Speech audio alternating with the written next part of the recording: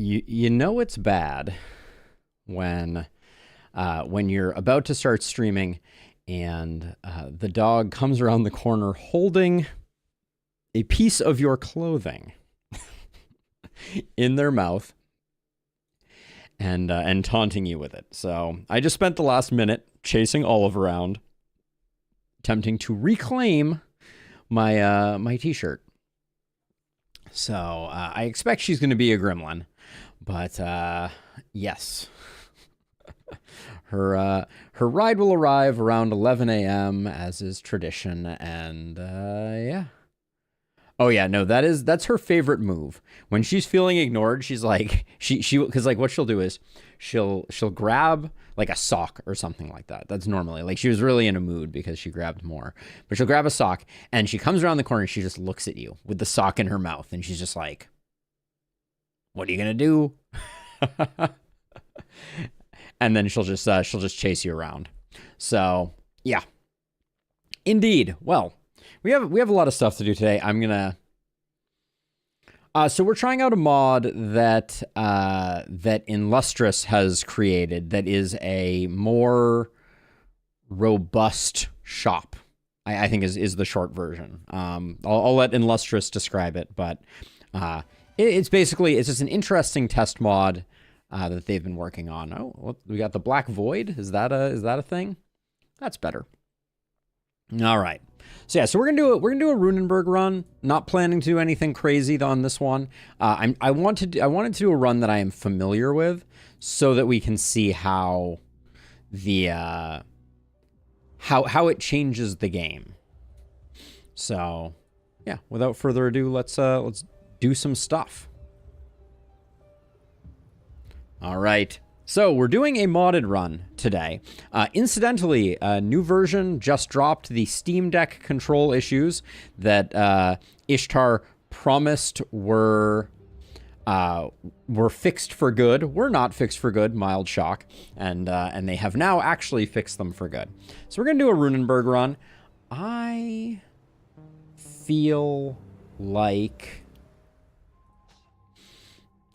feel like once again not doing a long run. The long runs are kind of exhausting, so I'm going to go Siege and Engineering, and we're going to do more of I won't call it a speed run, but we'll do one of those. Hey Adex, welcome on in.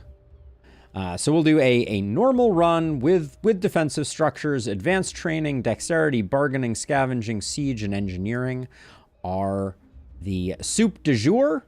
And we'll do a Runenberg run, and we're gonna have a more organized and reliable shop per Illustrious's description. I did fire it up and look at the shop, and there is more stuff in there. Hey Clemens, welcome. So let's do the things that we normally do. We're trying out a shop mod. So Illustrious has built a shop mod, and we're just going to be testing it out. All right, I already see that Isaac is one-armed, so that's a treat. But let's see what we got here. We got Arthur, who is a trapper, lucky, and corrupt, and has defensive and poison trees. No inertia to speak of, nor boom. No vampire for blood mage. So do we have stout mage potential? Not really. Let's see. Not the biggest fan of this hero. Not the biggest fan. Not seeing a lot.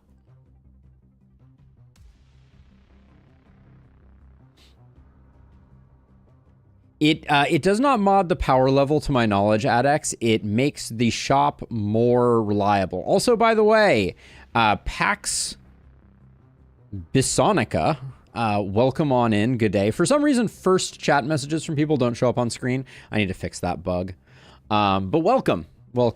Yeah, so it makes the shop have a more consistent selection. I think you'll always see shields or offhands and a few other things that are interesting. So I don't know what we got going on here.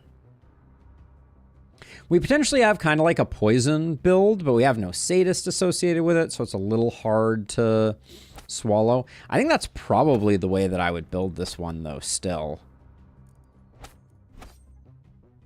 I don't like it, but we could probably do like a poison poke type of build.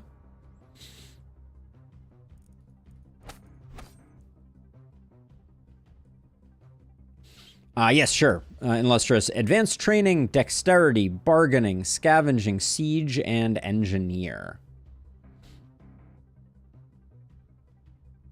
Yeah, Adex. I believe that's the way it's going to work. I'll let Illustrious clarify it a bit more. But I kind of feel like this is the best we can do. And maybe we actually skip Septic Shock on this build. And instead... Then the temptation is we could go like Potion Throw Overload. Maybe we don't need Blink. This is kind of interesting. We get a lot of potions. We get the XP that we need. We do some poison stuff later on once the build comes online. I'll go with this. I'll go with this. For now, there'll be a PMP build. And we have Runnar. Scout, Brute, and Buff. What will Runnar offer us? Looks like we got the crit tree. We have Vampire. We have Boom. We have almost enough for the rare... Momentum Dwarf. But I don't know that we get that much value out of it. We have Warcry with Organic Armor and Coagulation. So right now that's feeling pretty alluring.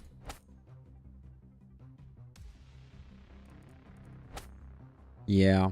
I think that's the play.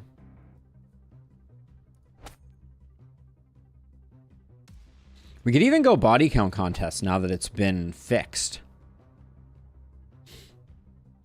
Hey, Sam, welcome on in. That leaves us one mid-tier. We probably take longer weapons in that case. Yeah, I could see this being a Warcry hero with a tendency towards some multi-hit stuff. Yeah, I'm fine with that. And then Isaac is our one-armed man. Assassin, Hoarder, and one-armed. Can't say I'm excited about Hoarder as the alternate to one-armed, but one-armed momentum heroes aren't terrible.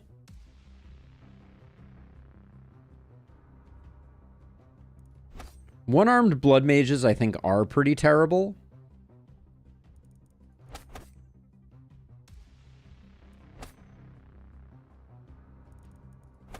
Would not recommend. Kind of like this is a momentum hero build. We get a little bit of sadism. Been trying to play a really dumb weapon combo. Don't know if you've tried it since it's limited to a character with specific perk list.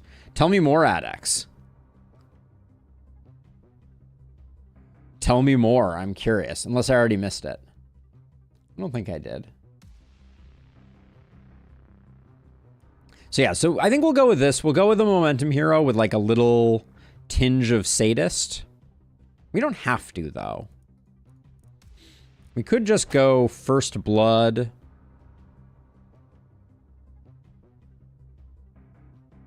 And First Blood and...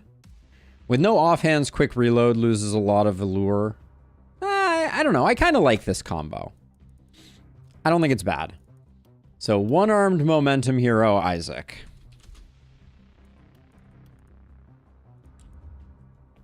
All right. Do we have any weird stat issues?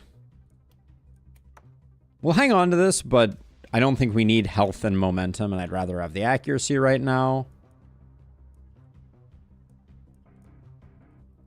Okay. This is the only weapon that that Isaac can use. Everything else is two-handers. I think I'll leave you in the center, put you over here, and have you do the flank type of thing. Okay. Let's get rockin' and or rollin'.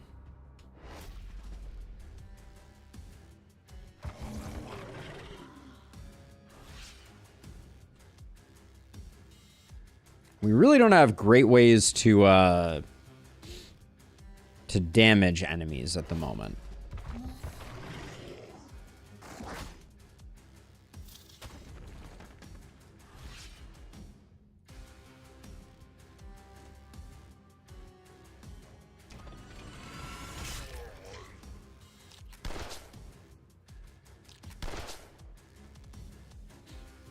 $66, $129 if we crit, 11%. I don't really want to risk it. I think it's fine as is. This guy's gonna walk up, try and go around the wall, I think. So I'll walk to here, and then maybe we're good. Hey, thank you, Alex, as always. Appreciate it. And then we don't have anything better to do, so we might as well make it so that hopefully this guy just misses his hit.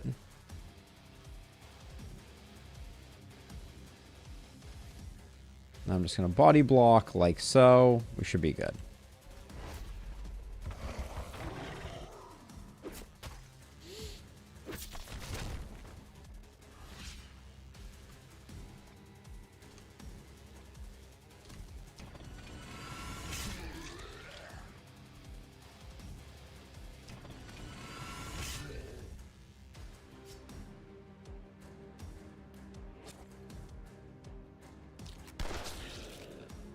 Okay, bat should move to here. It's blocked from moving anywhere else.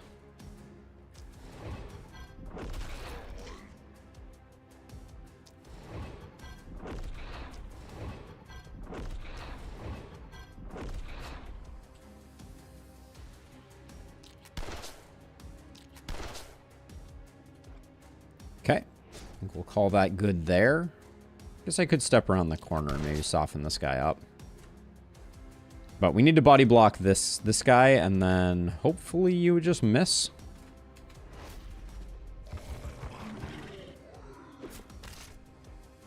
So I've been building around the Blessing perk, the one that increases buffs applied, and the duration.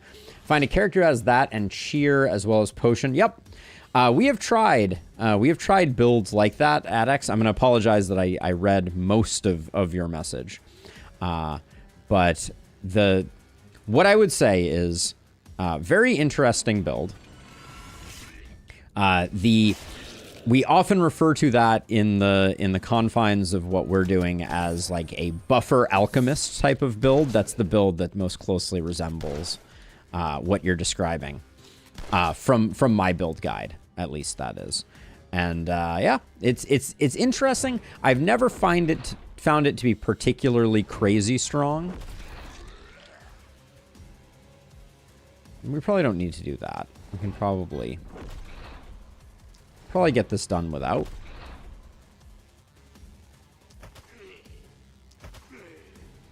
But yeah, it's a fun conceptual build, for sure. Let's see. Let's poke another guy down, and I think we just block there. If I do this, then someone comes to the house. Okay, so we'll do that. All right.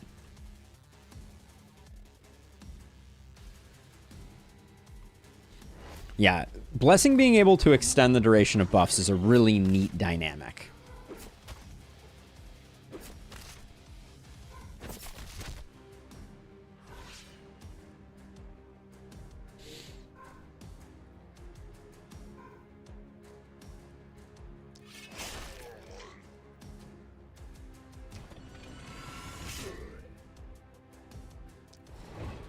That was bad target selection. We didn't get punished for it.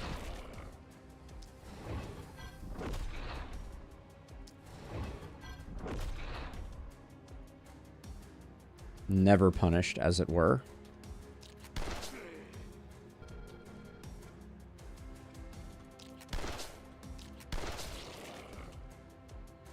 Let's see. Do we want to do... I don't think we want to soften up here. How bad are these runners? They're not that bad right now. So we'll just We'll just soften up some folks here. Hopefully that doesn't kill. All right, good. And then who else still has actions? We could do...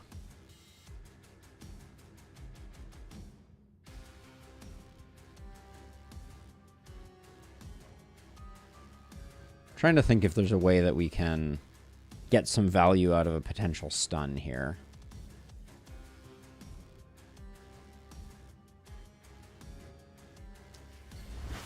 Okay, we'll just do that. I think that's fine. We can spend a little bit of mana. I think we're okay too. And then... Hey, Captain Duplo, welcome! I got one version of the character that has Spiky Counter and Blood Shield plus Berserk. So I buff damage, throw on block. Yeah, Spiky Counter can be super fun at X. There's a build that we run sometimes called Hedgehog that is a Spiky Counter style build with that uses Berserk in concert with it. That can be very, very strong and a lot of fun.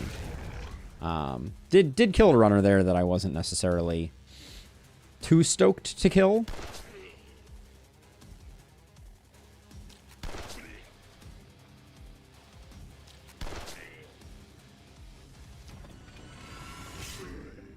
We'll lose these walls soon and things will get a little more awkward. But for the time being, as long as we don't kill that guy. There we go.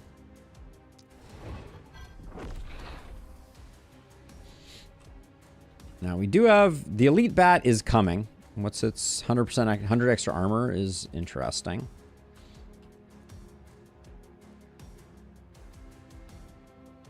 I think I'm just saving. We're gonna be popping a lot. We will. I guess we will have some issues over here. I don't know that we can do too much about this. This is kind of awkward. Maybe we don't have one more turn on the bat. So what I'm thinking is I might come over here. These runners are just going to complicate our life. So I might do that and then come back this way. Just, you know, we're still going to have some problems with people leaking through, but...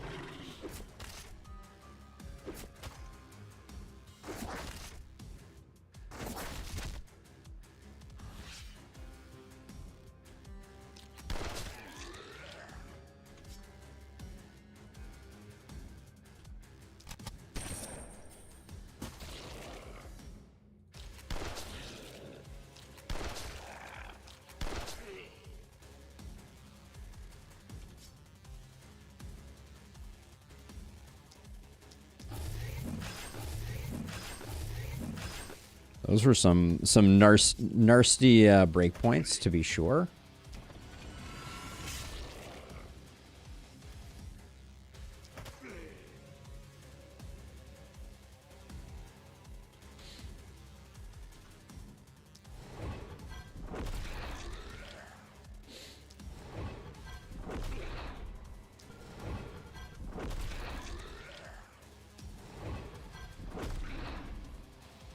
And then, I guess...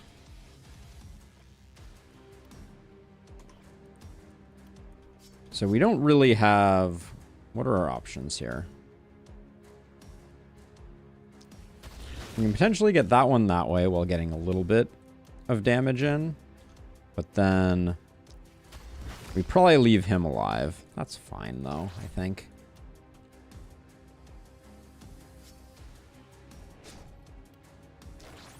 And with the Elite Bat now potentially coming in, I think now is the time to armor up. Yeah. The Bat will hit the house, though, I believe. Yep. Okay, so I think we start out with this. See how much work we do. That Bat is tenacious, that is for sure.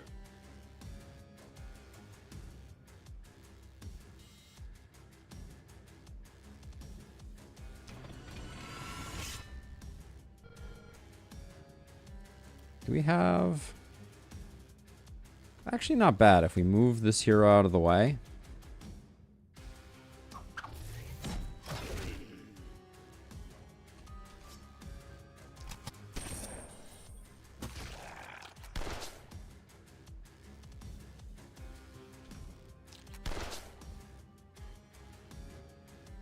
Okay, we still have a lot more work to do, to be sure.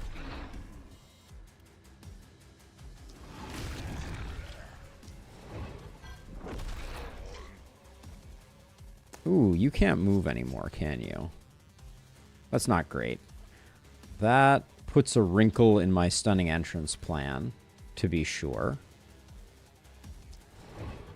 I think we're just hitting the bat twice, unfortunately. I think that's the best we can do. Now you are out of actions. And I guess you're just doing... that. Man, bummer that we left that guy alive. But the elite bats on this night, they do a lot of work. It's always surprising.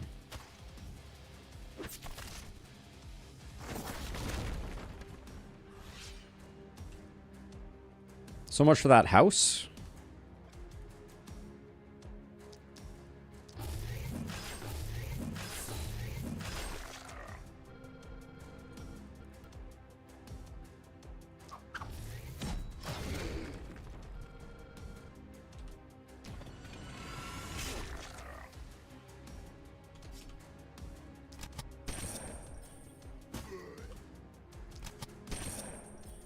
Try and build up some momentum to see if we can get this bat done slightly ahead of schedule.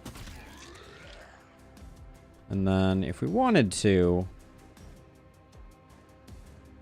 I don't think we do though. Corpse Mountains are our lifeblood here, so it would not behoove us. We're already pretty deep down the panic rabbit hole, so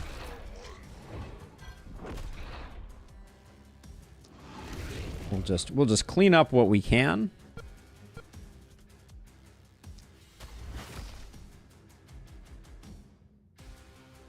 And keep on keeping on.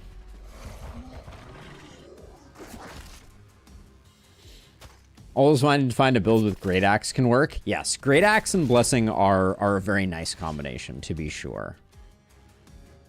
We used 21 mana on this hero. Big oof.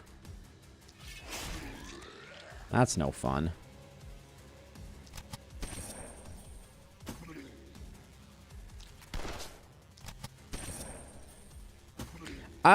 It's not my favorite Clemens, but it works.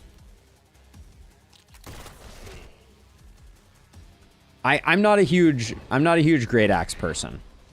There are a lot of Great Axe people out there. I am not one of them.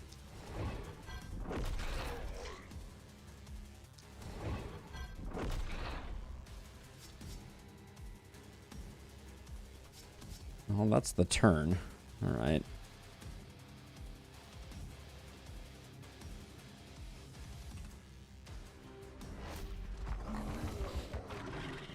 Remind me of the run with the hero with 108 starting mana. That was... I remember that hero, too. They were a little crazy. How are we not maxed on Panic yet? That boggles my mind ever so slightly.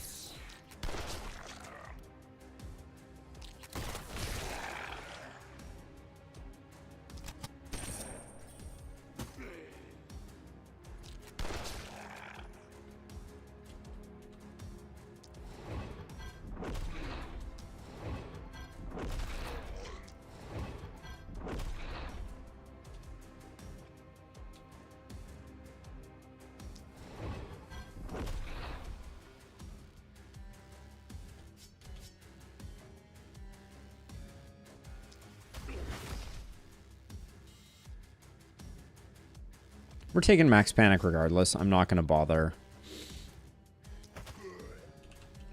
doing any of that. You're all done.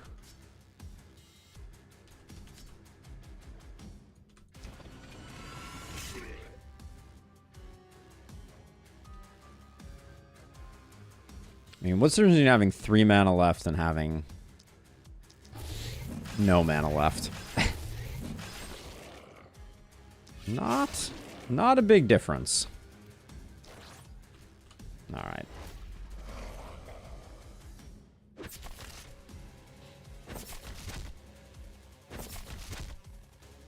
The 4 ruins surviving more than likely is decent.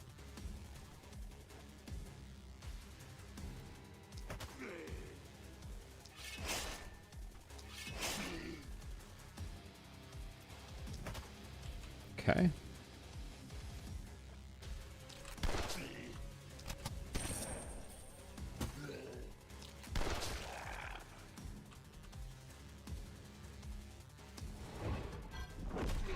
We'll build some mana wells. All will be all right. Yeah, what was it? Was Angel and one other one was the combo for that hero. I'm trying to remember. Paladin? Angel and Paladin, maybe? Was that it in Lustrous?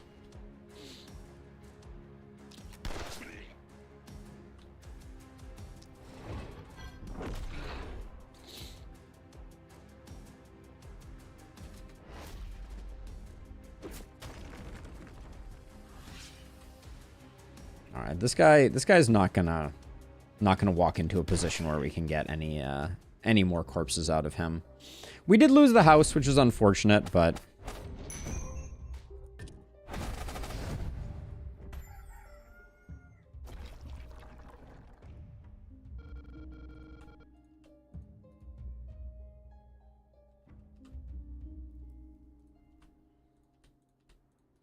a little sad we don't have any hedgehogs. We have 3 mountains, so we need 7 housing total. If you haven't already seen it, one of the things that we created that is the one that I use kind of like most frequently. I'm going to bring it up on the screen just to remind everyone that it exists. If you give me a moment here. It is our base building guide, and it's surprisingly handy, and I find myself even using it, even though like I've built bases a million times. But you can select your map down here. It's like that's Lakeburg, that's Runenberg. This is the way that the base starts, and then you can see some suggested build patterns with, you know, different levels of things where I would build walls, etc. We still have to do some upgrades to it, but I really appreciate it because it helps remind me of what I'm doing and where I'm going. So can be pretty helpful. Just throwing that out there as a reminder that it exists. No, it has 2. We lost a house on that night, AdX. We lost a house on that night. Not a big deal, but normally you don't necessarily, but we'll do that. That gets us up to 4. Money, and then we leave this one because it generally survives. But if we do all the 40 upgrades on those, we get our last mountain, and we get our elite corpse pile. I did destroy stuff, so we may hit the reroll bug, which would be unfortunate because these are not great. The XP gain on the cracked crystal is okay, but this chest piece with crit and range damage isn't bad either. But if we can reroll, I'm always looking for a weapon on night number 1. None of these are particularly great either. Okay, well, my dreams will be just that. 3 movement on this. Pretty good for our momentum hero. Has momentum also, so I'll grab that. Would not say that that was a good turn of events, but it was okay. Let's see, and then are we going to go any further on upgrades? I don't think so. So let's check out the shop. So this is the highlight of the new setup. So looks like we have, I think we will always have 2 body armors, 2 pairs of pants, and 2 helmets. And then we have, looks like 9, 10 weapons. 2 offhands, All the offhands and the weapons look mixed together. And then 4 trinkets, 3 potions, and 3 scrolls. Does that sound like a correct distribution in Lustrous?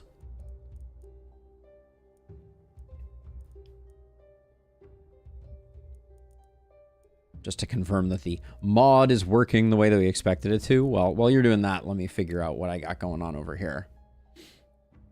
9 weapons. The warp crystal jumps places, couldn't fix it. That's okay. That's not a big deal. Our Warcry hero picking up XP gain is big. And you have 2 perks. So we're going to try body count contest. And did everyone have defensive training?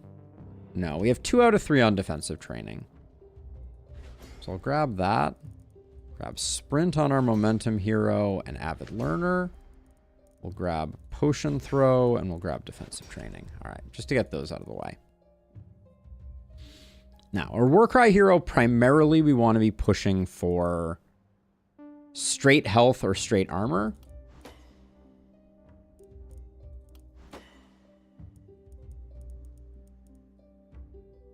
And then we're happy to... I still think that a Warcry hero with Shower of Blows could be like a GOAT. One of the greatest of all time.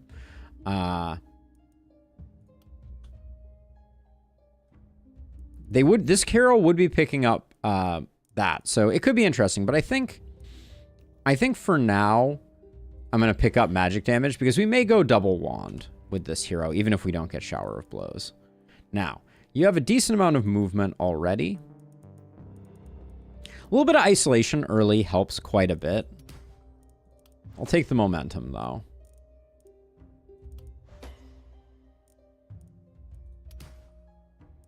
I don't mind crit momentum. So we'll grab those, and then for our poison multi-poke hero.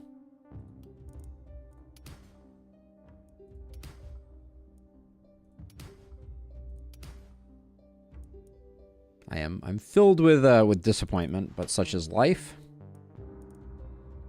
I'll take XP gain of those. Crit's fine. Remind me. You do have Mana Collector. I think a bit of mana's fine, though. Okay. Now, let's see. With our money, the other thing we want to do... let's get our gold mines up and operational. If we end up doing this night with slightly less than ideal weapons, I think that's fine. I will probably grab one of our 2 mana wells. You get those ticking early, and it's good for business. They every turn they increase your hero's max mana just by their existence. Now, cheap weapons. Cheap weapons. What do we got?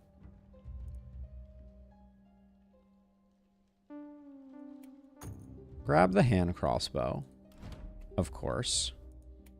I think I'll probably do spear power staff. I'll put the hand crossbow there. And then the only other weapon we have, the spear, unfortunately, the spear kind of sucks. I mean, it's fine, but we're lacking for one-handed weapons. I probably will sell the Troll Blood Amulet. Maybe I put that here. Put that here. Your 8 accuracy is okay. We can sell this. I'd prefer not to roll. Hey, Corpus Frisky.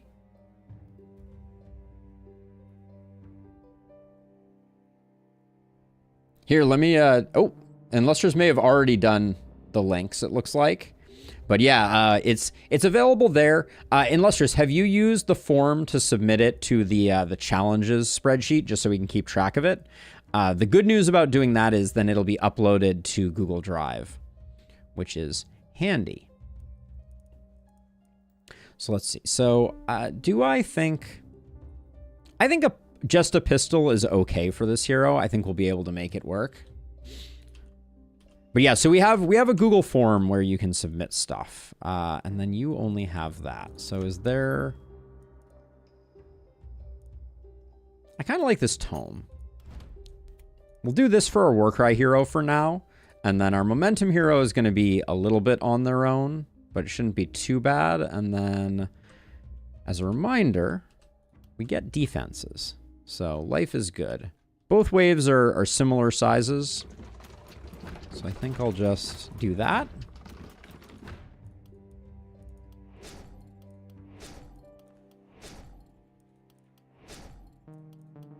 Wow, perfect. All right, good deal. And then I think you'll be over here. Momentum hero. And you will be over here-ish. And then I do think I'm going to tear down walls. They just get in the way. I also think the inn goes. It just gets in the way. This house will probably survive. There's a weird bit of plot armor around it generally.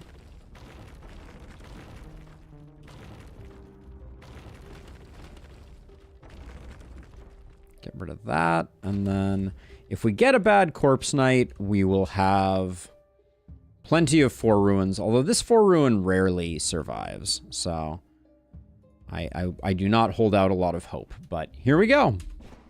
Night number 2 of our Shopkeepers Love Us. This one simple trick.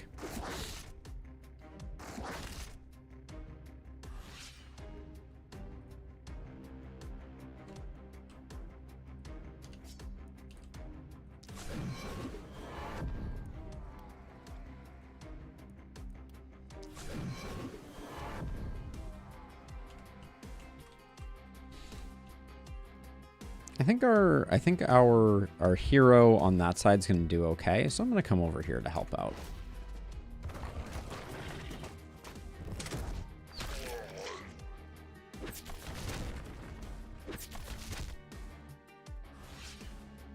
It's so interesting. When you don't have ballistas, runners become like one of the greatest threats. And when you do have ballistas, runners become this kind of like, no big deal. It's a very strange dynamic. It makes sense. Like I'm certainly not trying to imply that it is somehow mysterious or baffling or anything like that. It just is. It's just kind of interesting that without defenses like ballista, runners become this like existential threat because your heroes have a hard time being in all the places they need to be.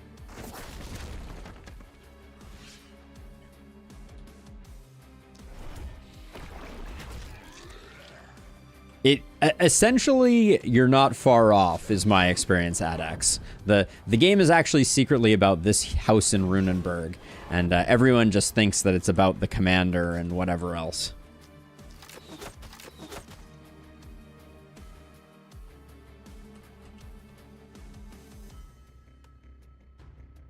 Okay, by standing here, this house is in a little more jeopardy than it normally is, I will say.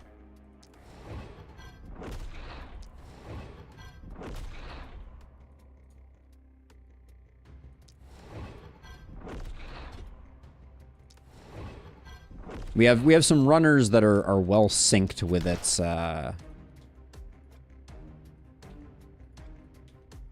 its distance, and runners are only really a danger to your houses if you are if they stop like naturally next to the house.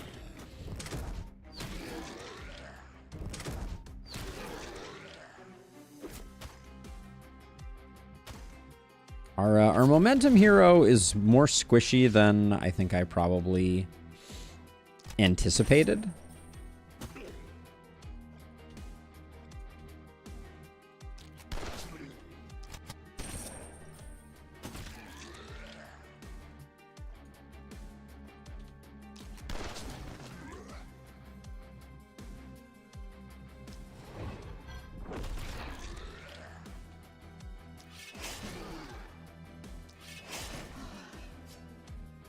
Wow, I hate that I didn't get this second guy. It was a little disappointing.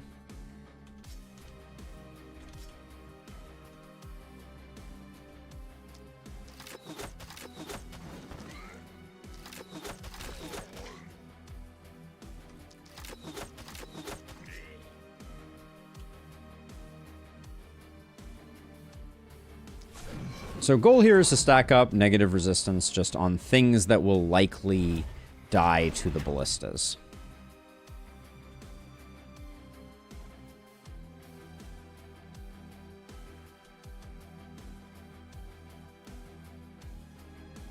So if I ran over here and sprinted, I don't think this is a good idea.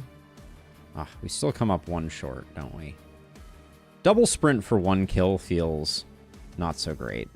So I'm just gonna accept my lumps and let that guy go.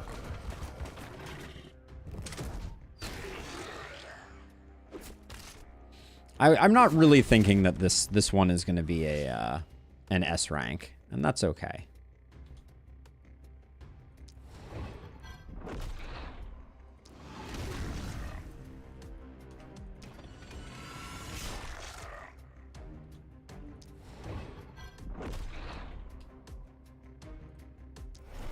Oh, that was not a hand crossbow shot. A little bit of an optical illusion there, apparently.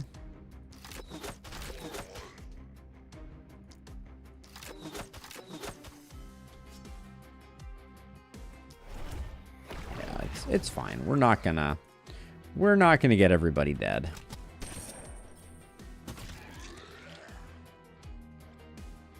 I'm also not going to worry too much about these guys in the corner because I'd rather them die closer to the circle, given the choice.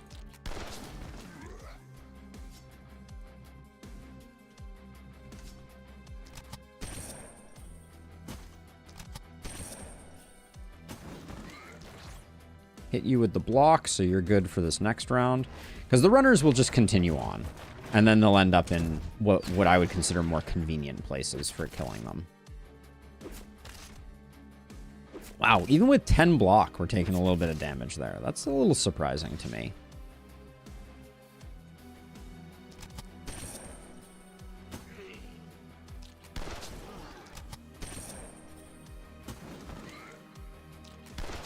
And as usual, I'm kind of looking for places where I can kill things where things have already died.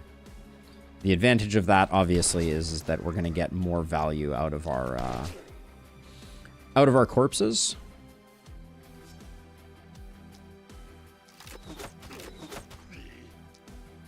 Like here, I like to concentrate it in this little box here as much as possible.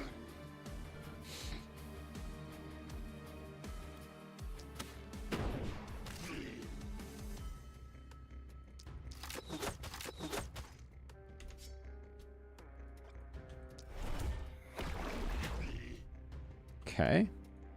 You've already done all your stuff. Okay, you still have to go.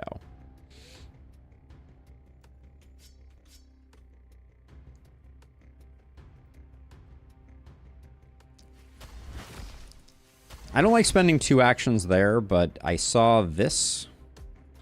Do we do better with Fire Thrower? No, we do better with Triple Swipe.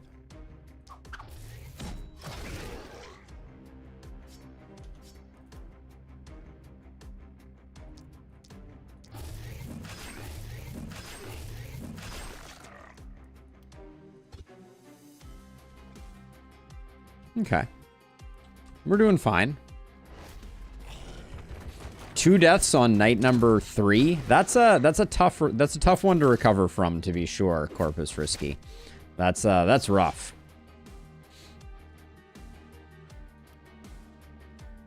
That's not enough damage to be worth. Oh, that was a misclick. Left him at 1 hit point. Come on, game. Come on.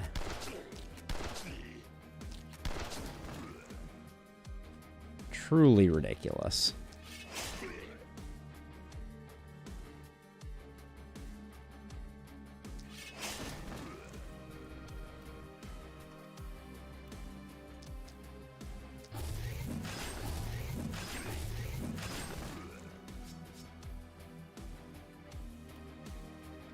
And the idea right now is just, I'm trying to keep as many enemies around this 4 ruin. We're going to lose the 4 ruin.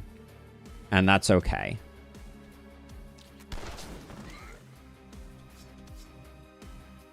Oh. Guess I didn't realize that we were so low on pistol shots. Okay. Again, thought that was a hand crossbow shot.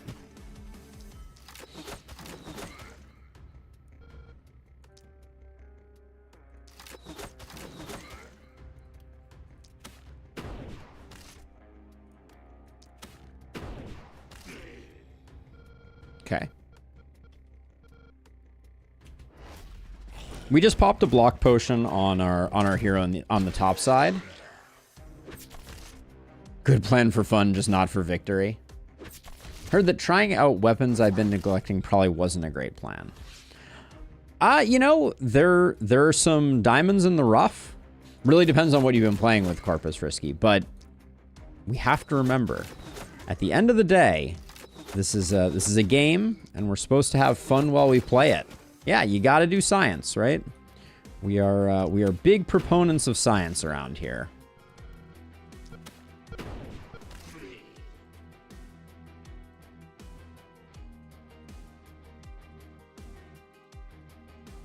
Is that the best way to do this?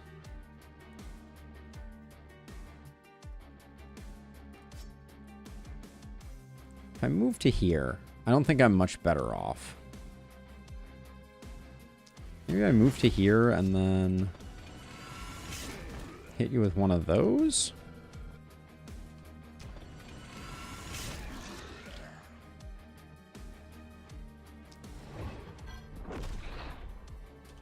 So this hero over here has seen better days health-wise. I'm realizing now.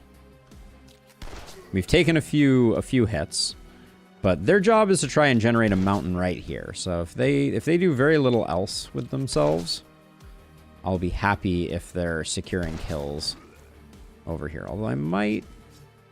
the fact that we're out of pistol shots is rough. I am going to move like this because we do have a health potion here. I'll probably patch them up next turn.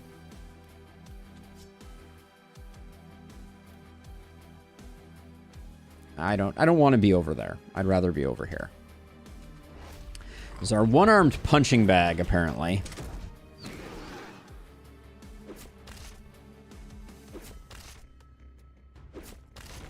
Yeah. That 4 ruin is very hard to save. I will vouch for that. Hello, Spartan. Welcome on in.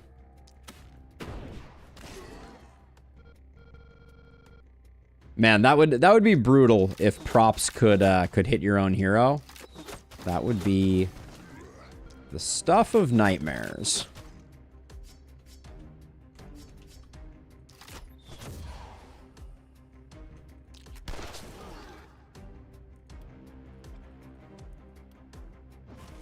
That was not health potion. That was not even remotely health potion. All right, but that's good enough. We'll boop this guy.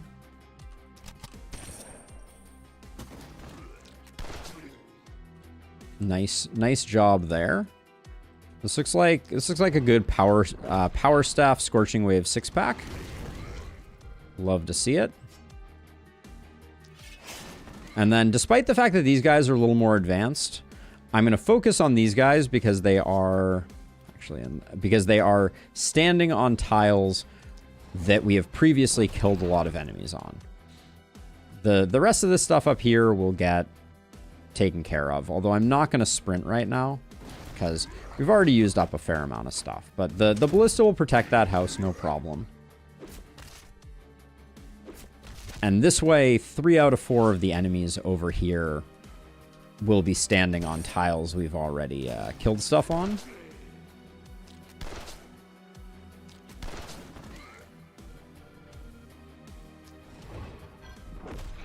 Again, that was bad target selection because this guy had a debuff, so I could have hit him and then transferred the debuff over.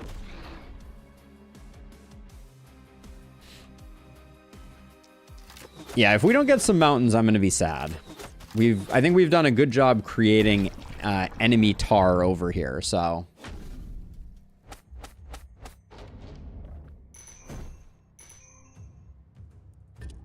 Everybody gets level 5. One of the things I love most about Runenberg is how consistent it can be. We got 3 mountains. I believe that's the best you can do here. So I'm not mad at it.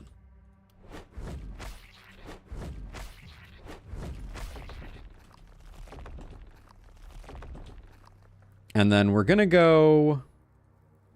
Are we gonna move this house now? Nah, we don't move it. We just do 1, 2, 3. So we can get this. I'm gonna do materials. I don't think we're desperate for a lot more gold, but we do when we're building ballistas, we like our ballistas. We're only getting it from this side? Yeah, so I can just do something like that.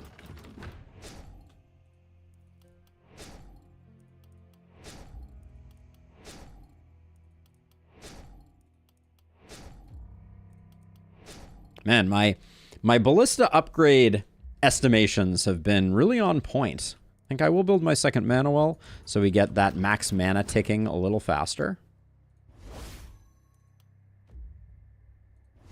This hero's heavily using mana, so we'll do that. Let's do our level ups here.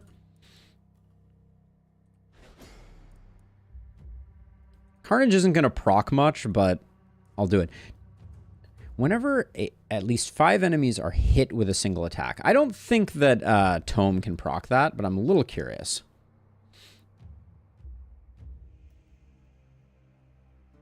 Hey, Dwayne.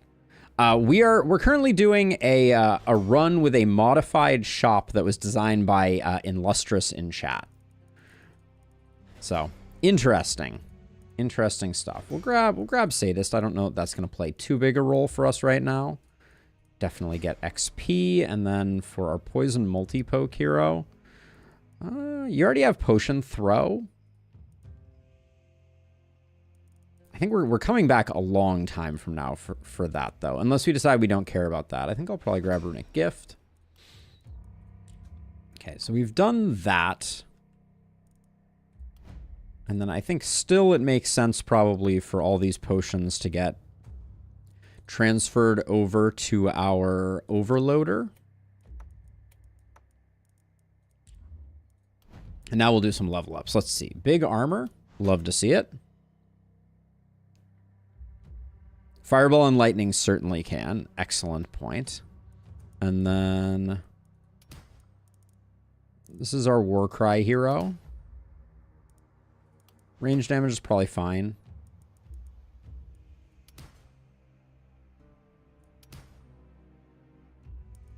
Not really. I guess propagation is better, but really want either of those. Then range damage here is okay. I don't know if we do double range damage. We'll have to see. I'm going to take some accuracy. No, let's take some damage. Take some crit. We're going to have a lot of crit on our momentum hero. Should have taken the range damage. Opportunism is good though, because we're gonna have an enabler out of contamination, so not all bad. And then our poison multi-poke. We've seen poison on every other hero. Can we see some poison over here? Nice.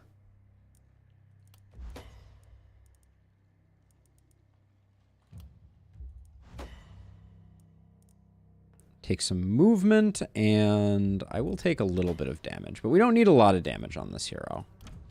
Let's see, what are we working with? All right, new weapon for our momentum hero is good. The magic crystal is really nice. The shop is quite generous, I will say, and that's not a complaint. Would we normally already be getting level 3 items in the shop? This wand seems like a steal.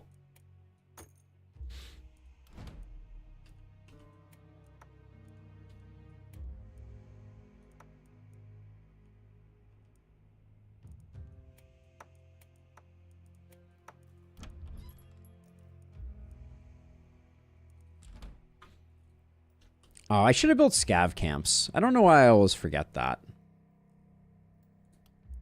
Yes, I didn't modify the rarity level. Okay, good to know. So at the moment, our biggest problem is that I think, like, maybe we do something like this instead. I think the spear goes away. And then the 20% XP gain pants, I think we pick up. They're cheap. And right now, I think our highest XP gain hero is our Warcry hero. That makes sense.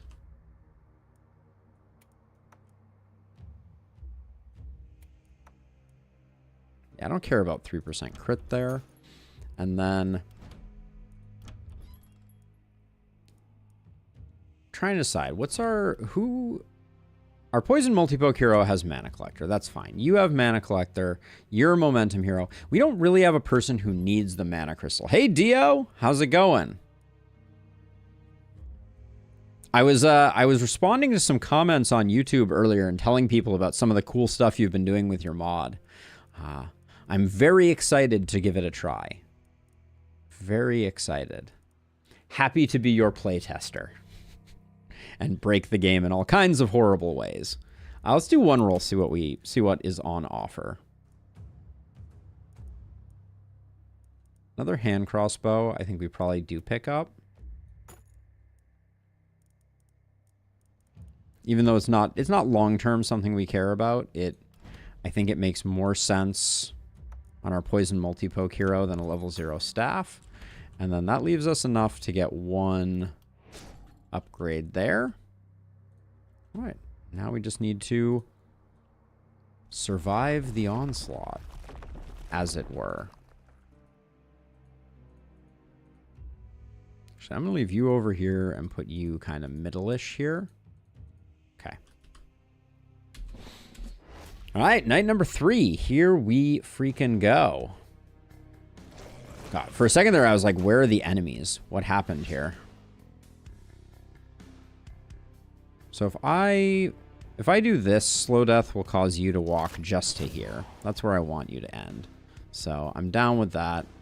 Yeah, that's fine.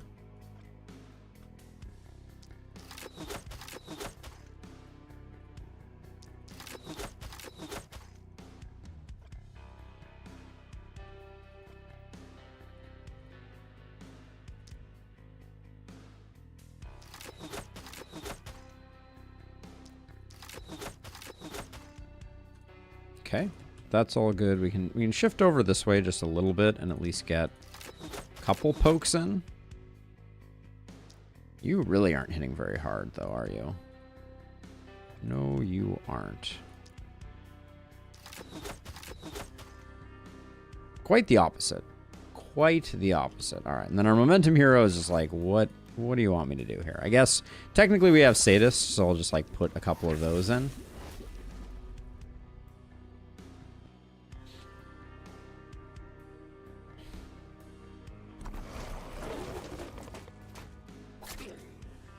How did you not make it in? Knucklehead.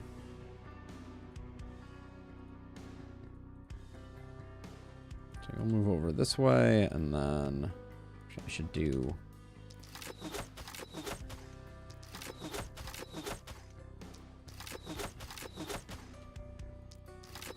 Oops, didn't mean to almost kill that one. Okay. And by almost, now we know what happened.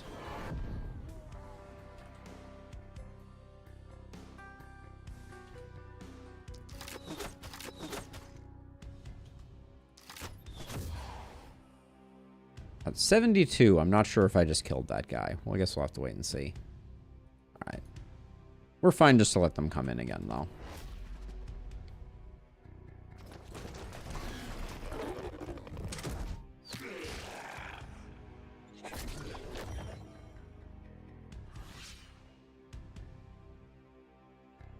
Hey, Revicide with the 2 months of Prime. Hello to you as well. Thank you so much for the Prime sub, as always. It means a lot to me. Thank you.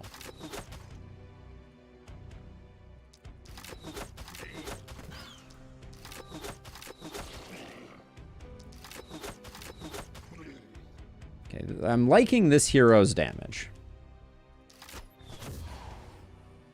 liking it a lot.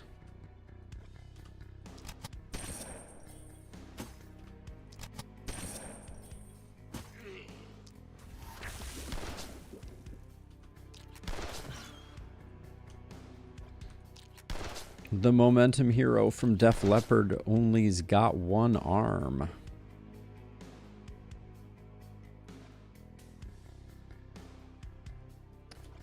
I do have a second weapon now, but...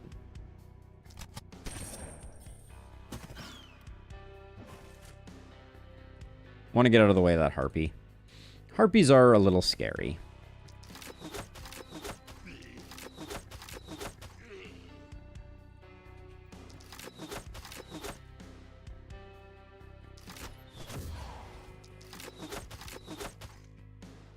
They just hit surprisingly hard. I think that's their main thing. I hate that we didn't get that guy finished. But I don't think at this point we have much we can do about it.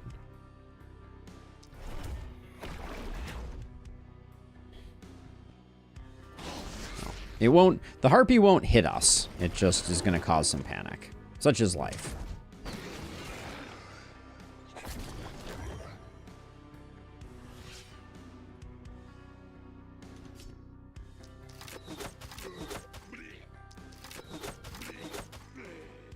Making it look easy over here.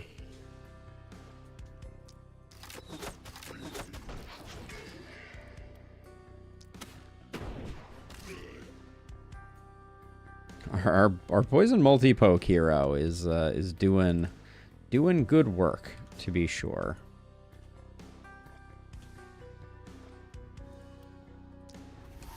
Does the opportunism help you at all on this one? Nah.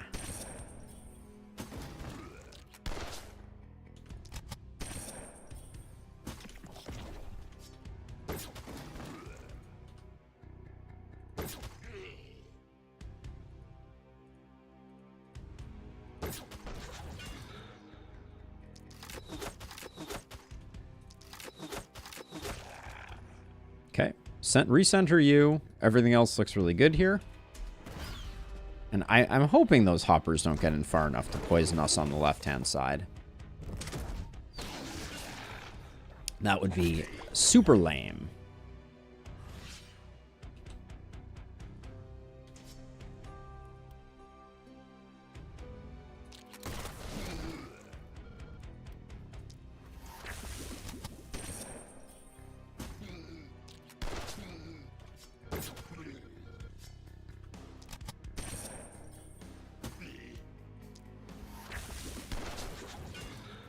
Okay. Momentum Hero is not slacking too hard. I'm pleased so far with their performance.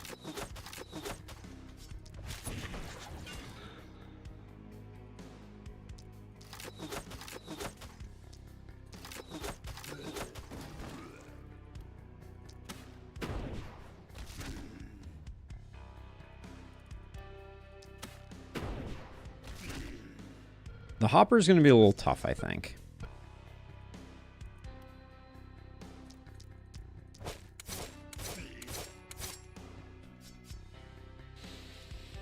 Okay, we have 2 AP left.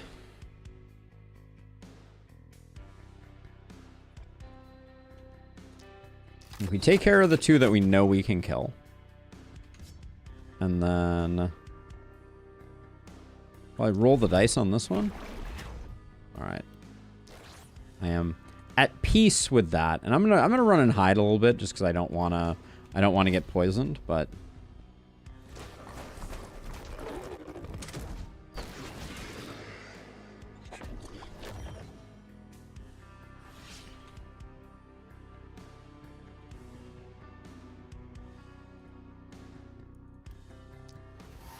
No. You have Sadist. We're not really getting anywhere with it though.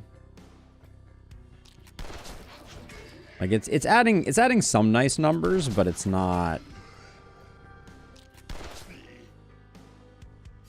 that impressive. And now I guess We need to do that and then run away this way. Yeah, I think that's fine.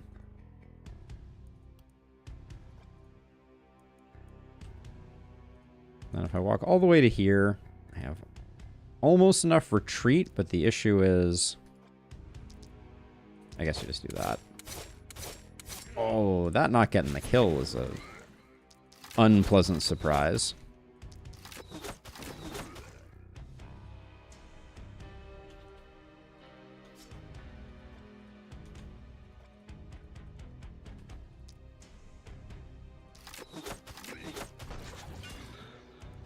I guess I have a contaminate. I don't have that many places I can put it, but...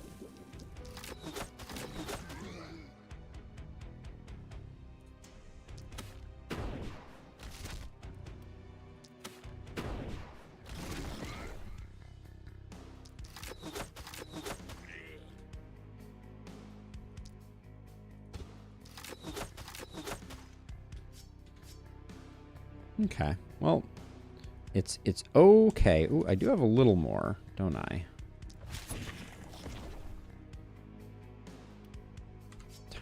Tiny little bit more, more left in the tank.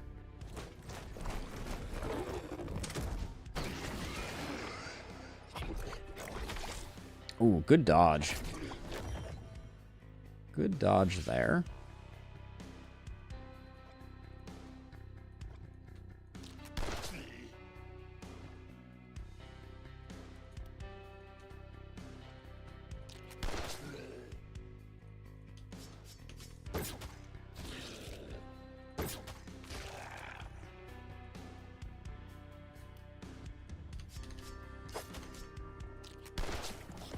Ooh, I didn't want that to be...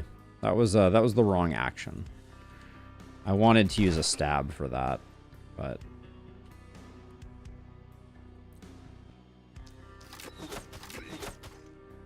And I probably should spread my contagion before I... before I took my turn there. That would have only been good for us.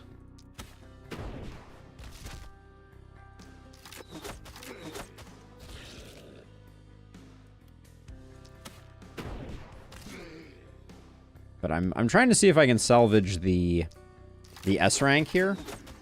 I think it's going to be kind of close. The hopper is going to be the thing that gets in the way more than anything.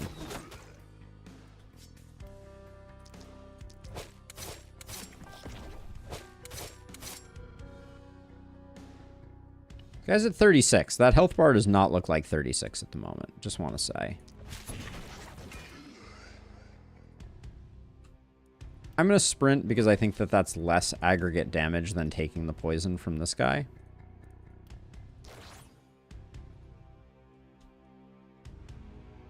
Who has an action left? You do? Well, we don't need it.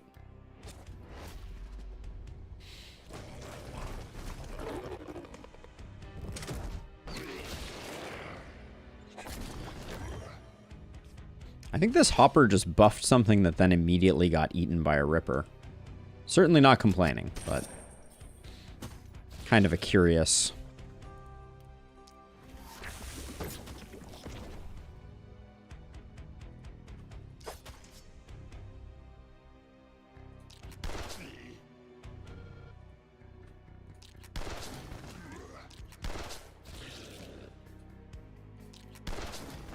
Momentum Hero's doing a good job holding down this side. I have no complaints.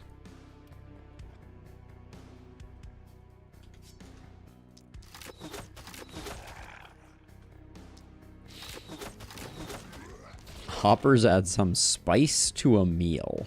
Yeah, I can get down with that. Okay, so the hardest part is going to be this ripper, without question. Now, this hero here is doing more damage. Yeah, I don't think we're going to save the B rank.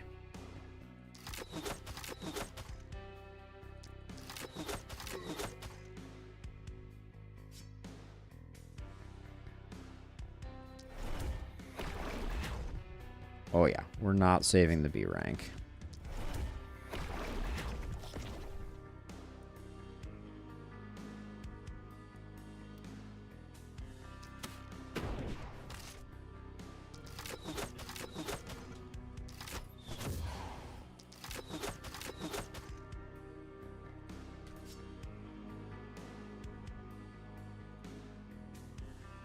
Looks like we want to toss you out of the way, because this Ripper isn't making it in, and then you can move around the corner here.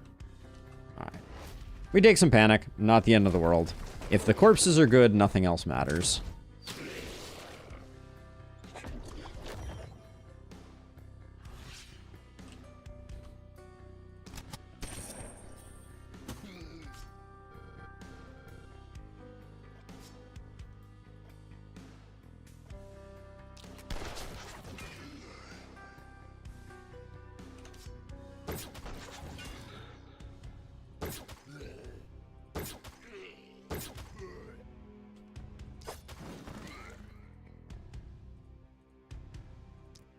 Now, granted, the Momentum Hero got the easier job here, but they did a good job with it. Why would I target this enemy? That was baffling, to say the least. Give me 1 second here. Let me just double check.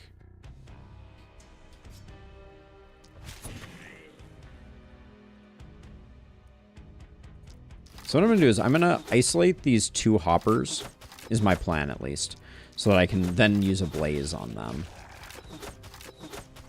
I think that's probably the highest damage thing that we can do to them.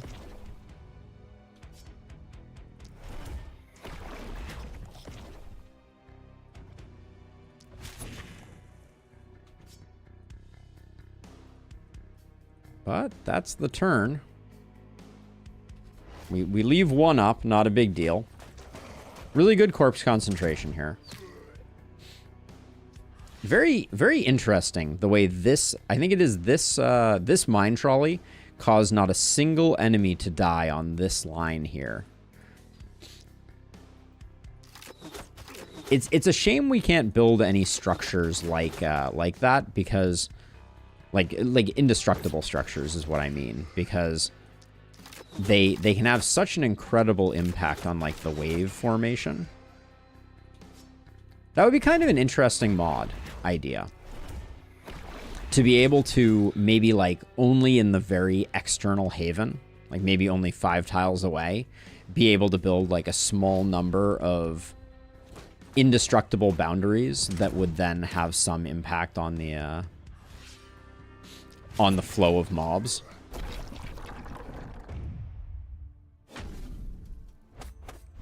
Could be interesting. All right, Isaac lags behind.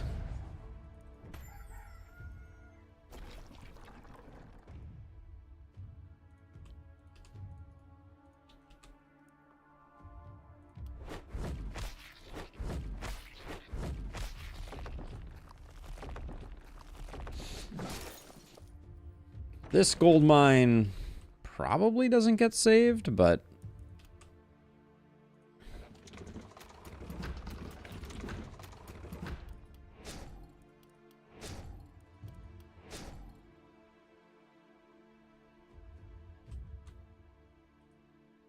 yeah, I think it could be kind of interesting, Dio.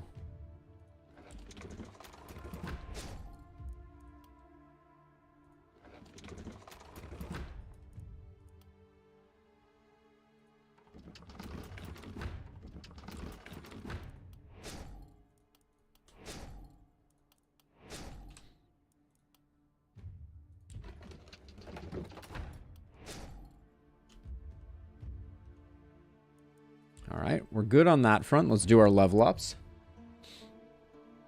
Yeah, Allure has been something that I've wanted to do for a long time. The concept, Dio, from like a video that I did a long time ago, like multiple years ago, was the idea of having a trap that was a lure that applied poison and contaminate.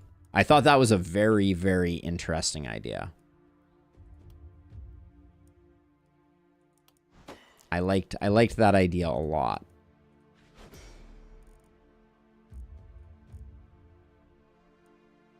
Yeah, we're going to have to get both of these anyways, so we might as well take crit power first, even though our crit is abysmal.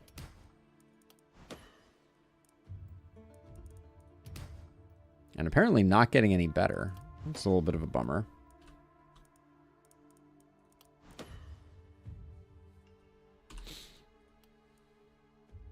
Then Isaac is just picking up Runic Gift, which is not going to have too much of an impact on things.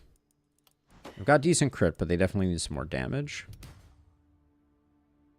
I think we're going... Well, our skill range is bad, so we could go Pistol Scepter. I can get down with that. The sword is nice, but it doesn't have to. We could also go... We are picking up Proximity Shots, so it does need to be one of those. Then we get Longer Weapons and Epidemic. Over here, we'll take some poison damage.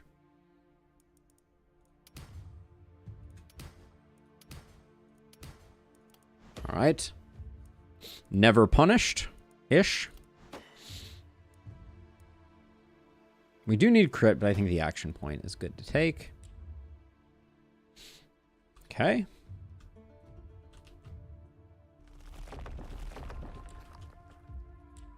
I think I'm going to consolidate this in. We have a lot of money right now, so let's bring that in that way.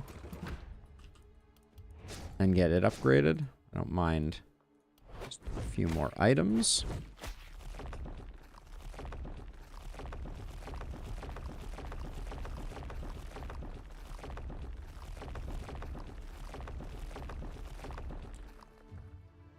It has certainly paid for itself. And I probably won't bother rebuilding it.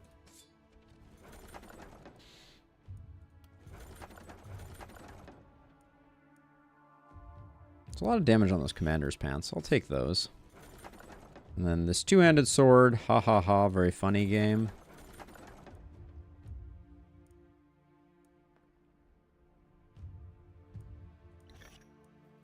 Guess it's just the great axe. I think we're just going to sell it, though.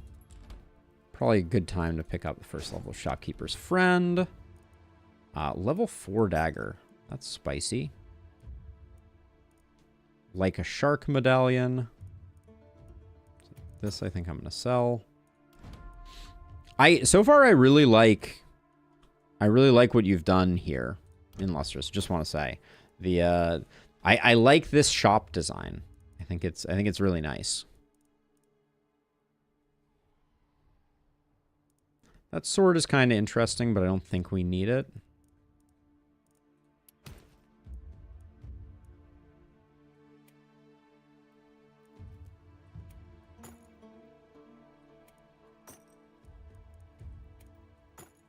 Okay, so let's see. We're gonna do this. Our dagger man is going full daggers. And we'll grab those two, and then who needs the damage right now? Our Warcry hero is doing okay. I think it goes here, because we're doing primarily poison damage with this.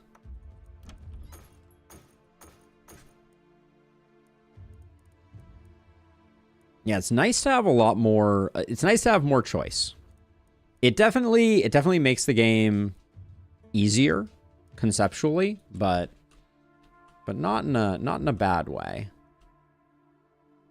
Let's see. So smallest wave is here. I think our momentum hero has the hardest time killing lots of enemies.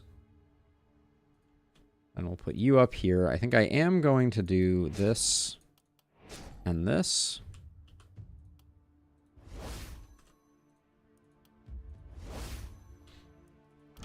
But we'll probably do another reroll here. Guaranteed trinkets plus increased metal chance might be an occasion for some metal dependent builds. I mean, I'm looking, Dio. I swear. But they still seem hard to come by.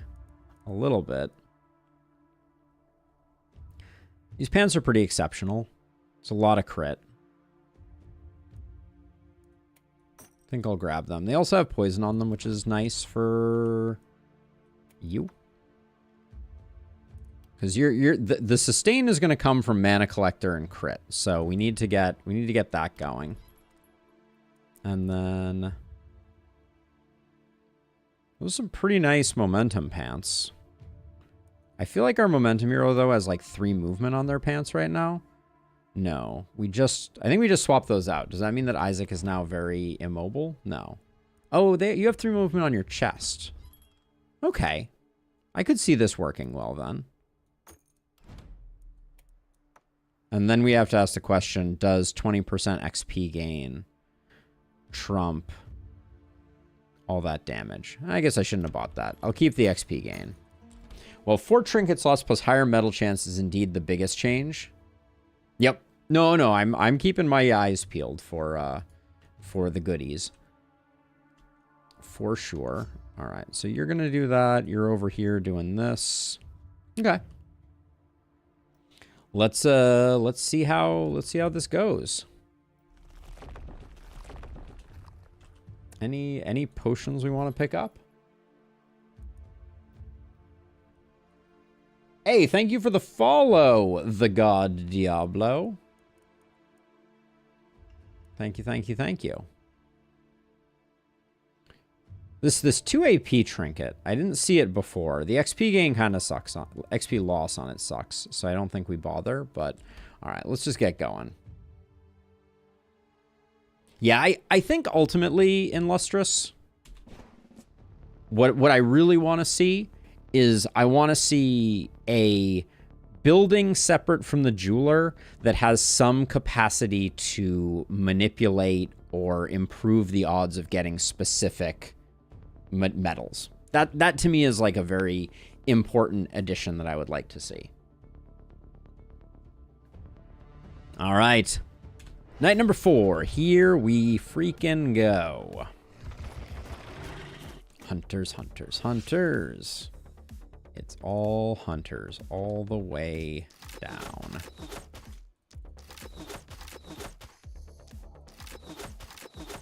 And I wanted to check.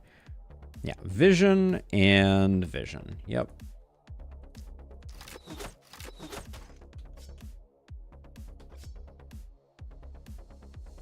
So, standing behind this does basically nothing for us. We're better off if they shoot us, if we're being honest.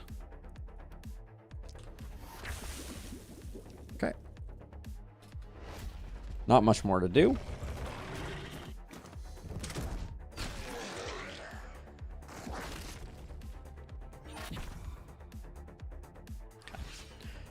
Very predictably, they don't want to shoot us. So...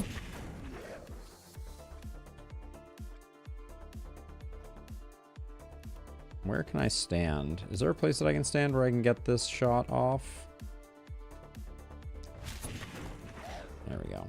Not doing a great job blocking the gold mine, but, you know, that's kind of how the cookie crumbles.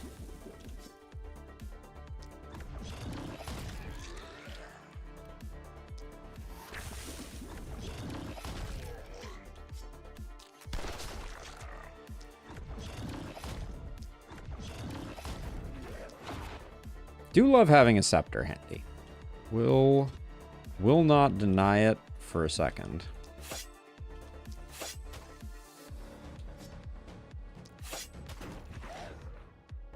Okay, next turn things start to get exciting over on all the sides. So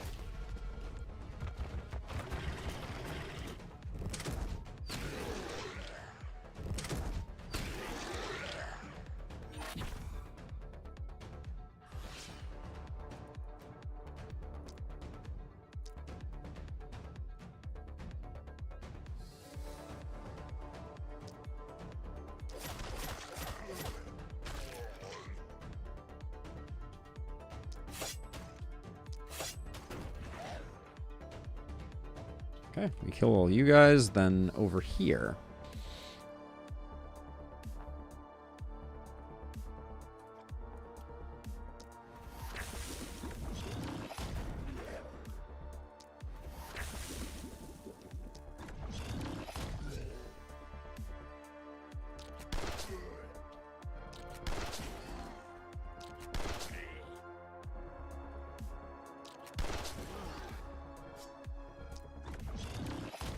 Respect to our momentum hero for being able to hold things down relatively well. We might as well stand over here. I don't think there's any reason not to. Okay. The issue is that I will need to make it appear on the... Oh, wait, hold on. So... Hold on. I have a lot to catch up on. Sorry, I got distracted. So there's a non-zero chance that I may be able to make a shop dedicated to metal sale. But that needs some thinking. Dedicated metal shop might cause problems early since they don't exist at all item levels. The issue is that I will need to make it appear on the evolution level shops, and that is true. Or make a fake level 0-1 metals that cost 0 gold and don't do anything. That is an interesting question. I kind of feel like I kind of feel like, at least when I'm thinking or imagining or discussing a metal shop, I don't think it sells metals, which I know is far more complicated to talk about. But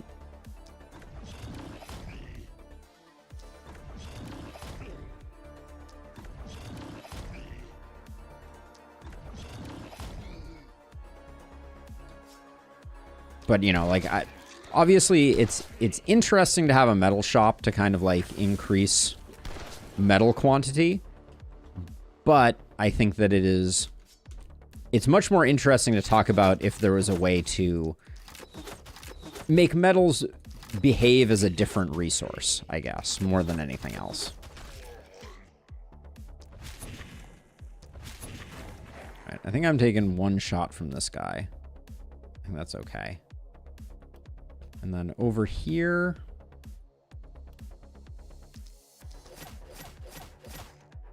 are you for serious right now?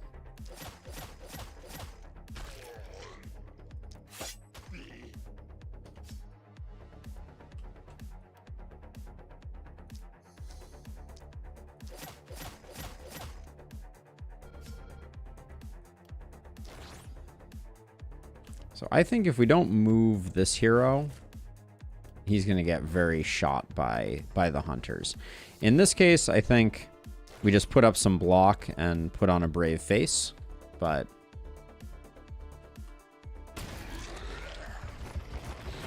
metal with cheer and minus 15% damage, that's what we're looking for.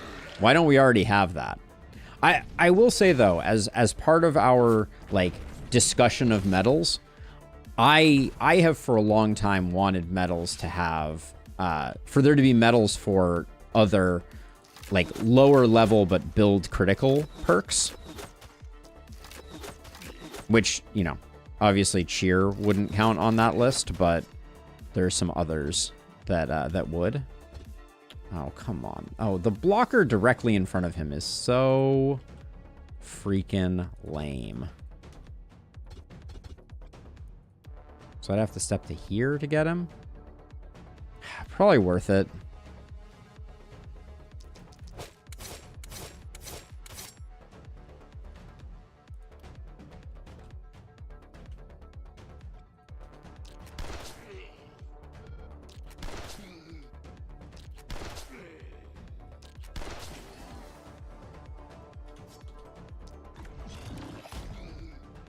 Got 2 actions left, so it's just going to be like this guy and this guy. With how bloated the metal pool already is, it's going to be tough to find anything. Right, and that is exactly why, from my perspective, the answer isn't to make it a shop. Right? Like, that's the issue here, is that I agree. If you make it a shop, it's super bloated, it's awful, whatever. But if there's some way that we could provide some agency in what you find, then I think it is interesting.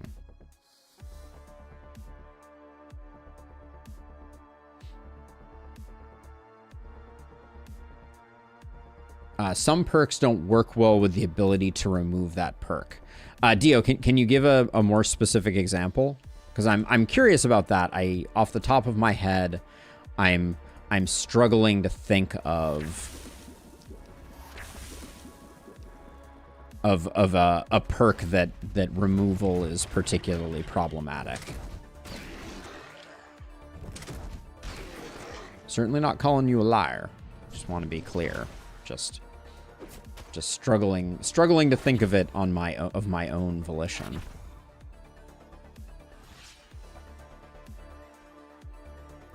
Blood Mage would be weird.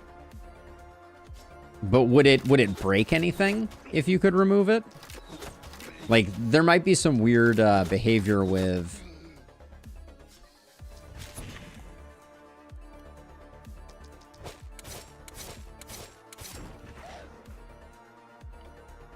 Yeah, I mean, there could be some strange behavior, to be sure. But I can't... I'd be surprised if it broke stuff.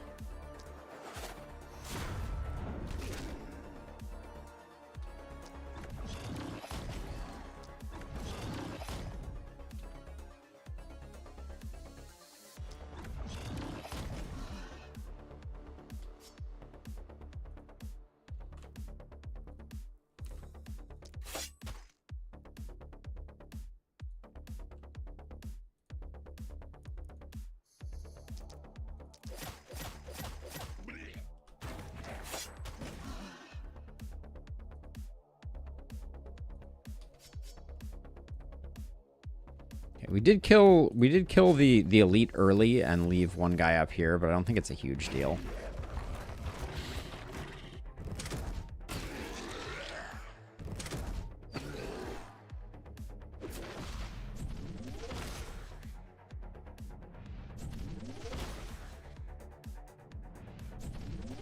Get off my mana well, you absolute son of a gun. No respect for the process.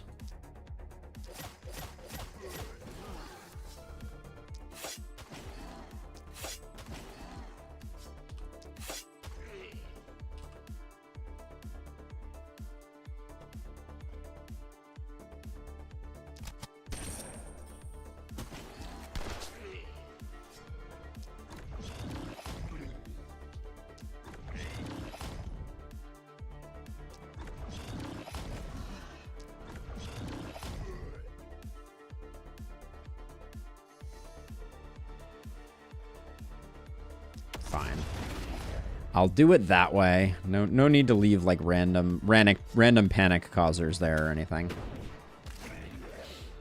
Is there a weapon type you wish they would bring to the game? So it's not exactly a type per se, Logan, but the thing that I have been wishing for a long time, that they kind of flirted with the gauntlet and then it didn't become a thing, is I want a weapon that makes propagate as attractive as multi-hit is now. That's the thing that I think would be really enticing. No specific examples because it's not in the game, but I have explored the perk code, and a lot of the reversal must be implemented separately. Okay, so that's great. That's great info, Dio. So like when you remove a perk, it's not sufficient to just remove it. You actually have to like undo some of the things that were added previously. That's very good intel.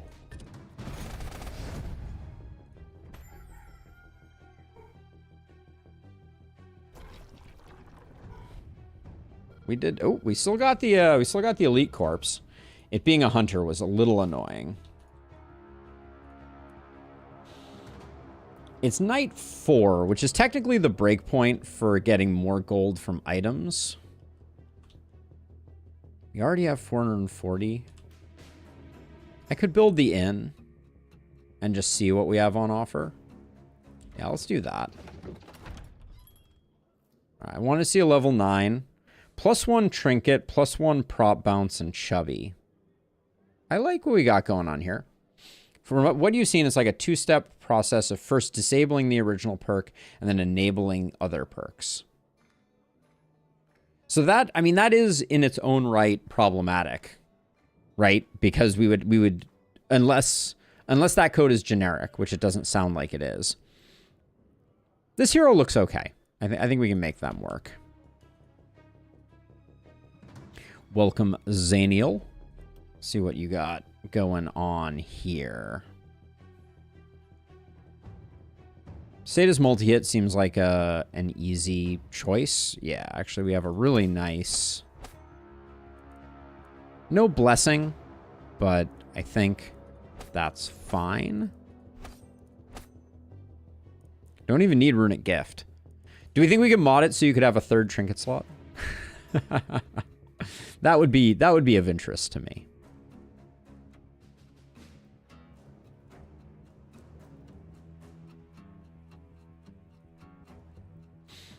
So we have volatile.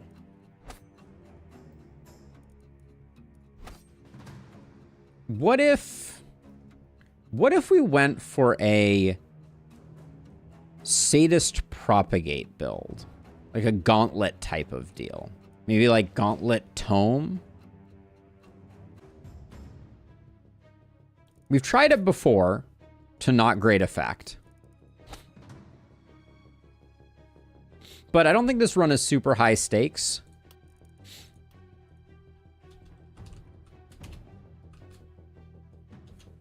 So we're gonna try something new. We're still interested in Crit Master. First Blood is still fine. Hex is still good. Okay. Let's do our other level ups first, I think.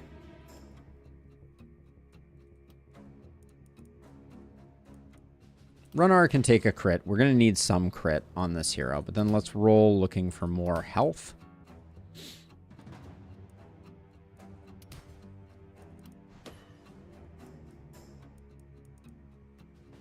Well, isolation is fine here. Skill range is great. We get 2, which means organic armor Warcry is on the menu, which does mean we're going to need to reduce our health. So if we find a cannon lurking, we may grab that. I think, given that we have damage and crit here, I'm going to roll here looking for momentum or something that sweetens the pot. Which do we prefer? I might actually go crit. And then we get 1. I think inertia does still take precedence over proximity shot. And then our poison multi-focus gets overload. And finished damage control and 1.1.3.4 did break your mod. Oh, Dio, I'm so sorry. That sucks. Truly, that's the worst. That's a huge bummer. We needed some accuracy. I'll just take that and then take some XP gain.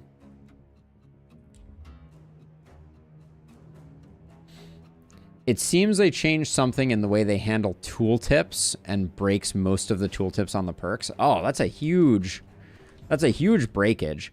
I think we can go gear now.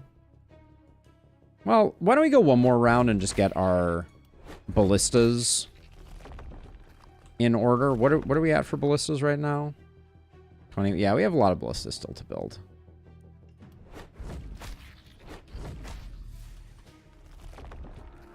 But I'll go items on the little ones.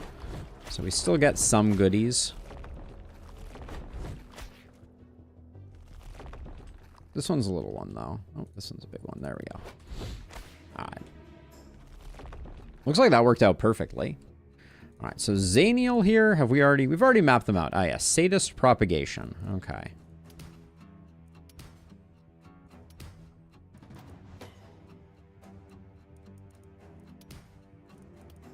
Skill range is important, but start showing me some prop game. That would be fantastic. Yo, game. Seriously. Propagation stuff. Come on. Are you serious with me right now? Wow. All right, we're just out of luck.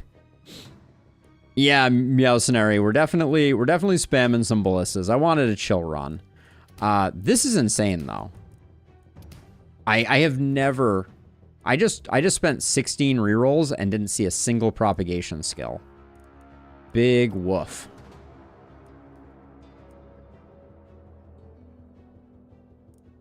Big friggin' woof. That sucked.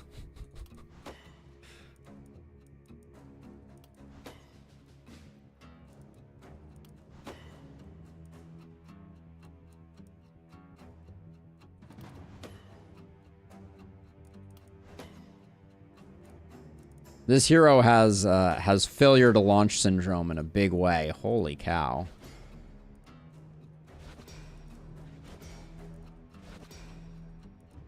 Did we go over cap? No. We're just at cap for skill range.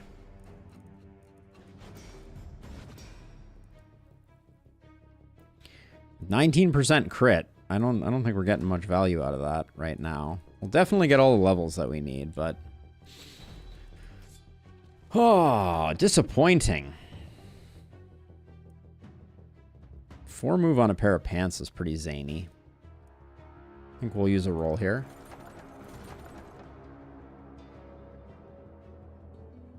That's what we're going to have to do, Dio.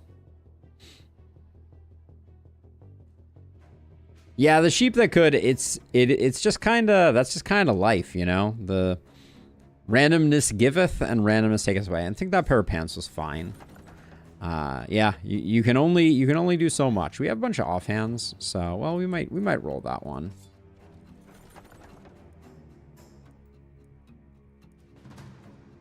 That looks like an easy roll, though.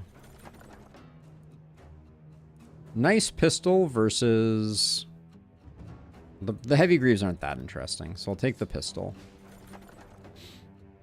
We've been getting some really... I think... Are we... What level scepter are we rocking right now? 1 with a skill range. That's a bit of a wash.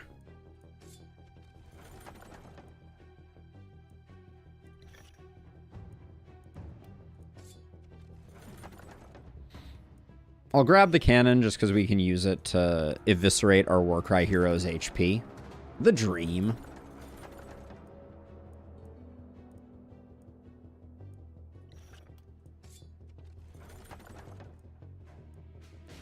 Okay. Not a lot of stuff that's too exciting. Oh, this pistol was lower level than I thought it was going to be. For 5% momentum, probably not worth. Okay, does anyone want either of these chest pieces? They are better than the ones that we have currently, but where's our Warcry hero? That's a lot of health for you, so we'll give you that. Is this one more? No. Okay. Then prop hero could take this, but I don't know if that's any good.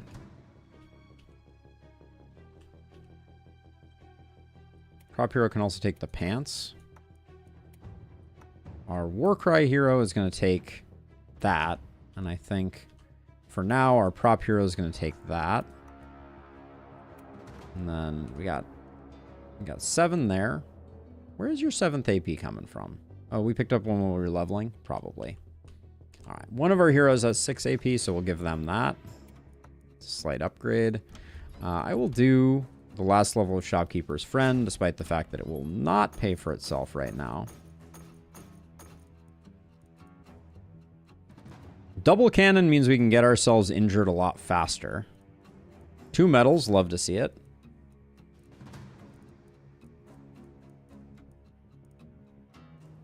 I don't think either of our daggers warrants being replaced. No, they're good as is. Everyone could be in knight's armor. Let's roll. 11 mana isn't that great on this, but the steel pauldrons are pretty good, just generally speaking. Pick up the gauntlet and the tome. They're not great, but they're the things that I actually wanted on my propagate hero. So we'll do that.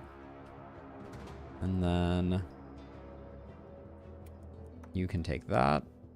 No reason not to. And then our prop hero can take this and this.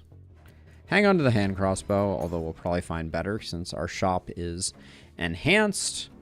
Shower of blows. Just in case me. What would it look like for our Warcry hero? Doesn't have thickness. So Carnage wouldn't get value.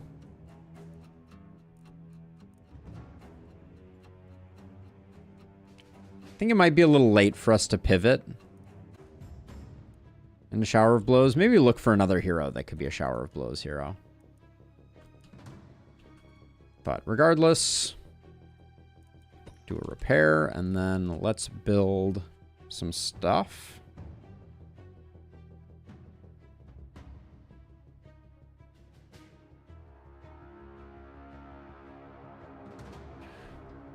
Just checking to make sure that the olive pickup is not currently pending.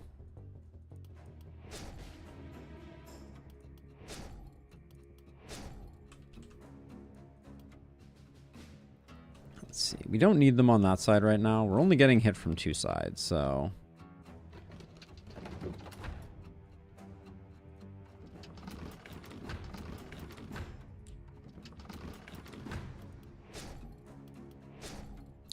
There we go, and we have mana recovery for everybody. You love to see it. We are broke. And let's see, who's gonna... Let's have S-Prop try and do some work over there. We'll put poison in the middle. We'll have momentum over there, and then you can provide some support over here. But mostly, Runnar is going to be doing self-damage as aggressively as humanly possible. Okay. Onward and upward, night number 5. Yeah, Sheep, I think that it makes the skill ceiling and kind of like the nature of the game a little more interesting from my perspective. And that's why I like it, I think, if I were to try and put my finger on it. I think I will just do...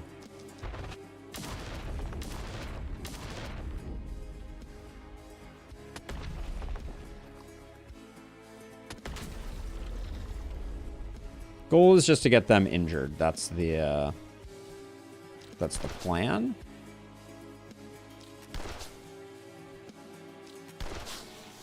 Get rid of you, and then...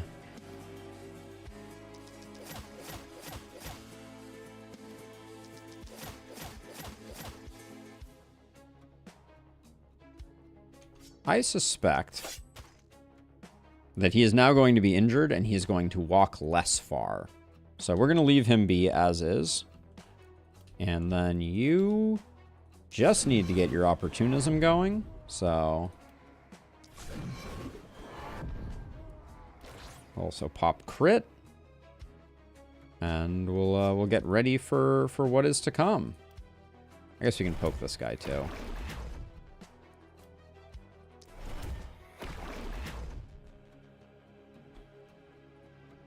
Yeah, if you get any stat that you want every turn, all heroes will look, yeah, they'll basically look identical, which, you know, is interesting and can still be compelling.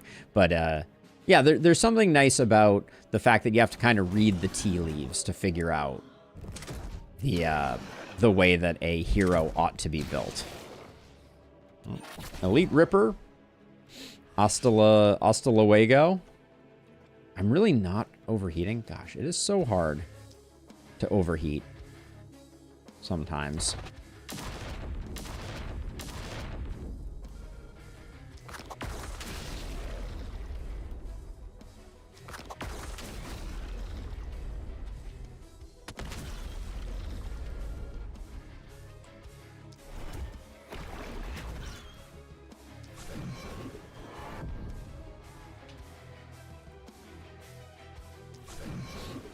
It's mostly me not knowing the game well enough to pivot to another direction. That's very fair, and I think that sometimes, you know, the pivot isn't as possible as you hope that it was. You know, that can also be a thing. You know, sometimes the game is just cruel, for lack of a better descriptor.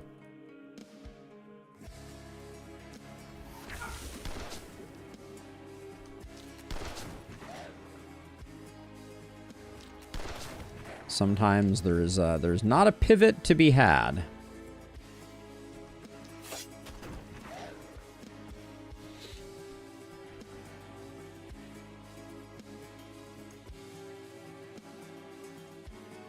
10 stats at a time on level up. That's interesting.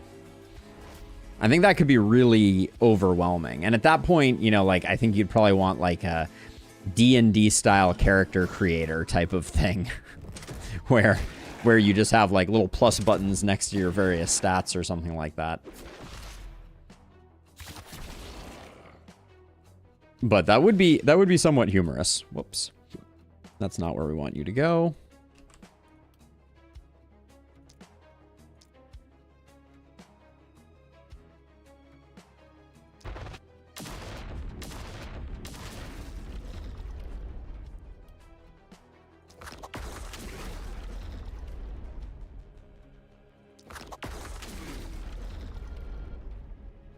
This hero is pretty far, I think, from dying, so I'm content to keep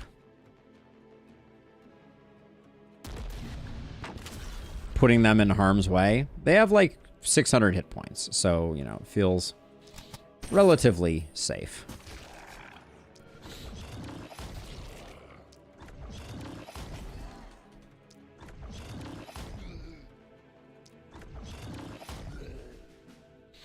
I would prefer to give more stats to a hero trait so that it is still random, but you have a direction at creation. It would be interesting if there was something like a... How am I thinking about it? Like, it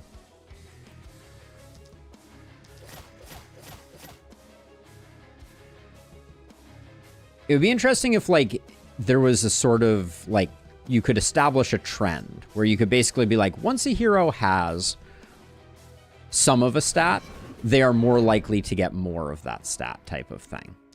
Could be kind of interesting.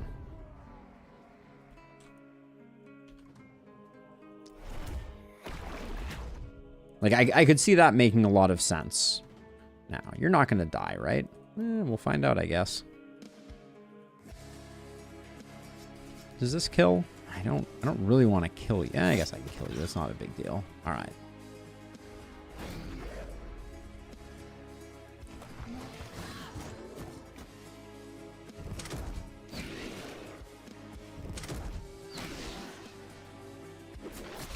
Like Brotato weapons? Yeah. Kind of like what they did with Brotato weapons. That's a very good analogy, Corpus Risky. When a hero has maximum of a stat, they can't see it. I don't think I've ever experienced that. That's good to know. But like legit, I don't think I knew that was an option. Pretty cool.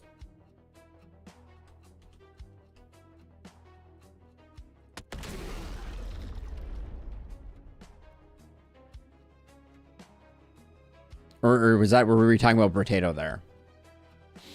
What's the most difficult thing about this game? I think you're going to get different answers from different people. For me, I think that the thing that is the biggest skill cap for new players is cohesive builds. Understanding the way that perks and those sorts of things interplay so that you can make heroes that are strong.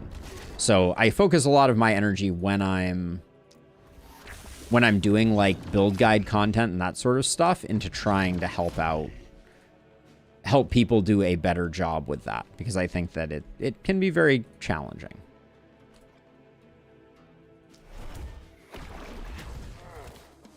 Let's see. I think I will have my poison hero do this guy in.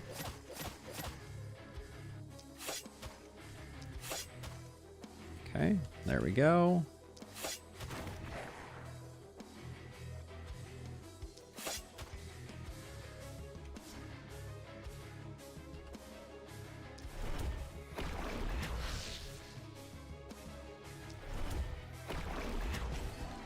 Now, are you in any danger? The harpies hit hard, but we kind of like that.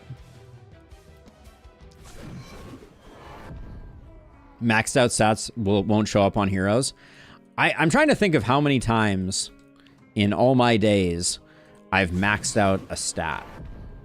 It's very, very, very low. Like that doesn't happen too often, at least for me.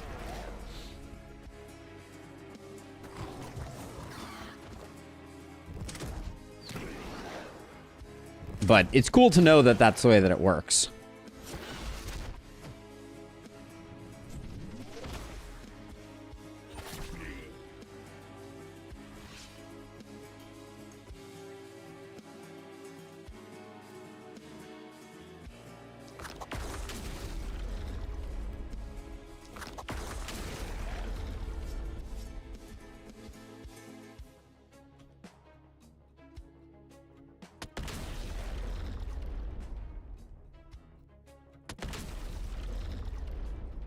Starting to get some good injury going here. You love to see it.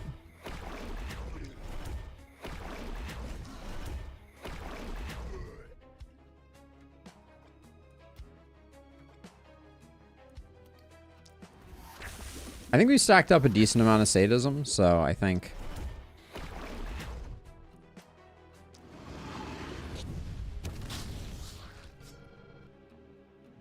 little disappointed that with what we did there, but I think we can clean it up. You can make some weird gear that maxes out a stat, but kill you on the start of night. So you have the ability to lock a stat during level up without impacting the rest of gameplay.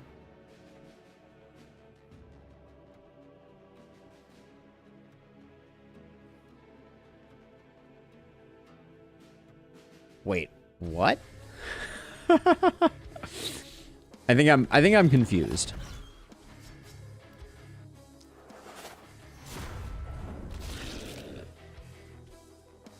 It kills the hero? This kills the crab?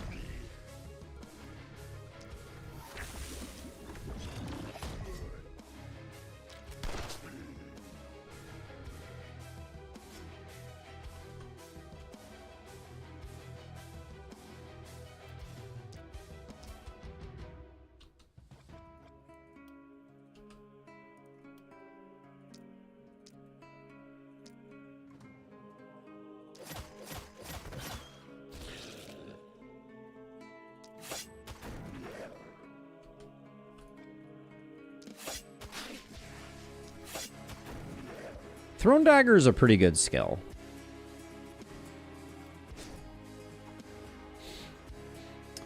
So a gear that gives you like 1,000% accuracy but deals 900 or 99,999 magic damage to a hero from an automatically cast skill. What are we trying to solve here? Can someone walk me through why a hero dying but a stat being high is a good thing?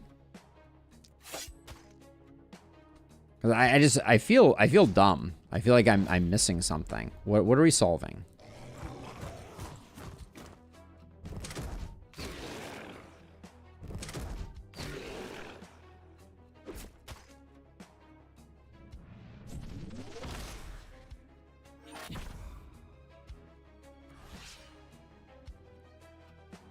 Does opportunism work on any attack or just... It works on any attack, the God Diablo.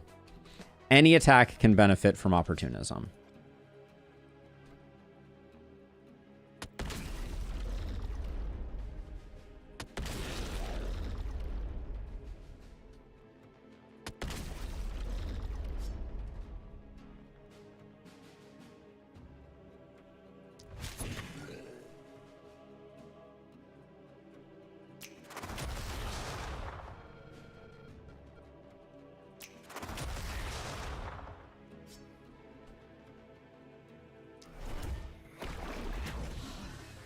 So you equip the equipment to max the stat, then level up without seeing that stat, then unequip it. Oh, wow. Yeah, that's... Got it. Okay, now I understand. That's wacky. That's interesting.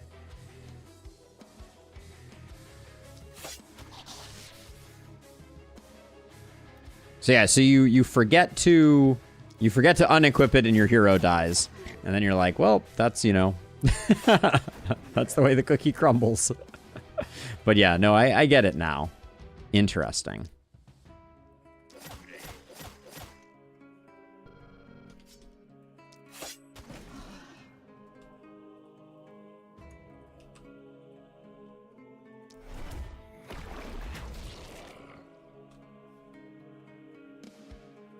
Yeah, interesting approach, for sure.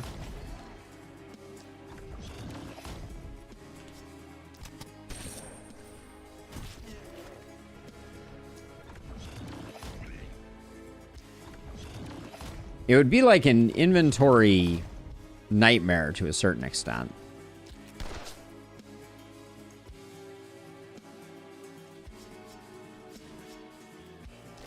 I'm worried about this guy getting shot. Okay. Who has actions? That was probably the wrong place to put that, if I'm being honest.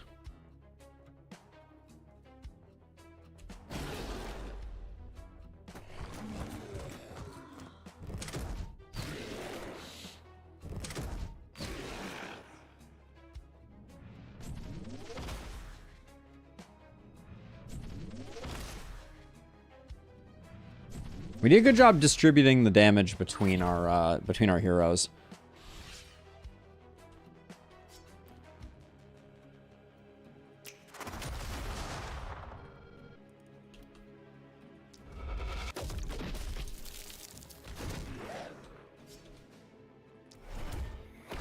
I wish Geo Reservoir felt a little more impactful.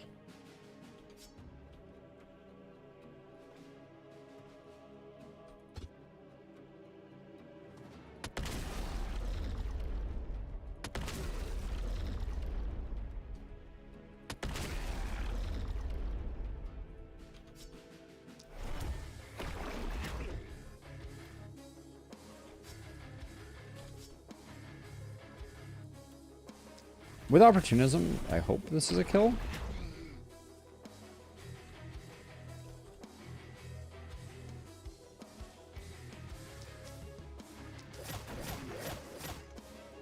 We're gonna have to find some multi-hit for this hero for sure.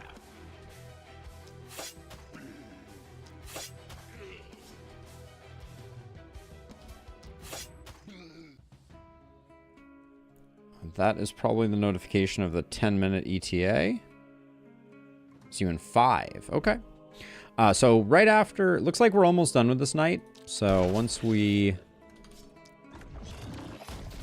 finish this up, I'll be getting Olive going.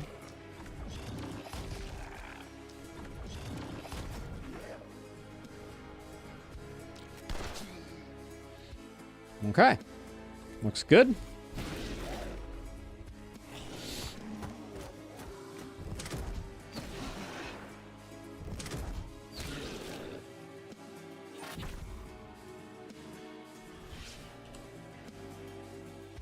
I'm also going to try and move through this a little quicker.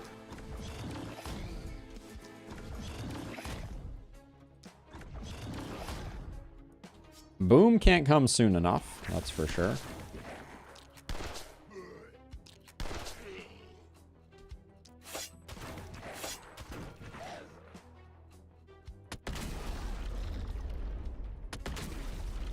We're gaining 59 back, so I'm not too worried about that.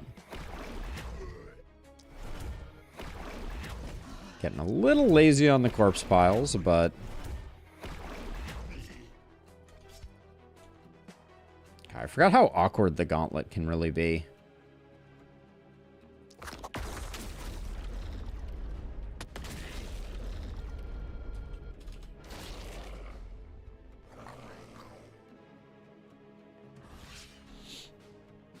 Up to 24% damage from our Warcry hero, though, feels pretty good.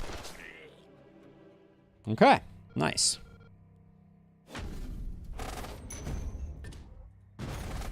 Two level 10s also feels really nice. Corpses look right on schedule. All right, let me go take care of the olive thing, and I will be right back. I'll send some links out. Oh, Ares. I missed your message? Oh, yeah, pretty sure you maxed out probably in multi-lot. Yeah, I do often max it out. All right, I'll be right back. Sorry I missed your message on the YouTube side of things. Warcry Hero has no blessings. Hopefully find a shop. Oh, no blessing. Oops. Good call.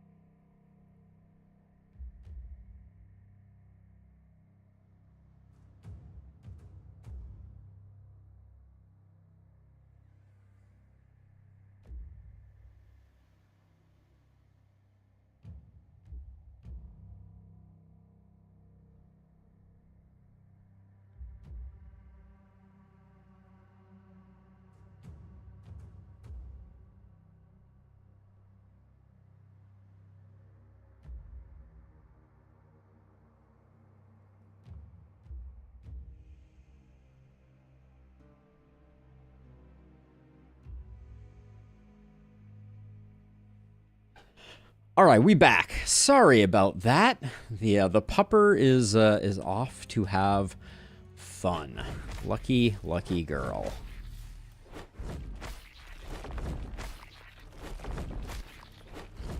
We got a great haul here. Lots of goodies to dig through.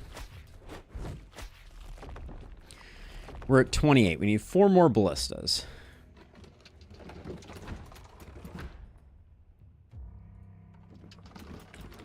All right, ballistas are done. We'll start working on walls next time.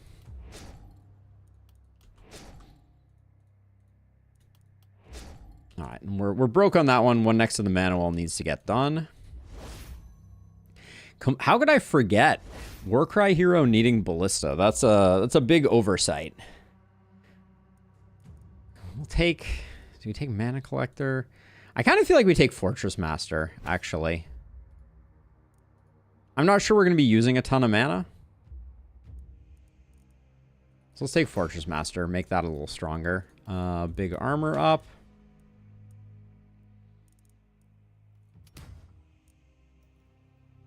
Aspirationally, I'll take some crit power. Then our momentum hero still needs a lot of momentum. We got good enough stuff on that page that I'll roll for it. That's not a lot of momentum, but Proc Shot comes online, and then our Poison Multi-Poke hero can pick up that. And Mana Collector for some sustain. Another AP is fine. Said I wanted some multi-hit over here, but when the game offers you lemons, something. All right, probably time to hire another hero. We certainly have the cash flow for it. We want a level 10 hero now. Yeah, we have 2 level 10s. We want a level 10 hero. Noella fits the bill. Martial Artist. One-armed martial art. I don't think I've seen martial artist many times at all. 18% physical is significant. One-armed is just annoying. I don't want to deal with it. A lot of level 9s. Rolling into a beautiful Oblivion here. Okay, let's see. Catalina. Pyromancer Swift Light Traveler. Good enough. We'll get back up to that. We're going to be selling some of this gear, so we'll get there, no problem. Well, the game heard me that I wanted momentum and then put it on 3 terrible items. Thanks, game.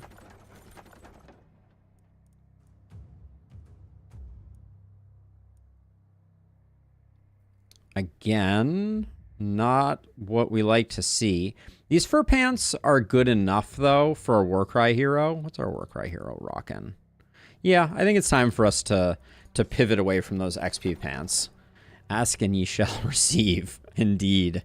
Just what I always wanted. This full helm, potentially also decent enough. Has damage, accuracy, resistance reduction. Those are good stats. It'll probably get replaced, but level 3, not good enough. Level 3 dagger, again, not good enough. This could be, for our Warcry hero, that's an insane amount. We also know that Lone Wolf armor is crazy. I don't like the healing received on that one, though. This is a banana. This Paladin shield is an insane amount of armor, though. So we'll grab that. Or an insane amount of health for that hero. Scale armor is good. Yeah, the shield was pretty sweet, Spartan. I like it a lot. Good for selling. Ooh, yes. We are building a hero with propagation, so can't complain too much about that. Hold on, let me just distribute a few goodies. Let's see. The cannon can go away for now. Yeah, that was like 200 HP for Runner. And then... I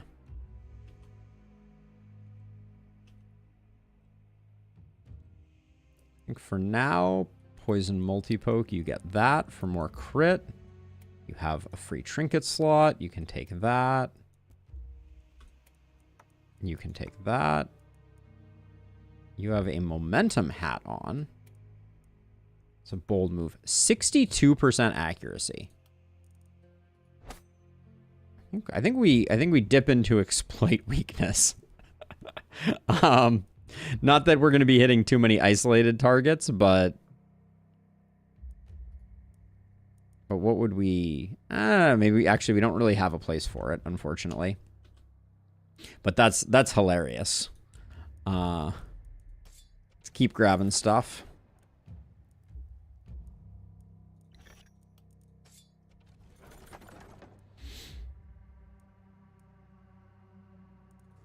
A little late for a wisdom amulet.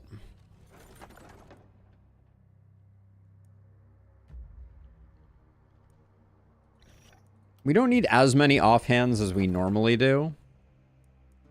Offhand wand to go with that shower of blows. The hero we just recruited could be a shower of blows hero.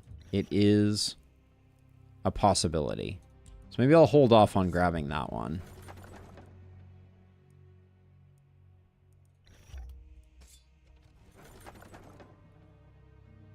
It's a cool helm.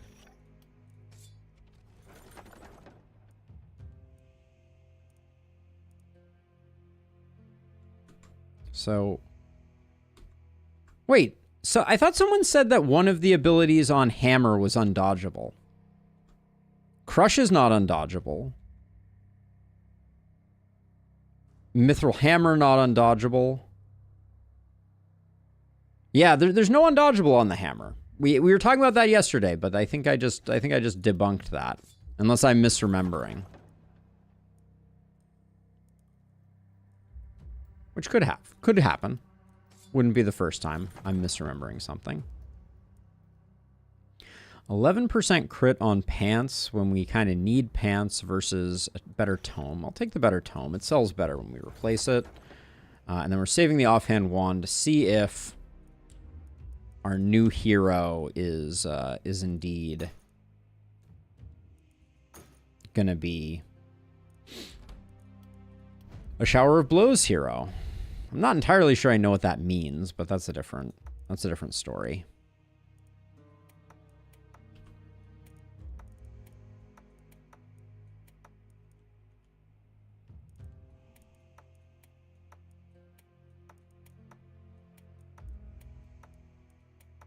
I think we can't hang on to the cannon for the moment, but all this stuff can go.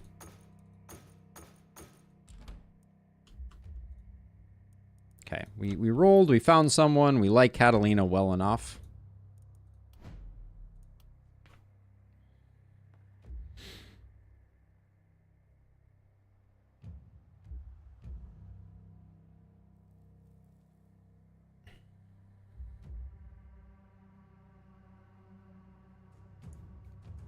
What are we looking at here? Do they have the things that we are interested in?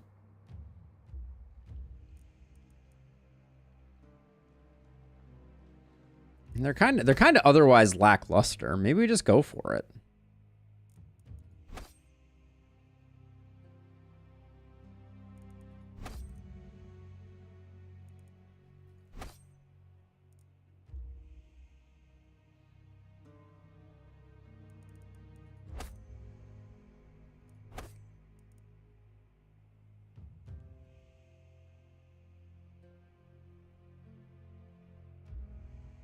We don't need damage, so that doesn't do anything.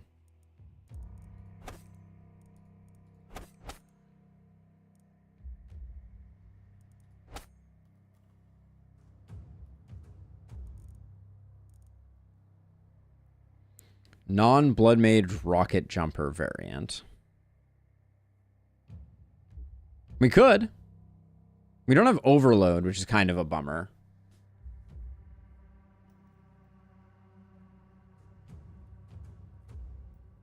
I kind of want to try out Shower of Blows again, though. Like, I like that we have it early, but I want to kind of get it going.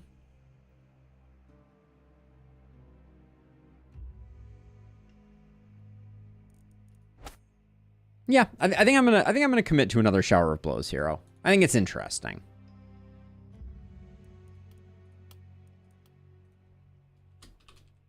Since we already have the medal, we'll see what we can learn.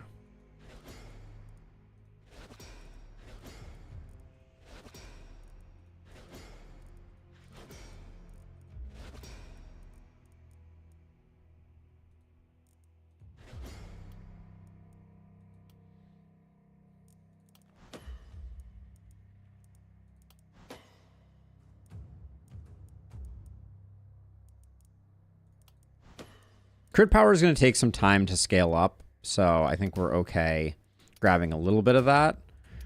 We mostly want magic damage, though. That's our best. Isolation is good, too, for sure. A little skill range could have been nice, but... because we don't have Field Study. I did like Field Study the last time, but I think it's okay that we don't have it.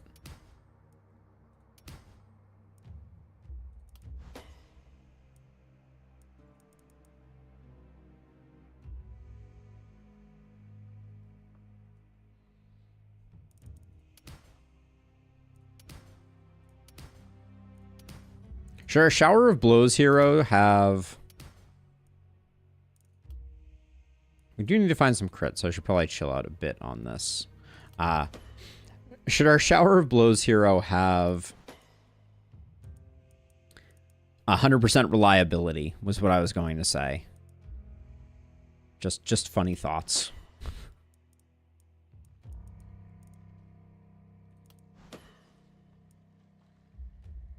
Show me some crit game, please.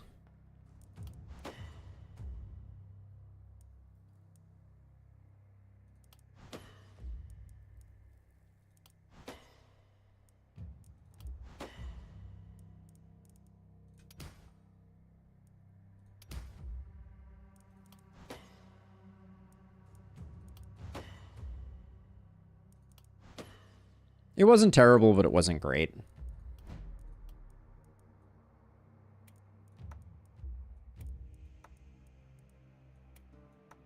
Now, let's see. This was Isolation. Undodgeable. Okay, so Snipe Shot Scrolls also we can keep an eye out for.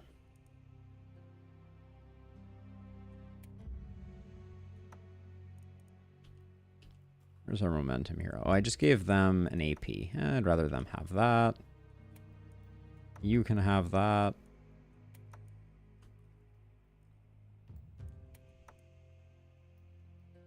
What did I see in these fur leggings? Oh yeah, they were for a Warcry hero. Yep.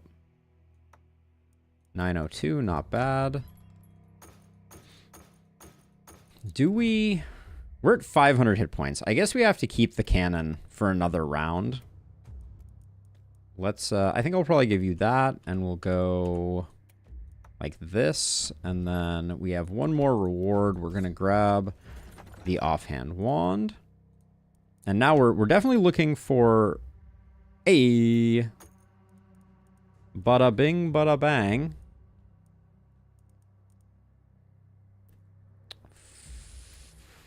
See, that shield is really nice. I think we take the shield, even though it runs a bit counter to our plans, perhaps. But we can give this to almost anyone for now, and then later this will be great on a lot of different heroes. Our Warcry hero ditches this for this. Okay, now we were looking for one more wand. I also wouldn't mind the Warlock Greaves, but they can wait.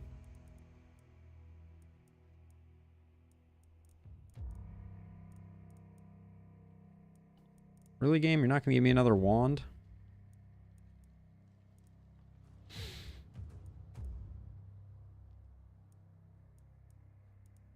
If I roll, we're not going to get it anyways. I wouldn't have minded the Prophet's Veil either, but I think we lock in the Warp Crystal while we have the opportunity. We'll be fine. You're just going to sit over here, I think. Momentum hero over here. Propagator over here. This is a weird crew for this side, but I think it's fine.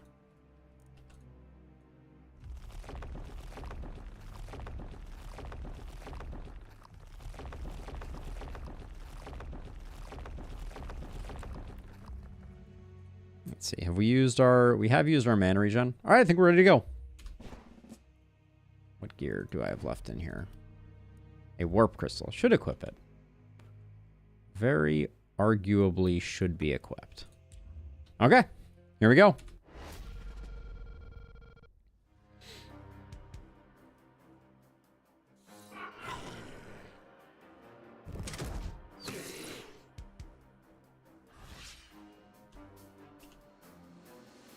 Oh yeah, our Warcry hero is going to be a little redundant with our Shower of Blows hero, aren't they?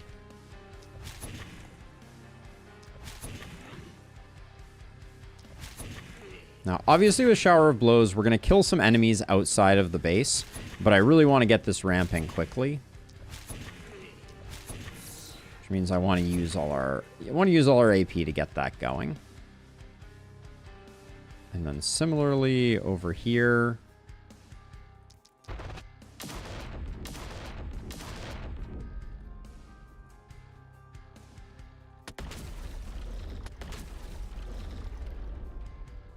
we'll need to reestablish our overheating next time.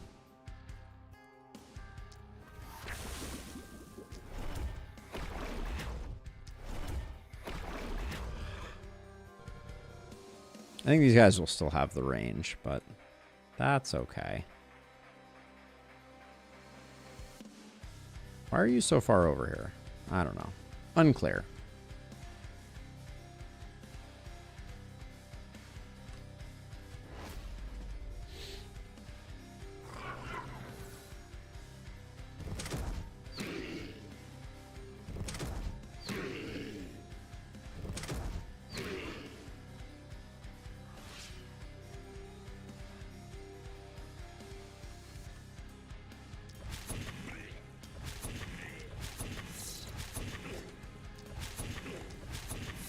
It's just, like, I gotta say, I recognize that we've been, you know, like, there's been some arguments about Shower of Blows being a little weak sauce or whatever it happens to be. Like, it ramps up so quickly.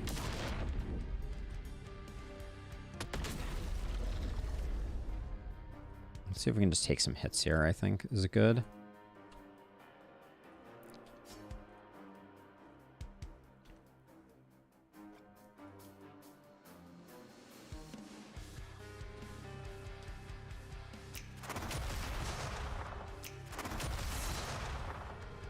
This hero's hitting pretty hard, too.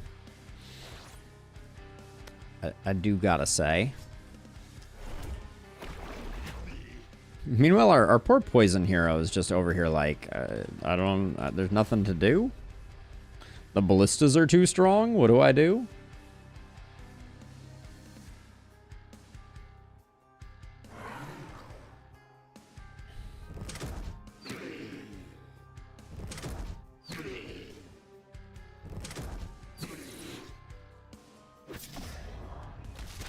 I think we just got hit for 7. That wasn't great.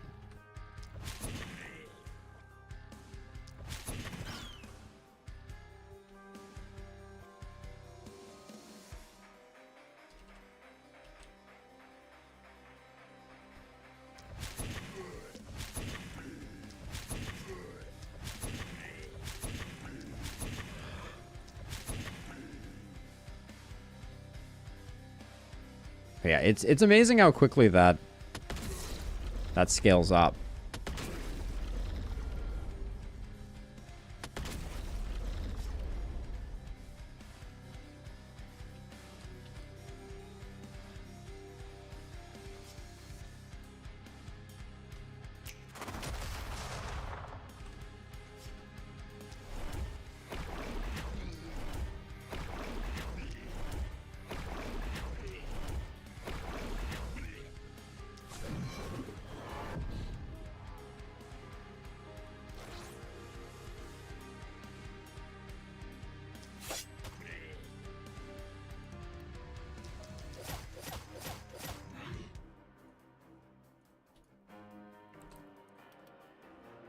I feel like our momentum hero has yet to act. But this is what happens when you ballista. Looks like that gold mine is probably dead.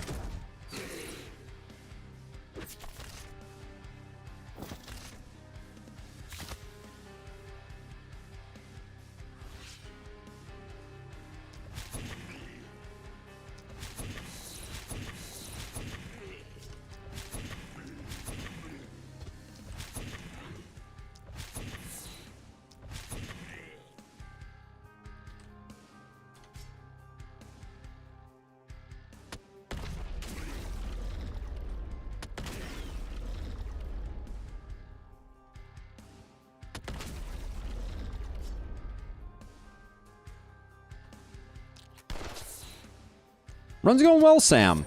I will say every time we get Shower of Blows, you know, we've been testing it and whatnot, like, it is just surprisingly good.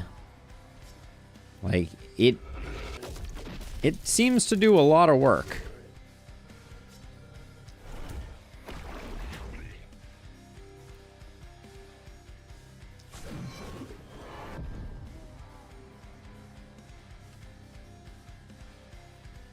Alright, so now you're going to have to earn your keep.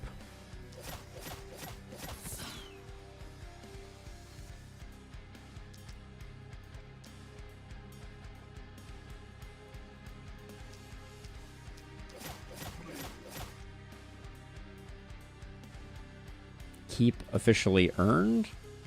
Doesn't look like there's nothing we can really do about the fact that... Do I need the block? No, I really need to take more damage, more than anything, I think. Alright, we'll just chill then. Yeah, Sam. So we've been building it with double wands. And it is... Like, the hero ramps up surprisingly quickly. So we just got this hero this turn. And, I mean, they're already hitting for, like, 1,000 damage. And they're not even in their final form, right? Like, we can obviously only use the primary attack, but, like, we're hitting non-crit for big numbers.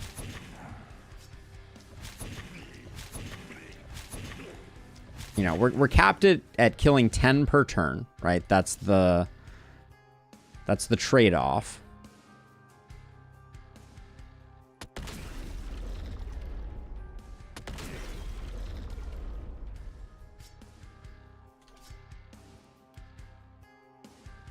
But it doesn't feel like a huge trade-off.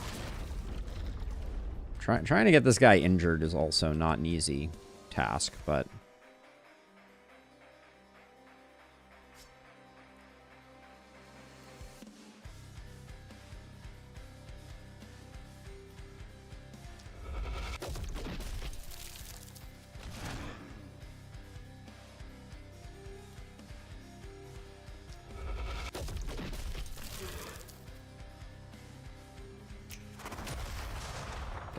Does this help? Yes, does appear to help. Okay, we'll do that. You're just chilling.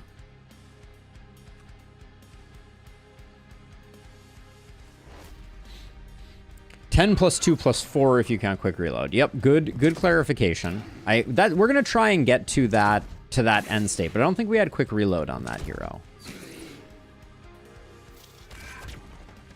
And I don't think we could save that gold mine as much as I wanted to. Did you have quick reload?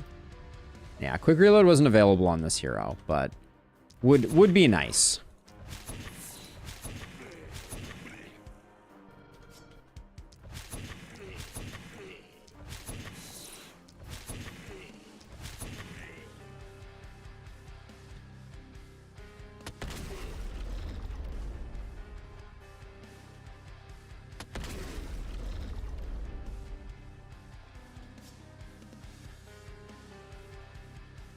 We are very slowly making progress on our health pool. Probably better to have a slow descent than an overly speedy descent. Has our momentum hero still not picked up boom? I guess that's this coming. Whatever.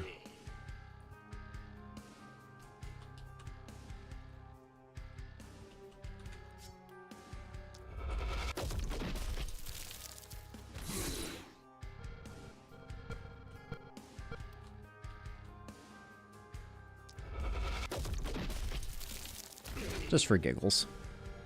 I know it hurts our Corpse Mountain economy, but I think we're okay.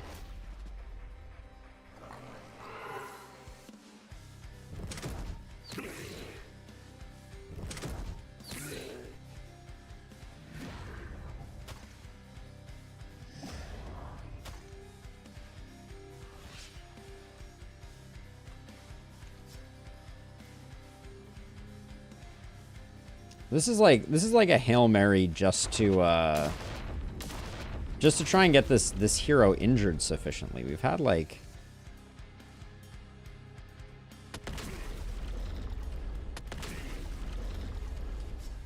I'm having a hard time getting them low enough, but how are you doing, Shower of Blows, friend?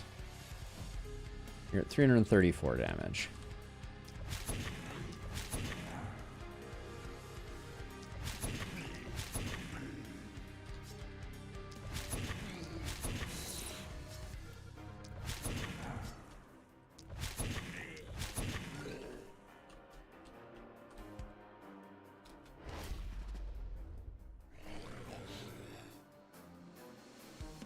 Yeah, there's not a lot of interesting play. I guess we should...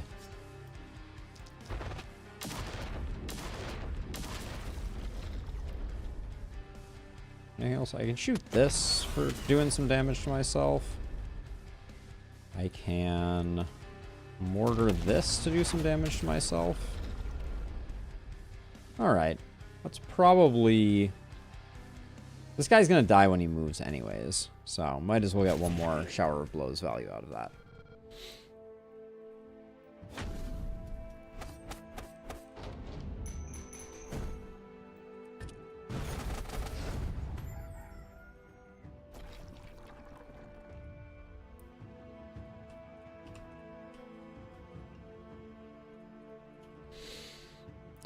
Okay, items. Let's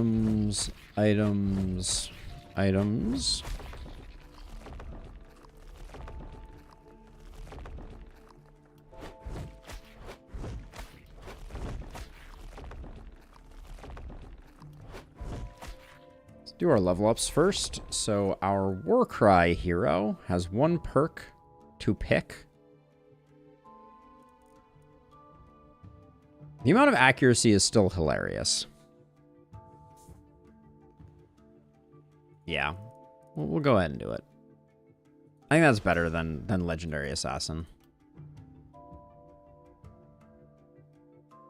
And what weapons are you going to be using endgame? I don't know. I don't know yet. Momentum hero picks up Boom. Huge. Poison multi-poke. I could see Fortress Master being more interesting. It's also insane that Sadist is not a medal. Just want to say, like, that's a rough one. I don't think Don't Panic makes a lot of sense here.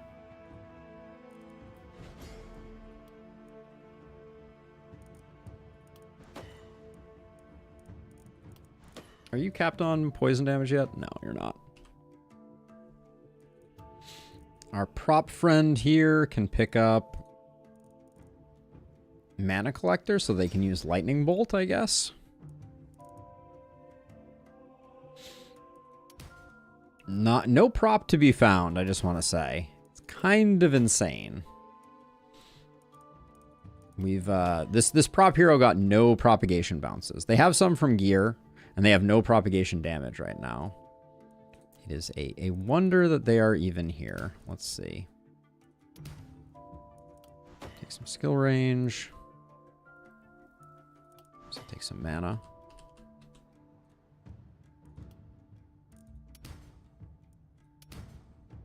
Cool. We'll take some propagation damage, I guess. Okay. Those levels were largely uninspiring.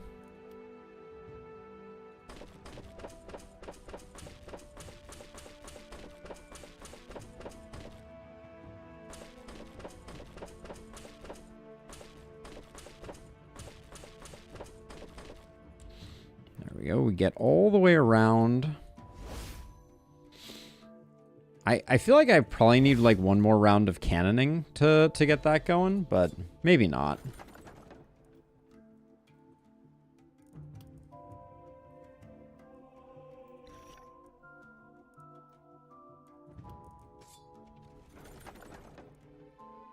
Epidemic metal. No. Not what we're looking for, unfortunately. Are we getting one more hero or are we done? 1, 2, 3, 4. We are getting one more hero. Okay, let's do that then, I guess.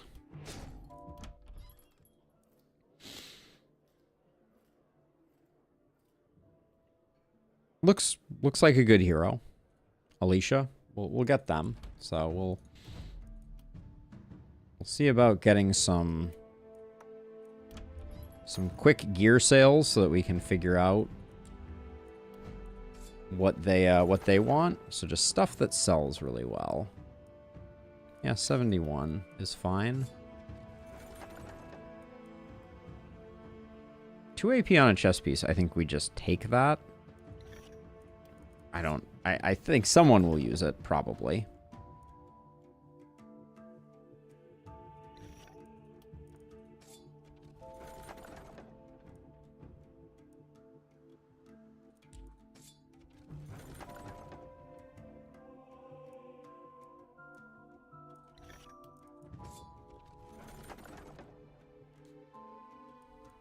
Yeah, it stacks up really fast, Sam.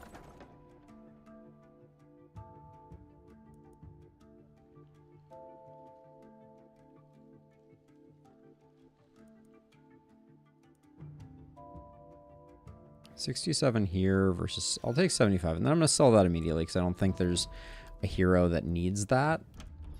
And I think that gets us to where we need to be to recruit the hero so we can figure out what the heck they're going to be when they grow up.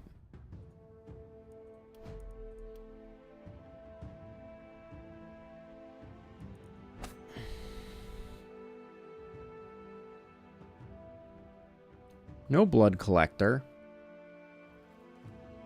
No proximity shot.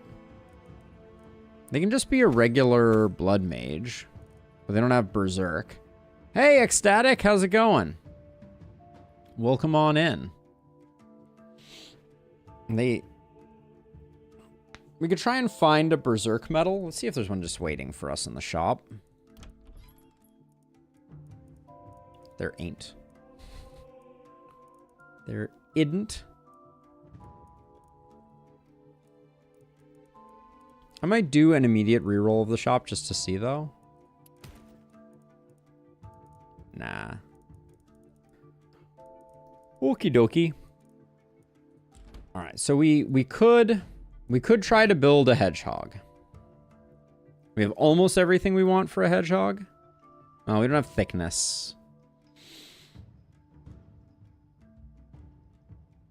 Yeah, it's a pretty awkward blood mage. No blood collector is annoying. We could go rocket jumper without, but we don't even have longer weapons.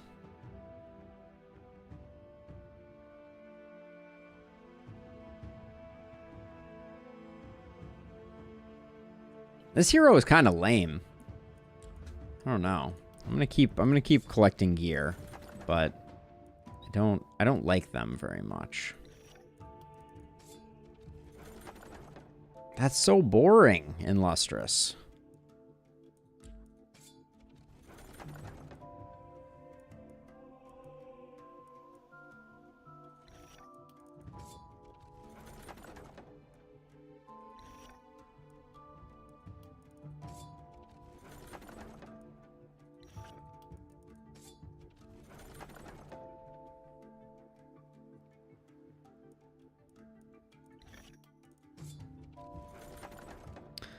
Boring but effective is still boring, but it is effective.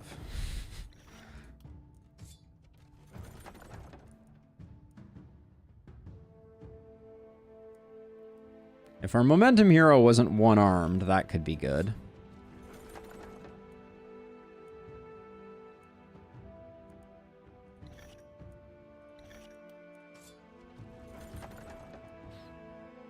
We could also dismiss them and try and recruit another.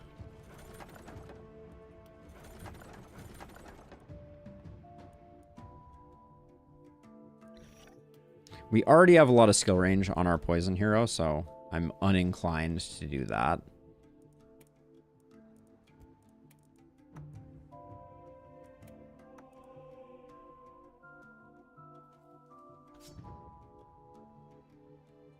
think I prefer the Archmage's Scepter.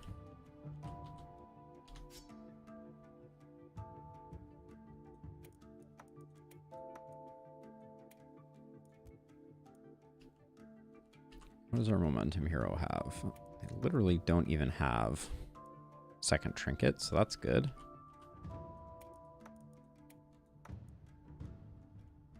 Where'd that 2 AP chess piece go? Give you that.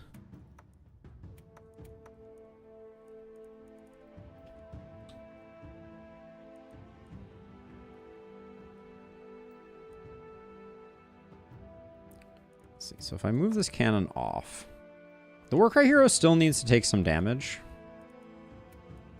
But I think this puts them almost at health cap.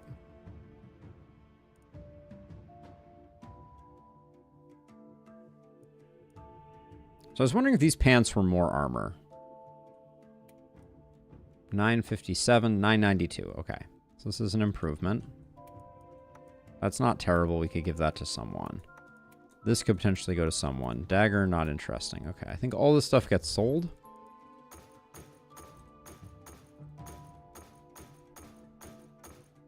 So, at this point we could roll, trying to make something happen. Or we could abandon this hero and re-roll and get another one. If we roll and find Berserk, the only thing we're missing then is like thickness, and we can do a hedgehog without thickness. All right, let's hang on to them for the moment, and we'll do some rolls to see what we can come up with.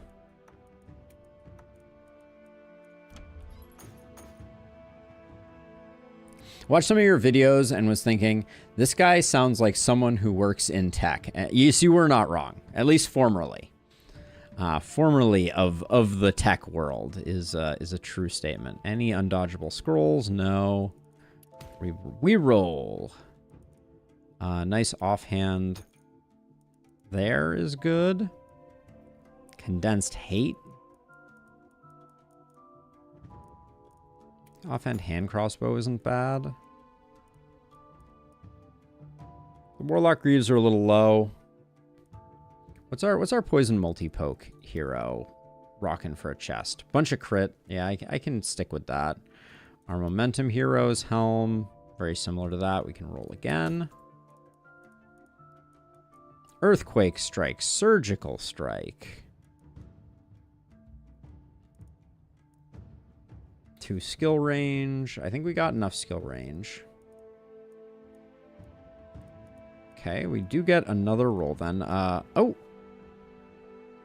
Okay, so Grape Shot Blast is undodgeable.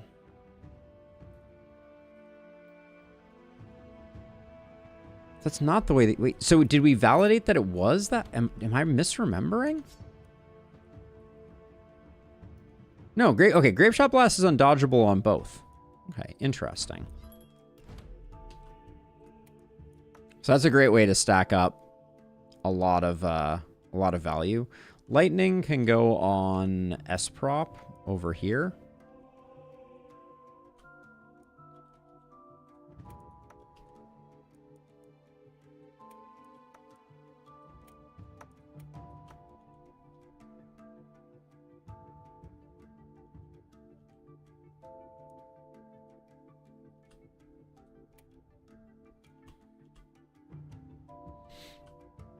It's interesting. We don't have... I bought this offhand crossbow, but I'm realizing we literally didn't have a place to put it at all. We have no weapons for our new friend. Forge Mastery.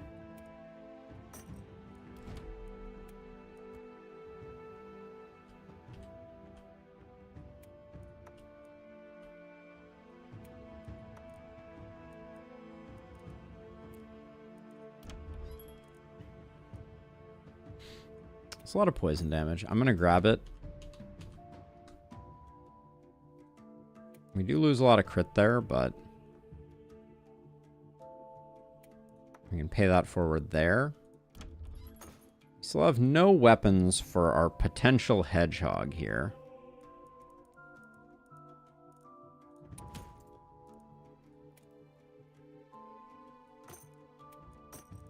Now we have weapons, but organic armor. Did they have bodybuilder? No, they were spiky counter, right? I think I'm recalling correctly.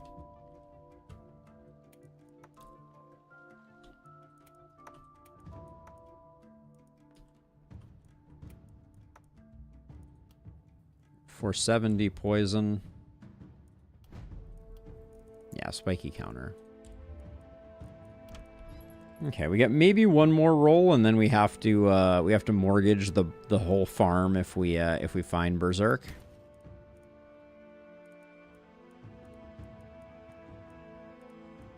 Good news, we don't have to mortgage the whole farm.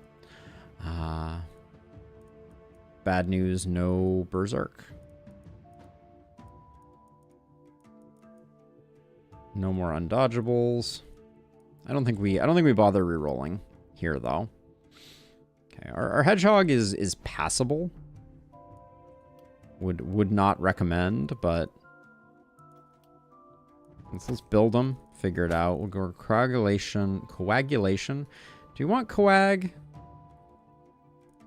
We should be pretty unkillable regardless. Maybe we won't be. It's that or sprint, I think. Quick reload on a blood mage is really good too.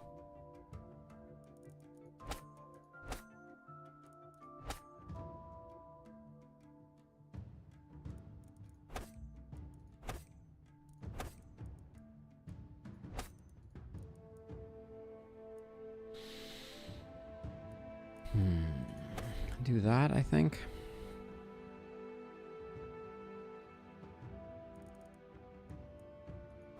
First blood, I think, is a fine pick. All right, so.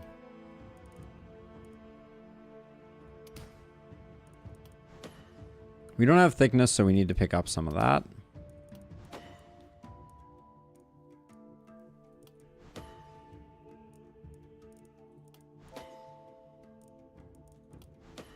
Okay, all of our primary level ups apparently are just going to be resistance. Not necessarily complaining, but...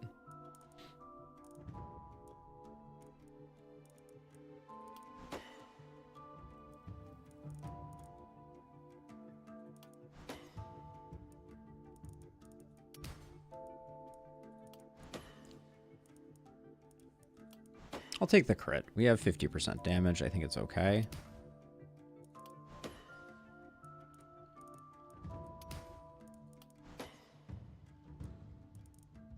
We can take a little bit of momentum. That's fine. Some crit power is good.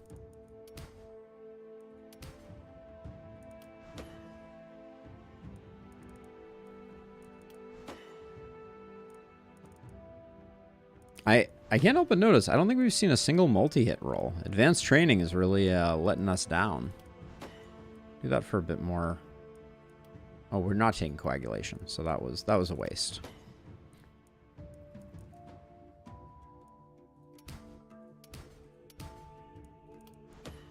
Our first multi-hit of the run. All right.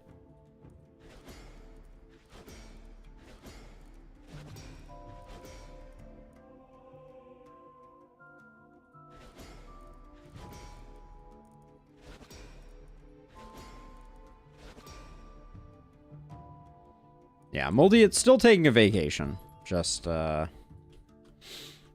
slightly less of one. All right, so let's see. So you live here. We love putting hedgehogs there. We'll put Wanda here. Warcry here. Poison here. And then put you in that corner and you in that corner. Yeah, looks good.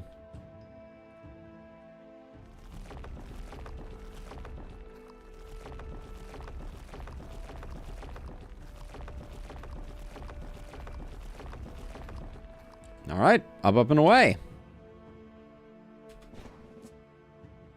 Into the penultimate night we go of Runenberg. We have a Shower of Blows hero who's been performing well. performing to spec at least. We probably don't need to bother. Like, are they already at full? No, they're only at 359. Okay, so we do keep going.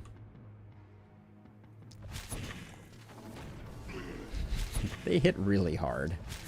It is kind of shocking.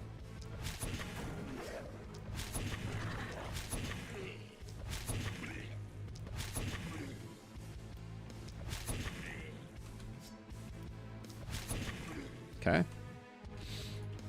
Once we get them stacked up, we will we'll stop. What a far cry between the two of those. Hello, friendos.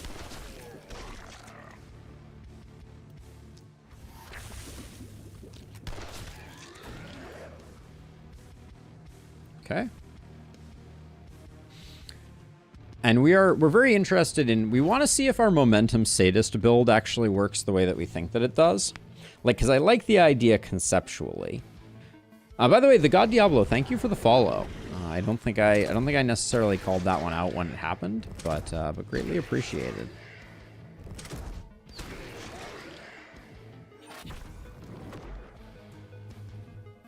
Yes, it's interesting. I really like field study on these heroes.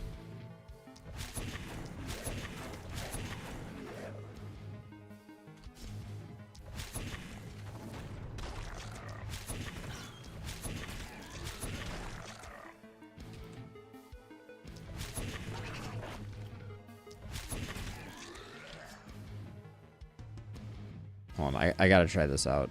No, I should wait until we have a better cluster to use the Grape Shot Scroll. I think it's gonna be hilarious though.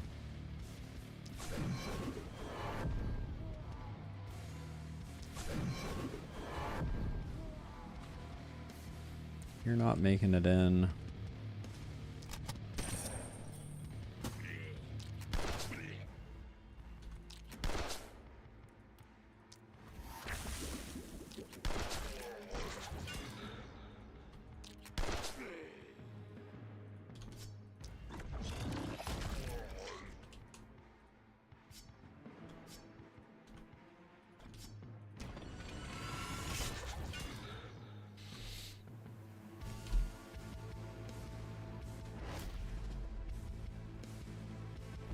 Sorry, I had to get some food, but yeah, I read that's, I read the whys of your site and happy to see it. Amazing, yeah.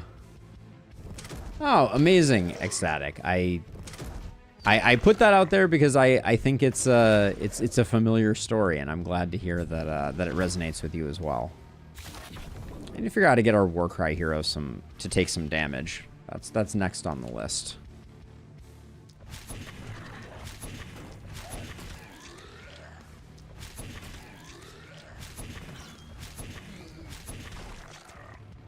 That was a 9K hit.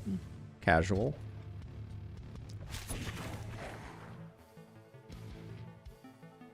We're probably capped, right? Yeah, we're capped by quite a bit. So we'll just chill for a minute.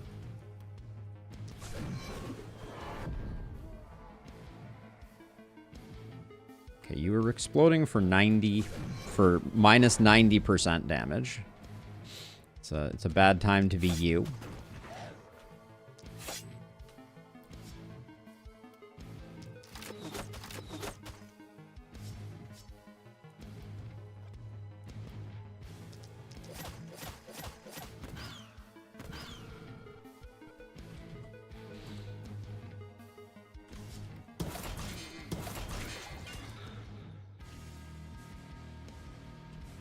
We got double boomers here.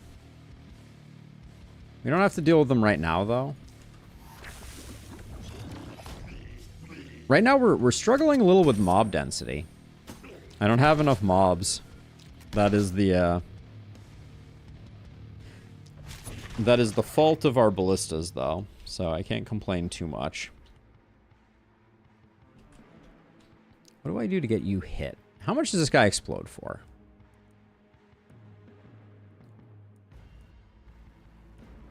He explodes for, was like 278. There's a possibility we could bait and we could get an explosion to take us down to low health. That sounds like a terrible idea. Let's do it. Also, I didn't check the elites to see if they were, if we were in any danger. Looks like we're not.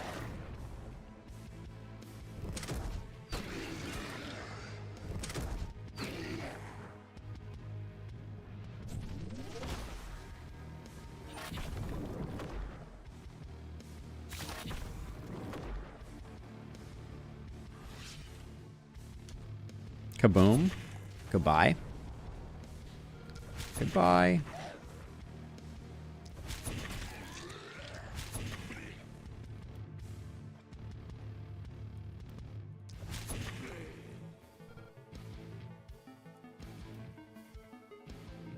I just want to see how much damage this does. So we'll do this. Okay, those are like 2000s. Solid.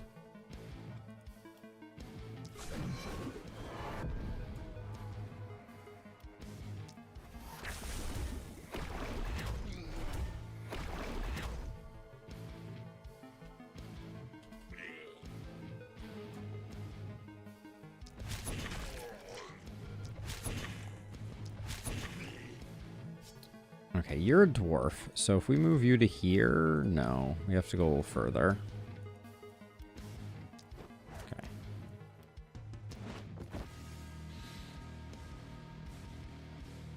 Okay, so if I shoot this guy right now, we're far enough away we don't get boomed. And this guy explodes for 200. That's a sweet spot for us. Yeah. That's good. Get that war cry going a little better.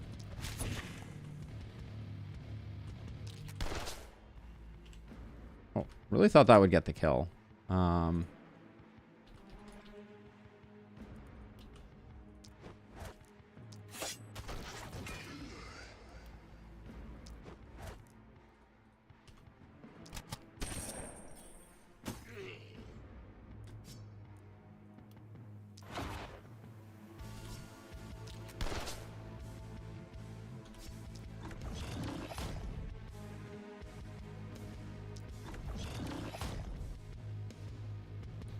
Don't get sandblasted by those hunters. Yeah, that's a fair point. I should probably be mindful of that.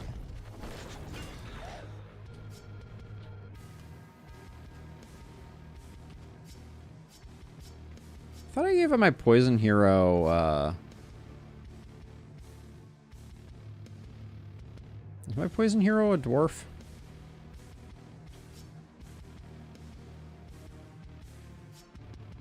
What's the best way to protect you? It's probably to enable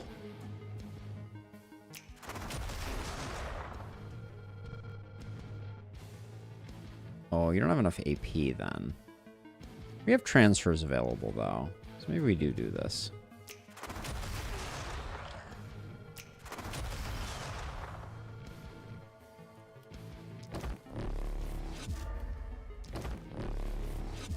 Now, you have a lot of skill range, right? Good.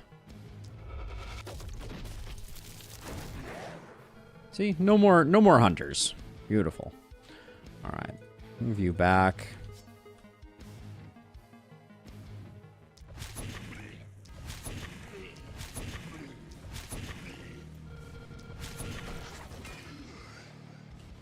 So Shower of Blows is literally adding more than the damage cap at this point.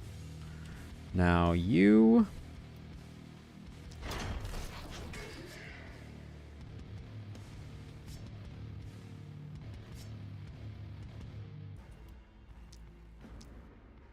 How far are you walking? You're fine.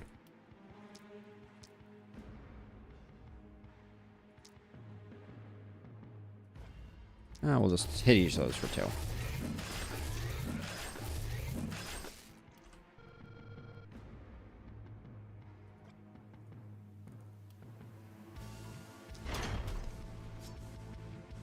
Leaving this harpy is embarrassing. You can't really help with it. You can probably help with it. This would have been a much simpler way to deal with that, too. Now I'm looking at it. What do we got?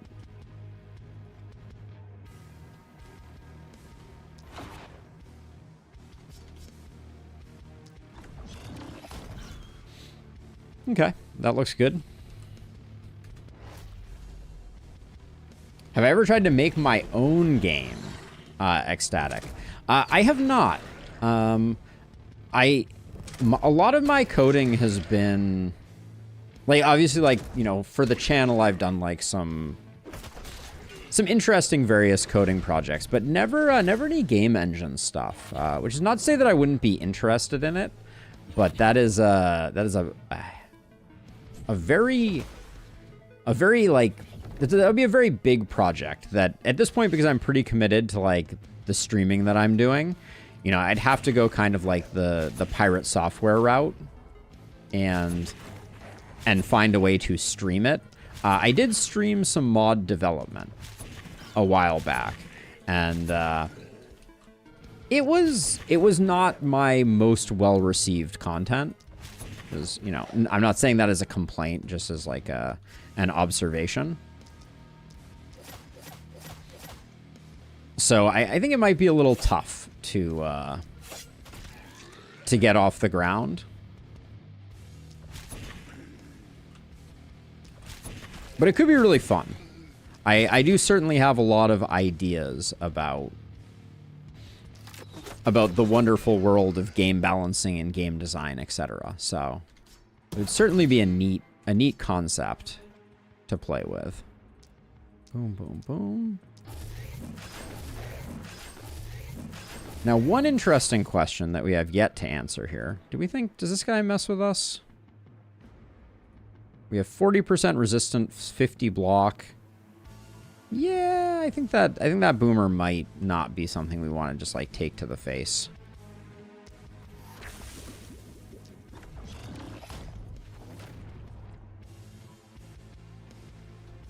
Yeah, huge commitment. Huge commitment.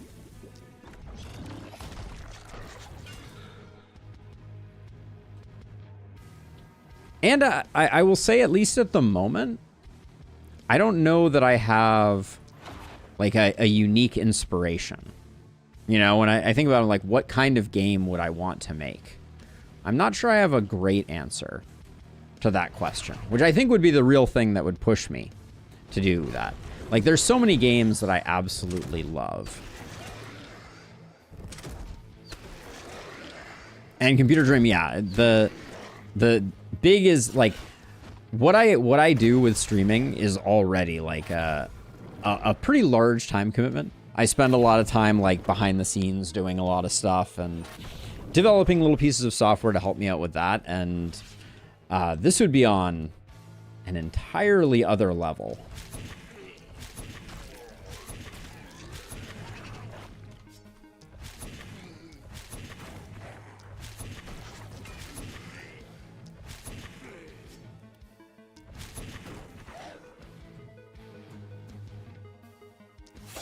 Our poor poison hero has basically had like the most boring life ever. He's had like nothing to do this whole time.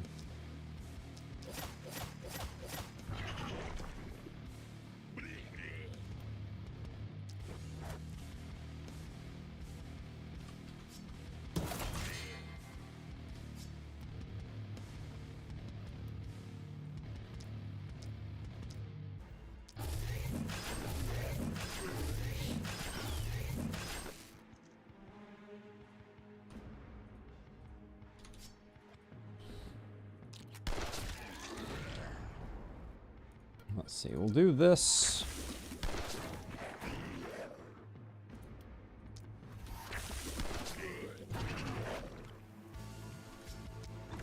What do we have here?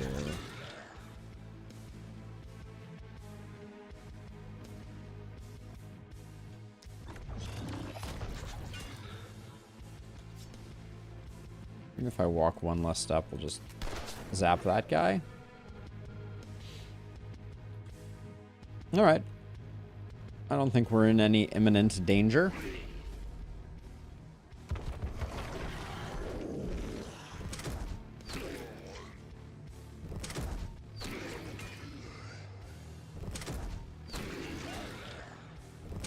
Yeah, I would want to do something like, I want to do something unique, you know, like that would be very important to me, and I recognize that that's a very high bar to clear.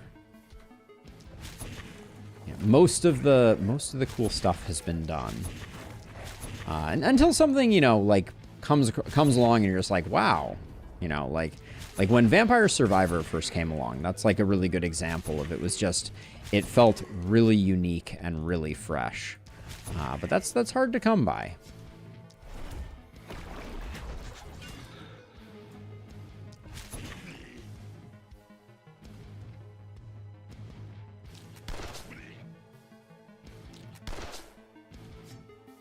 Humph.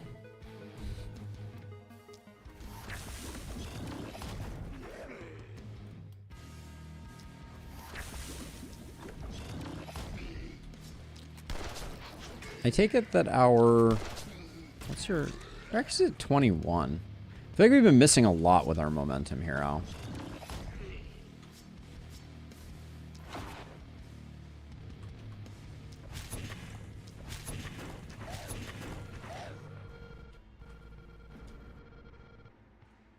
Are you all done? No, you still have...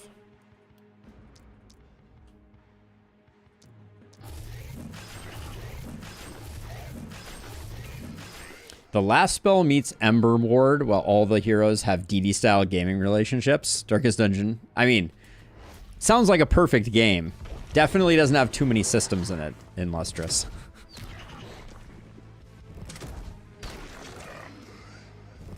Yeah, like there's so many amazing games right now. Ember Ward in particular has really captured my attention. Which is why I think after this we may dip into it.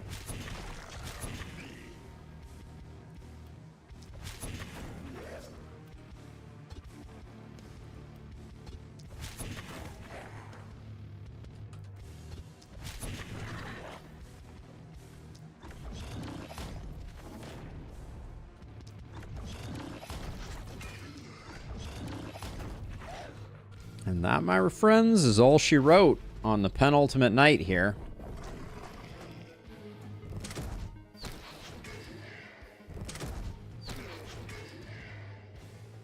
Our hedgehog desperately needs Berserk. That's one of the things that we're looking for. No, I don't know why I'm doing this with you when I have you available.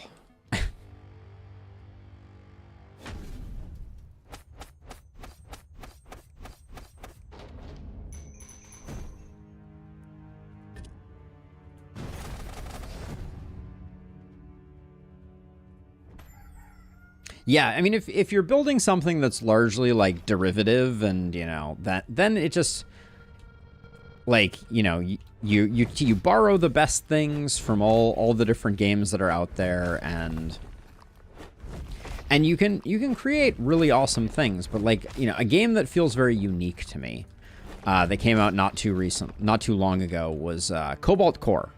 I felt like that was a really unique take on that genre. But those are pretty rare, I feel like. Okay, we're gonna slap down one here, one over here. I'm gonna cheat this one out a little bit to about there. Then I'm gonna put one, looks like here is a good place to put it. We'll grab, I think I like that spot, and then we get one more.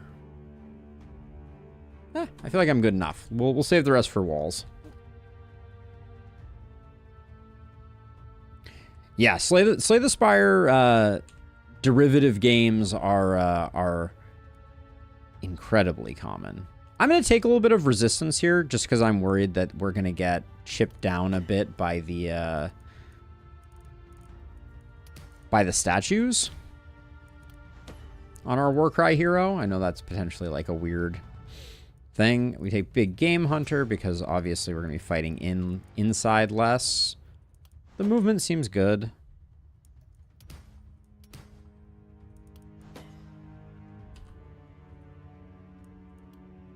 Almost didn't take that just out of principle, but...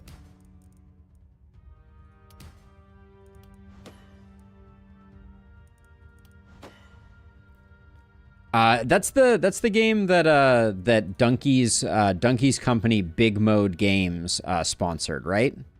Looks beautiful.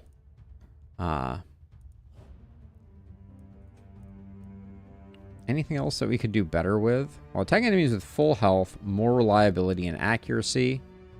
So yeah, so I know of it. Ecstatic. It seems like it's a very story-driven game.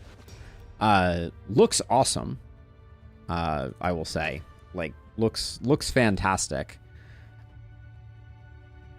Yeah, whole game is like 34 megs. Yeah, I saw a video on that and I was like, that's mind-boggling. Really cool though, really cool. But yes, games of that nature on this channel haven't always performed the best.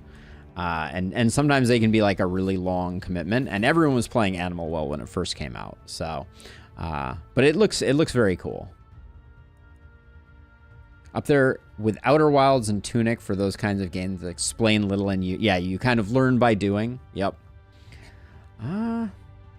It's a nice chest. I think we probably grabbed the chest. Yeah, I do like those types of games where you just kind of like figure it out as you're going. 2 move, momentum. The physical damage isn't that useful. I think we reroll this one, potentially. Did we ever get poison pants for our poison pantaloon neater? Yes, we did. Okay. That's pretty nice for them. Take that. We'll reroll here. Hello, governor. Wow. It's a nice freaking crossbow. I will take it. Oh, that's a nice little crossbow too. It not being level 5 is slightly less optimal, but...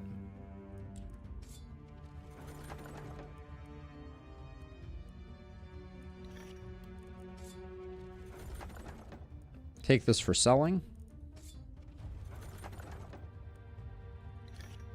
Potentially this dagger works for us. What are you rocking? Yeah, why not?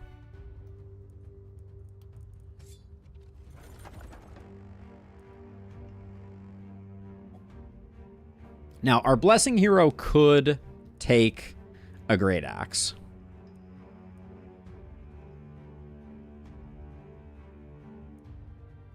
Hypothetically. Might happen.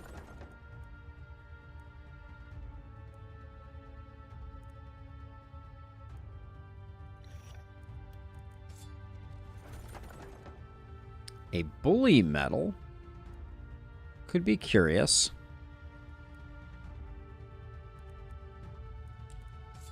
Come back to that. Commander's pants are pretty nice.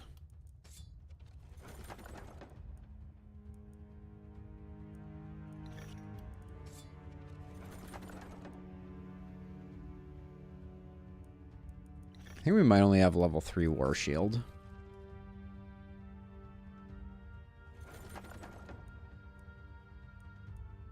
I don't know what the heck happened there.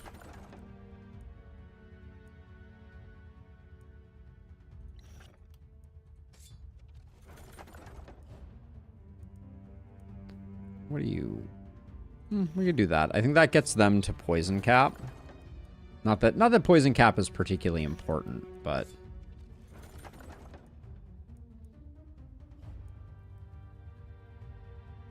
I think the other one is better, so we'll take the level 5 there.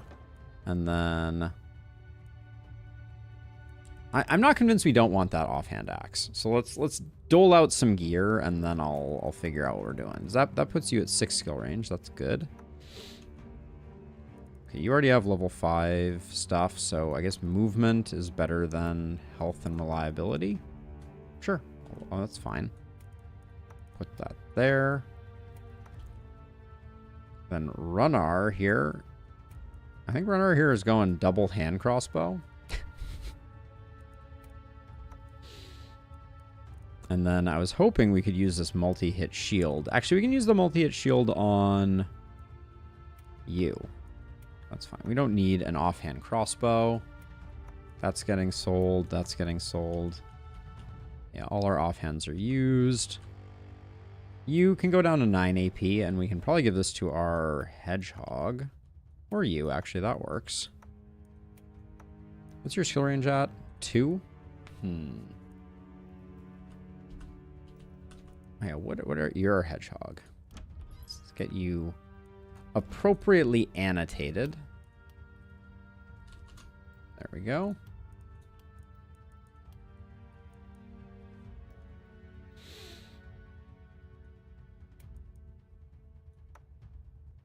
We'll do that. And yeah, unfortunately our Warcry hero I don't think can use the Great Axe because I don't want to lose the offhands. Anybody need a chest piece?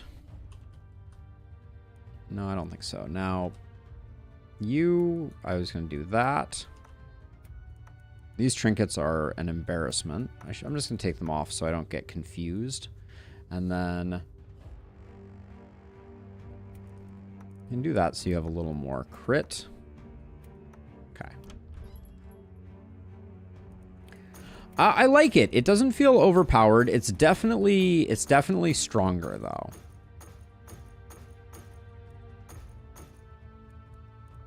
Like it's I definitely feel the increased power.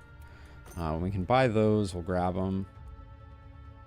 Rain of Arrows is not undodgeable. I would like it if it was. Oh, my neck is killing me.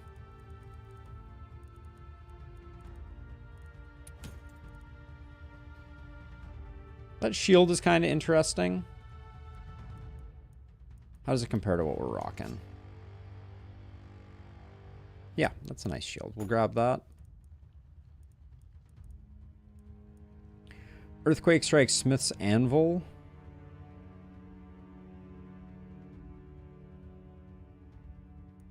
I don't know about that. Yeah, so this mod that Illustrious put together, it rebalances the shop, and it's very interesting. If I just swap this with this, you stay at 1,000. Ah, that's great. Okay, but now you're at 4 multi-hit. Okay. What was I was thinking about taking Bully. So let's grab that.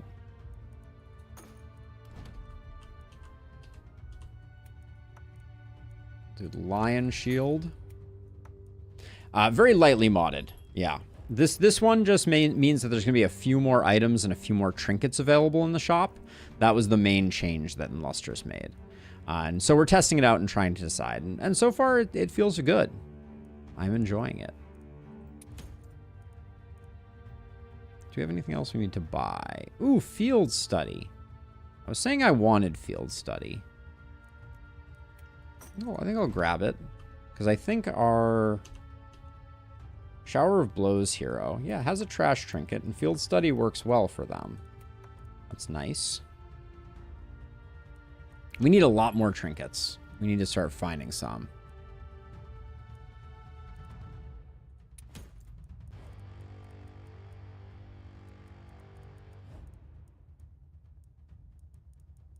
I wonder what happens if you have 2 Fear of Death trinkets. I don't think it does anything. That would be my suspicion.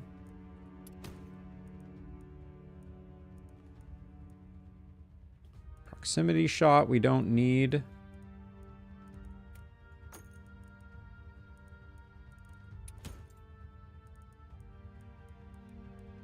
Yeah, if you are at all interested, Computer Dream, in tinkering, I did do a video explaining how to mod the last spell, which I think has been helpful for some folks. Figured out what tools you need and that kind of stuff. Most of the modding that's been done to the game has been strictly game files, rather than delving too much into the code. But Dio is working on a mod at the moment that has some pretty comprehensive changes to the to the code itself that adds some very interesting stuff, like the ability to move monsters, which I'm very excited about.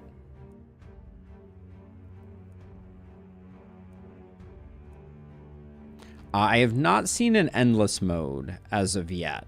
That's I think that's pretty tricky. That would be a very heavy change on the code side. The reason being, oh, we can see if human ballista. So human ballista is not undodgeable. We were talking about this before. Let's check the perk. Yeah, not undodgeable. Okay. Because that was going to be another shower of blows potential useful thing.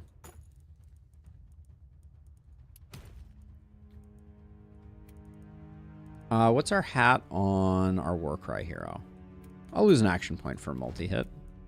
That works for me.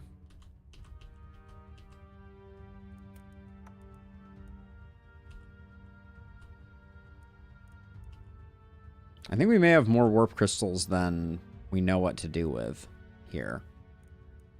Because I don't think I can take off either of these shields. Well, I mean, that's... yeah, that's not bad. We can do that. And the 32 armor... ah, that still cancels it out. That's good. And then... over here, I can probably do that. That's fine. Let's get everybody a warp crystal. Or a warp scroll at the very least. Our Warcry hero I'm a little less concerned about, and we still have non-existent trinkets over here, so that's something we still need to correct. It's funny that I'm feeling so trinket starved given we've had access to so many more trinkets. Mood swing for night 8. No, thank you.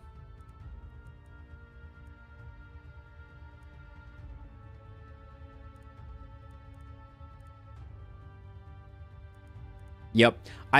Ecstatic, one thing that I have said before that I would really love, I think that dagger's worth picking up.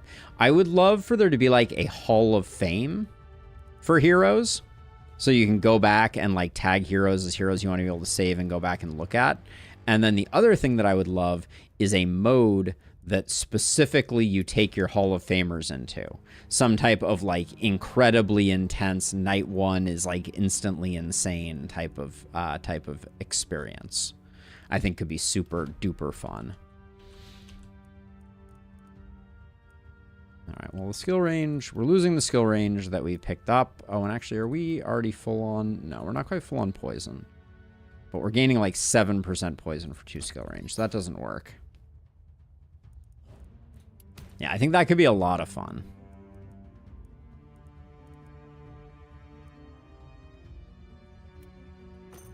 Just since I don't think we're going to get trinkets otherwise. We had this hero that just needs... yeah, that's fine. And I'll probably sell this, pick up this. You have warp, you have warp, warp. You probably don't need it, but we'll give you a bad one anyways.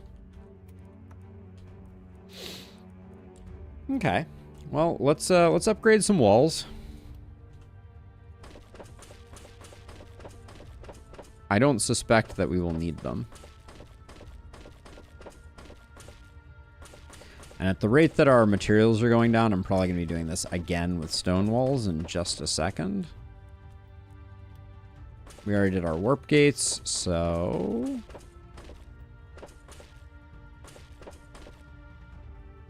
oh, okay, we didn't make it as far as I thought we were going to make it.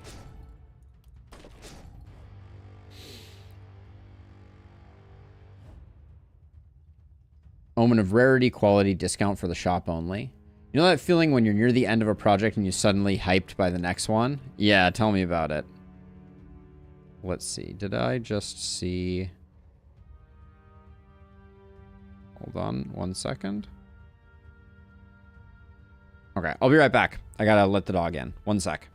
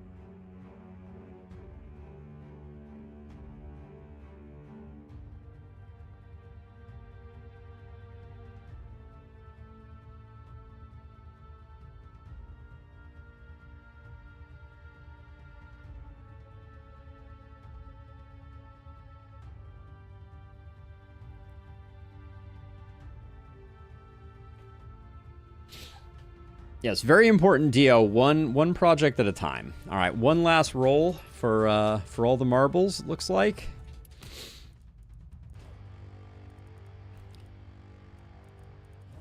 Yeah, I don't see anything of interest. All right, let's lay our folks down and get down to work. I'm gonna put you over here. Always a good place for them. You, I want you on a side with someone else. So I'm gonna put you over here and like you over here. Actually, you're probably really good on this side. Yeah, that seems reasonable. We'll put our momentum hero over here. Then our poison hero I'm gonna put over here. Okay, is everybody in a place that makes sense? Wait, our Warcry hero has not been relocated. Our Warcry hero can be over here. Okay, let's play the game. Night number 8 of Runenberg. To make the shop even more OP, I think we need to find a counterbalance for the OP-ness. Phrasing on that, let's ignore. But, you know, you get the picture. There needed to be more separation with that hyphen, I think.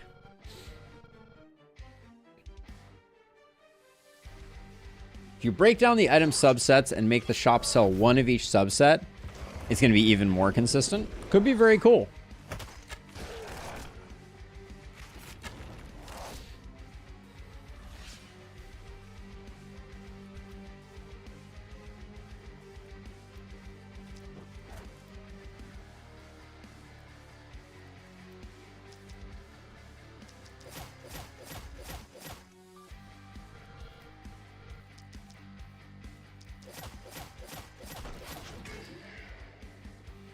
There's something deeply satisfying about the idea that we can actually hit stuff and have our poison be utilized.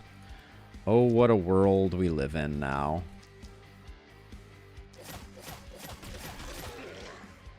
Our poison hero finally gets to do something amazing.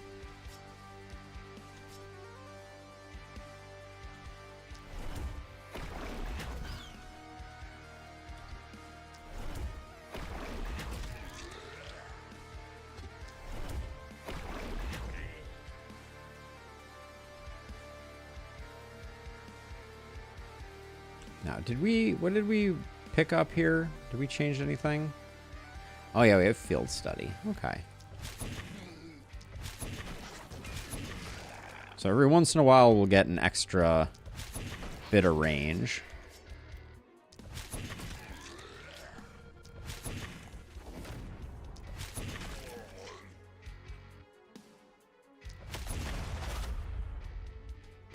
Okie doke.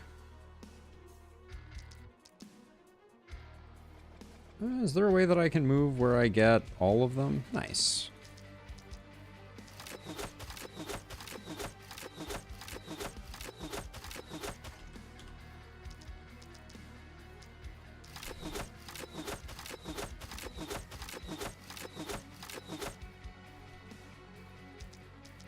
This hero is impressively inaccurate. Did we tank their accuracy like all the way down to 0? What's going on here? Accuracy 18. I guess it's really just the range tax.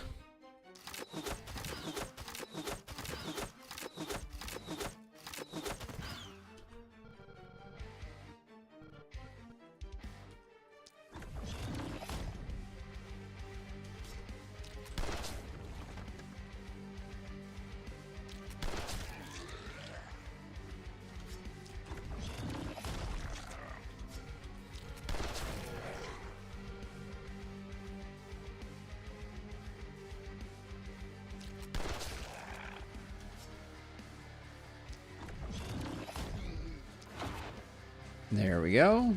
All right, everybody's done some stuff. We should probably get some opportunism cranking on here. Oh, we haven't done you. Nice. Okay. Good. Oh, we never found Berserk. That's a shame.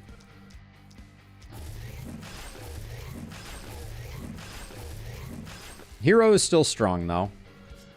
I blame our Warcry hero for that. Okay.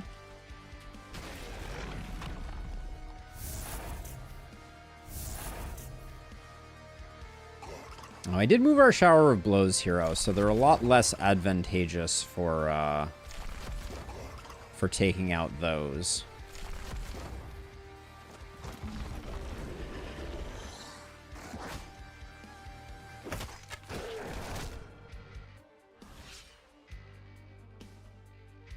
Berserk is certainly nice for hedgehogs, but I don't know that it's like crazy important. Now, you're gonna have a really hard time getting there. You have a warp crystal, right? And a lot of mana that you're never gonna use. All right, we'll have our Warcry hero come over here and do the job on this one.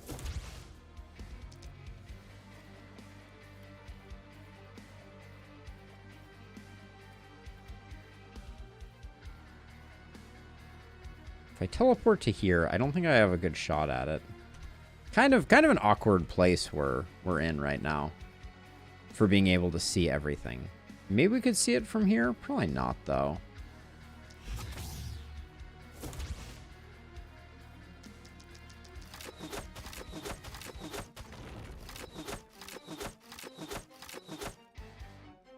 Okay, and then if I run over this way, at least I can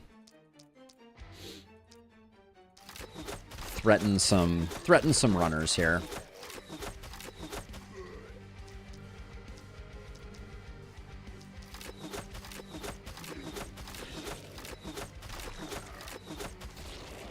Okay. Oh, well, Carnage stacking up too. Nice.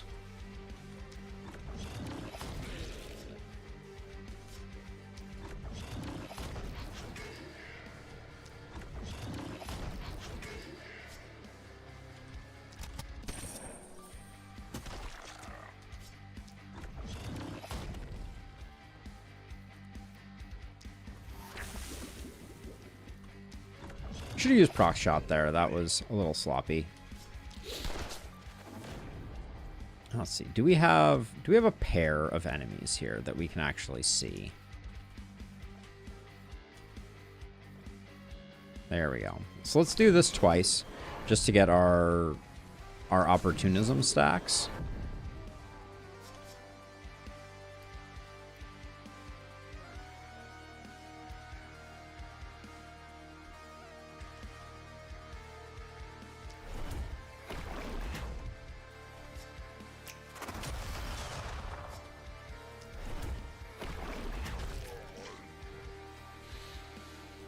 Alright, we did all the rune stones.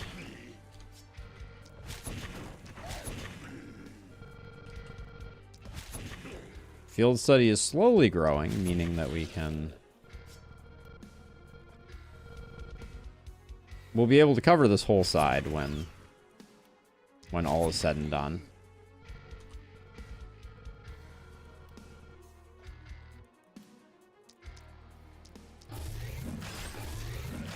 For them claiming this side was a densely packed side, I'm not fully seeing it.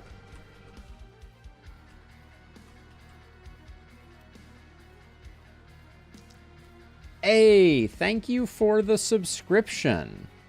Appreciate it.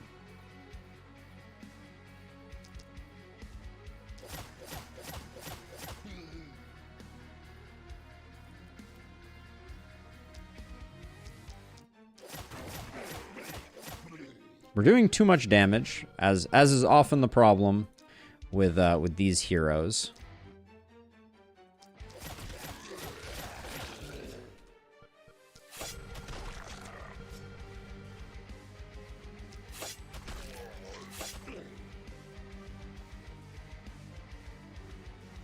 Don't really want to get hit by that guy. All right, then you have done what there is to do. You're chilling. You are also chilling. Okay.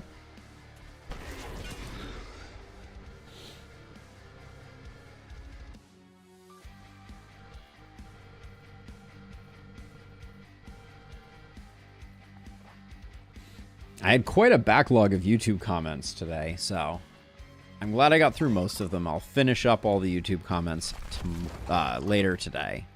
Should have some time today to catch up. Although, what time is it now? I don't have... My tablet that's where I usually look at, where I usually monitor chat, is also the tablet that has the clock on it. Oh, ow. Our momentum hero is still surprisingly fragile. Guess we have to pay attention to that.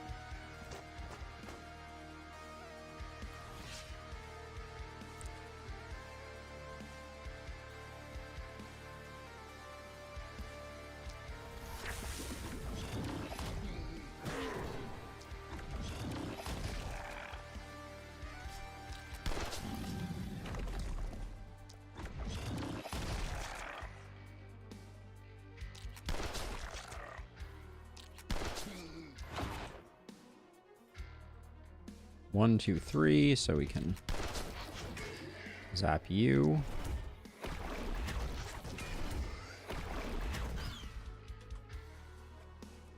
Oh yeah, and we have volatile, so we can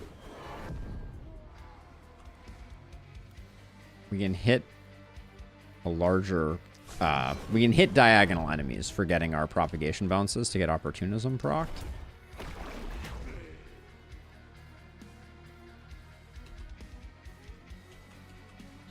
Okie dokie. And so it begins.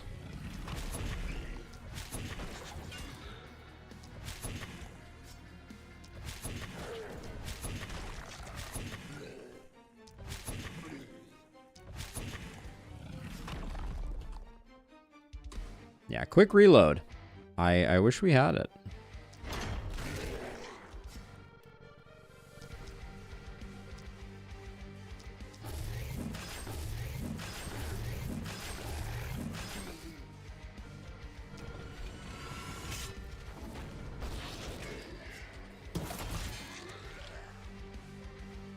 Guy's holding down his own, just doesn't quite have the quantity of...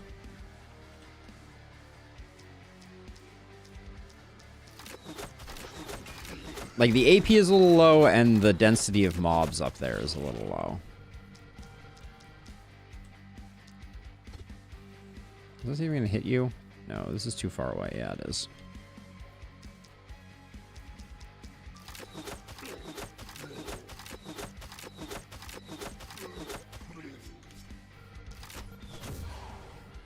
Nobody's coming in there, and then you.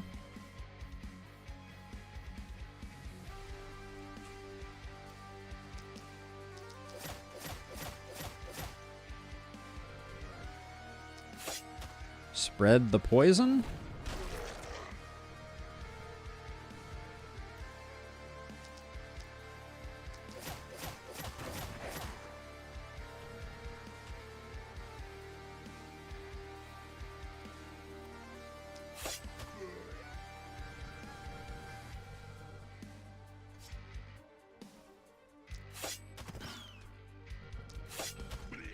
Okay. I think that's good. You could transfer if there was anyone to transfer to, but there's not. Is there any way you can you walk around and get a shot at these guys? No, it doesn't look like it. So I think we just retreat.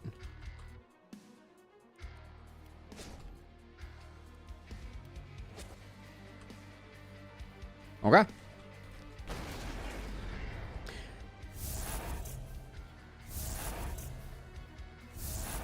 Does it always zoom out to do this? That looked weird.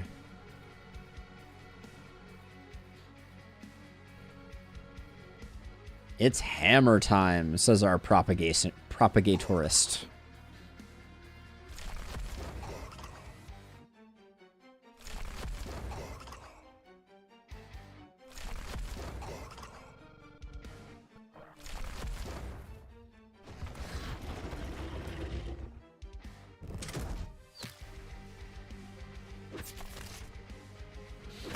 Shame there's no easy way to download and combine different mod files. So in Lustrous, I don't remember if you were around, but I talked about it as something that I would love to make a mod loader for the last spell.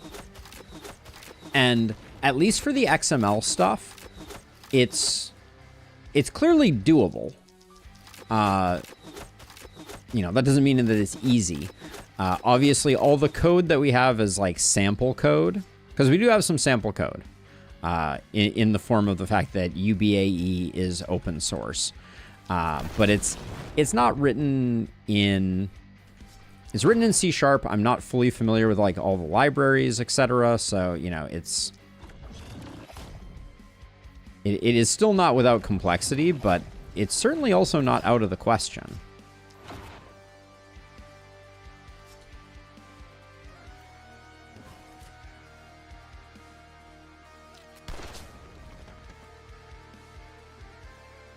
Did that not hit the harpy?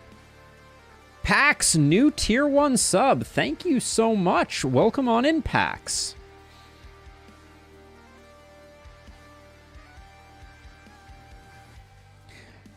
But yeah, I was thinking that there might be some opportunity there. We might be able to do something. I don't know that it would be particularly straightforward. It would be a lot of work. But it's something that's a little tempting. I will say. Like, it sounds super, super fun, and it would be really, I think, huge for the community to have something like that. So, you know, something to think about.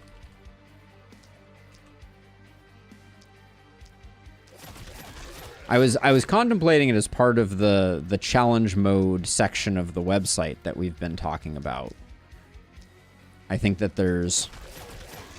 You know, it would be nice to make it easy for people to install mods.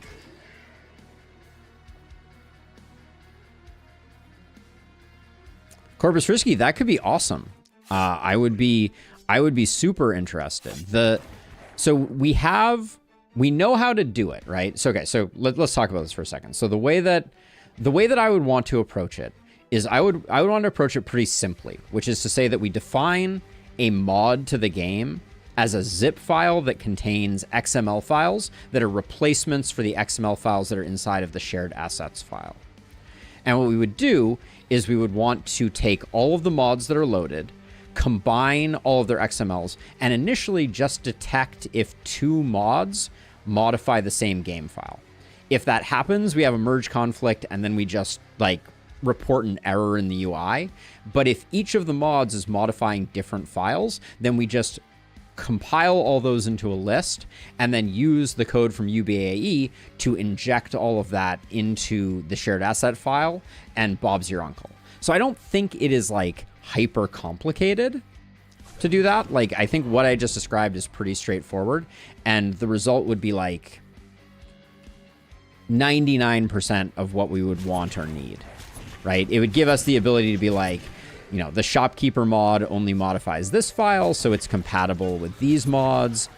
Obviously, like, you know, for Dio's mods, and once we start to talk about modifying, like, the code, things get more complicated, and I don't think we would want to tackle that right away. But, initially speaking, I think what I just described would be like a 90% MVP that would make it really accessible by the entire community, which could be super fun. I would love to do that. And I think the hardest part is being able to generate and inject those XML files. Yeah, I mean, generally speaking, the way that you do game code modification is you create a, like, in the Java world, you create what's referred to as like a custom class loader, which basically lets you sub in specific classes that you've rewritten. But that would be a big lift for us, I think. But that being said, that first version that I just described would mean that people could load challenge files. They could try multiple challenges at the same time. We could start stacking challenges without having to create bespoke custom stuff, which would be, I think, a huge boon for the community.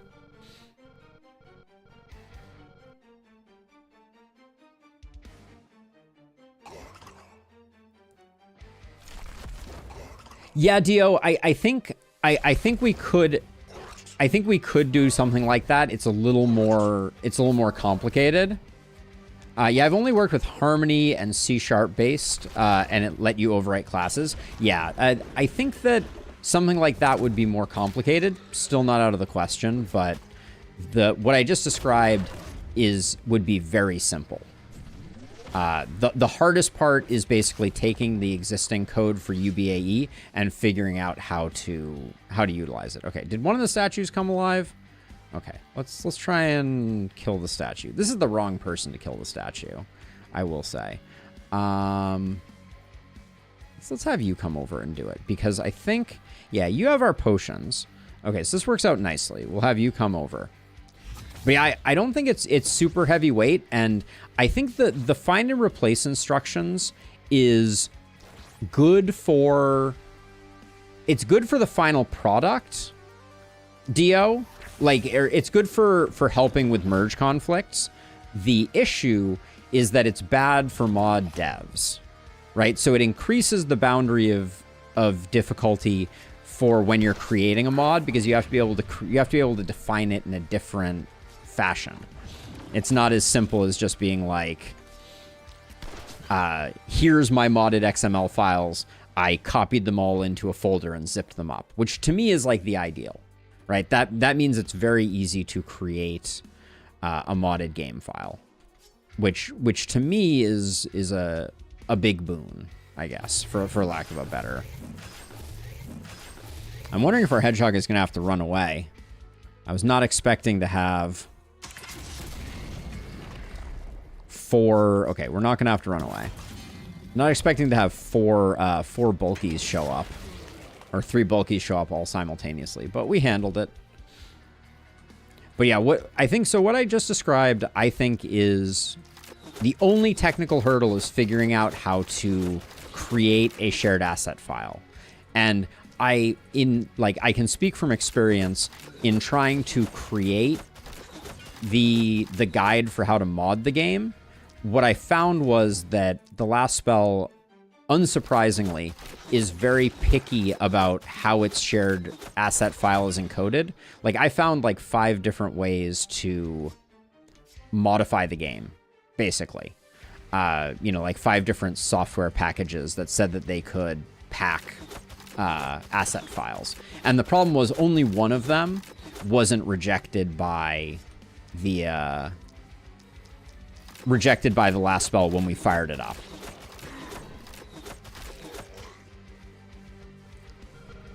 Yeah, it's not out of the question, Dio. I do think that from my perspective, it probably looks like that probably might be part of like a V2.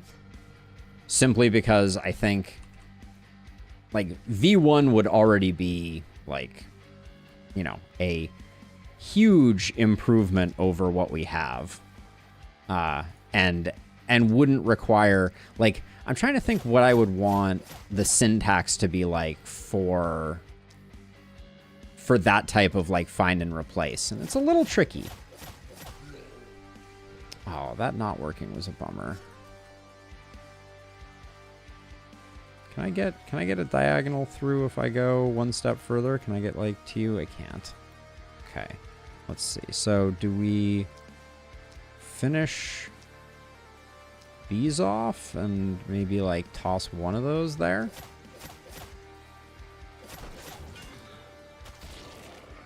Okay. And then I will jump across. Hi. Hello, computer. Do need to get to the root of whatever is causing the system slowdown on my computer, because that's really frustrating too.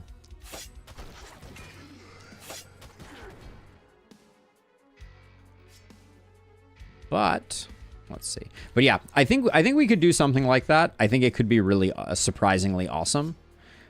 Just the simplest version of this that we're talking about right now would still be insanely awesome.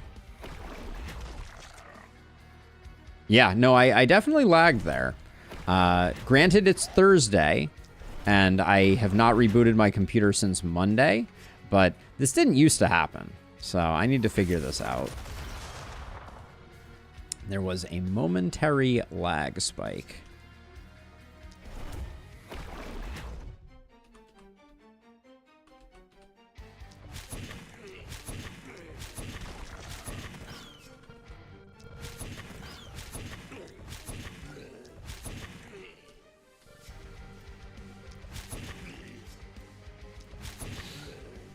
We're up to 1,000 damage and minus 700 accuracy. The dream remains alive. All right, this should be a corrupted runestone turn, I think. I just moved into harm's way. Let's not do that.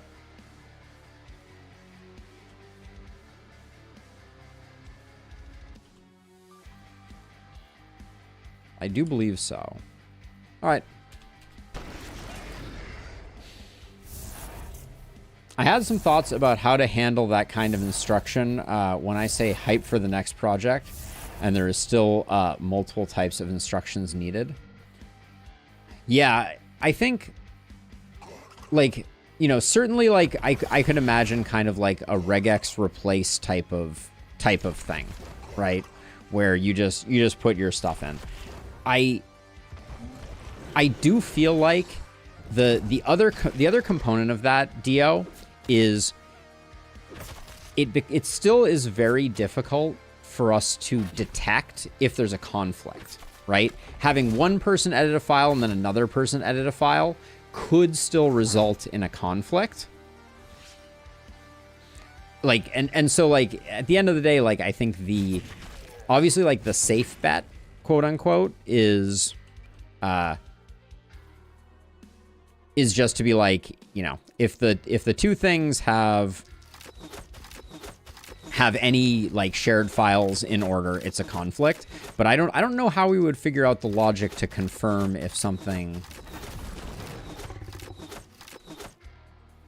if two files modified the same part of a file, could be like a pretty tricky thing. I guess we could track which lines were changed by the regex, and then we might know, but it's still possible that that would be okay too. It's kind of weird.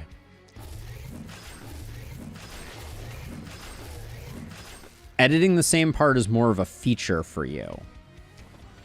Sure, but Dio, what happens when your mod gets stomped on by someone else doing something silly? You know what I mean? Like, that's the challenge, is that there's still a, like, you know, it's all well and good if, you know, if you make multiple mods that interface with each other in, like, cool and interesting ways. But I worry that what's actually going to happen is you're going to have mods that, like, break one another in kind of, like, weird and awkward sort of ways. That's my concern.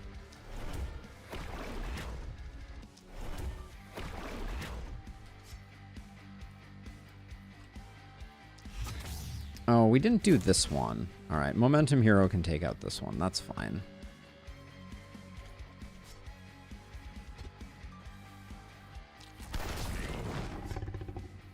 And yes, it's more fun killing the boomers than it is clearing around, so I'm just going for that.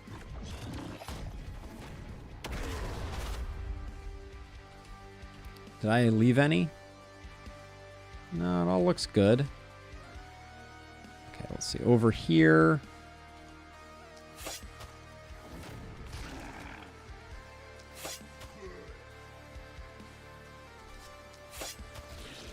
TLDR, we're trying to do a simple program, take mod files and upload and install them all together while checking for compatibility issues. Yes, correct. That is a succinct description of what I think we would want in an MVP.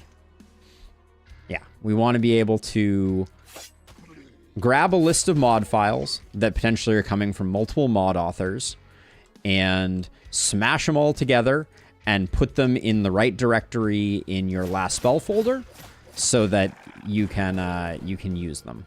That's pretty much like the short version, I think.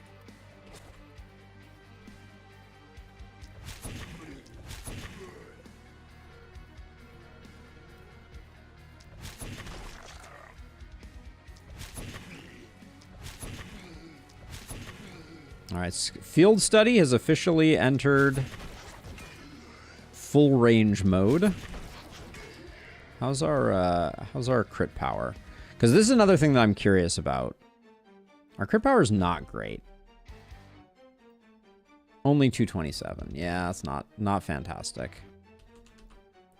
Okay, you have a little more movement. Let's move you back. We just killed Corrupted Runestones, so we should have 2 dwarf statues showing up now. There are plenty of file diffing tools a mod loader could invoke. No need to reinvent that wheel. So, sure, right, running programmatic diffs you can do in multiple ways.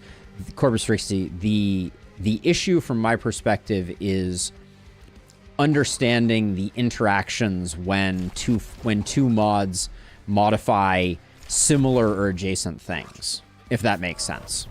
Like, 100% in agreement that that we could tell if, say, like we could find a Python library or something like that that does diffing in order to kind of tell if, like what has changed, etc. But I don't know that we could really semantically understand if those 2 mods are breaking one another. That's what I'm kind of getting at. All right. Where are 2? Okay, so you get to kill this one, it looks like.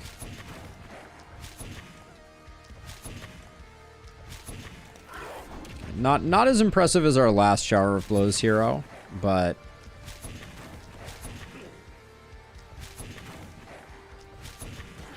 still a good job. Still doing a good job.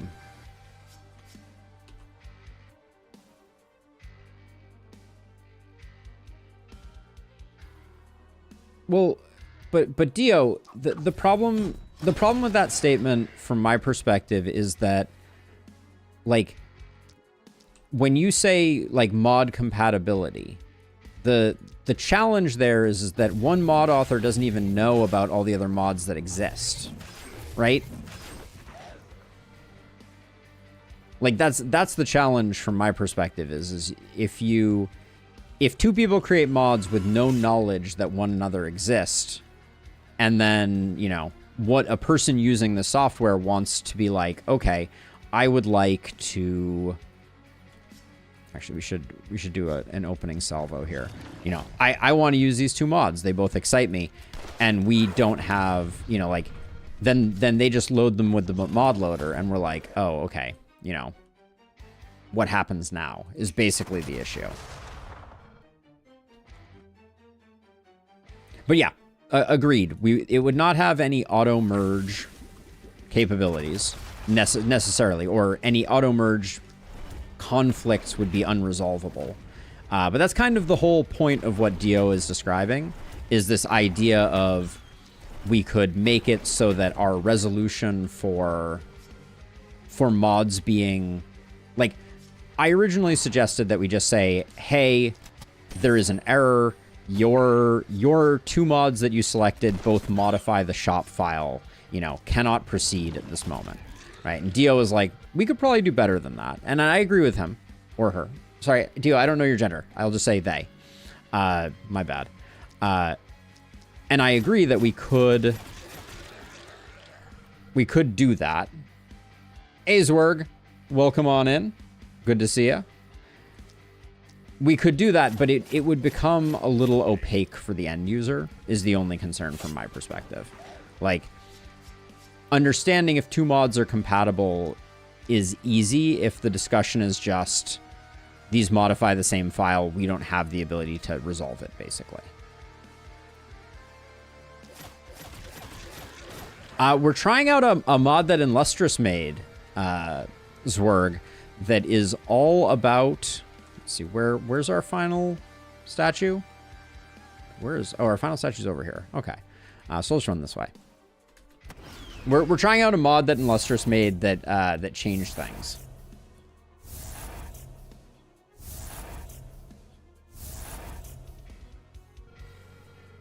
Well, so yeah, except in Illustrious, like, what does it look like to... The question is, what does it look like to write a... you say, like, replace all... X with Y. Okay, replace all splitters with runners or something like that, right? So let's say that's your mod. Your mod is it just takes all instances of claws and makes them splitters. We've done that mod before, right? And And then someone else has another one that changes, say, the amount of hit points that enemies have. And they both happen to operate on the same file, hypothetically. So you do that, and then in the simplest case, you just... Okay, so this is interesting. Sorry, not to derail. Harpies cannot be converted into elite boomers. Fun fact. Didn't know that. And in doing that, each of those two mod authors writes a find and replace, essentially. Right? Their find and replace says, like, all instances of max HP are replaced by that.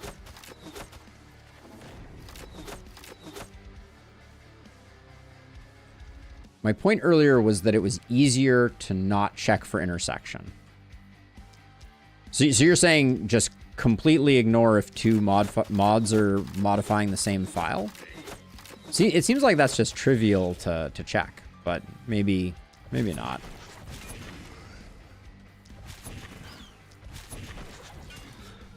Like checking if two mods modify the same file seems like a extremely straightforward thing to check. And the benefit is that the end user then knows reliably if they can actually use their toys.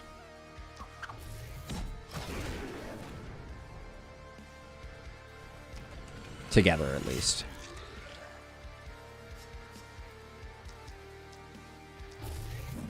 I don't know. But I would be happy to work on like some design docs and stuff like that. And if someone wanted to specifically handle trying to figure out how to get UBAE playing well, or yeah, like the code from UBAE working well, I mean, I would be very happy to kind of like chip in and see what I could do.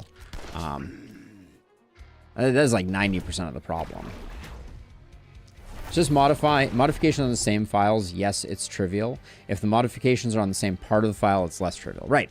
That's what I've been saying. Right? Is that you have to detect where, if you have some type of mod, you have to detect where the change is, and then you need to determine if the parts of the files overlap. Right? Like, this is much more like technically complicated than the simpler solution, which doesn't mean that it isn't worth doing, right? I'm just saying if we wanted to get like an early MVP out the door of something, this is a lot. That's kind of what I'm thinking. And then in concert with that, in Lustrous, I think we also I would also like to see us then build some type of, I'm not going to say mod repository because I think Nexus Mods is a great mod repository, but some type of space to share and communicate the mods that have been created and the nature of them that's more bespoke to the last spell. I think could be really fun.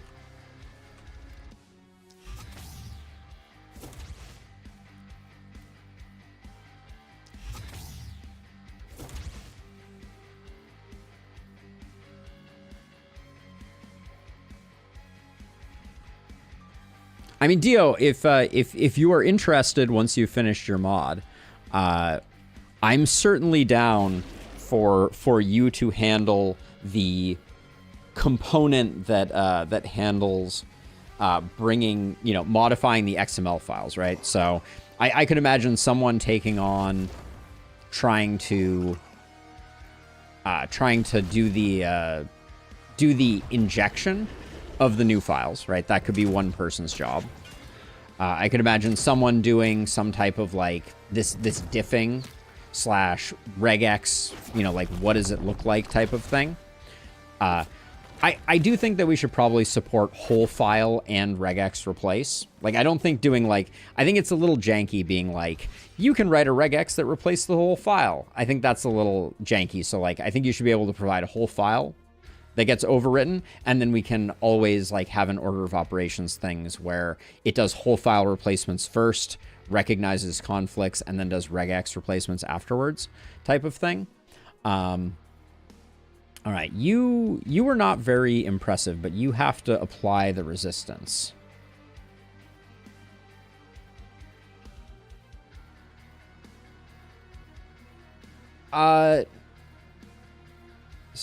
So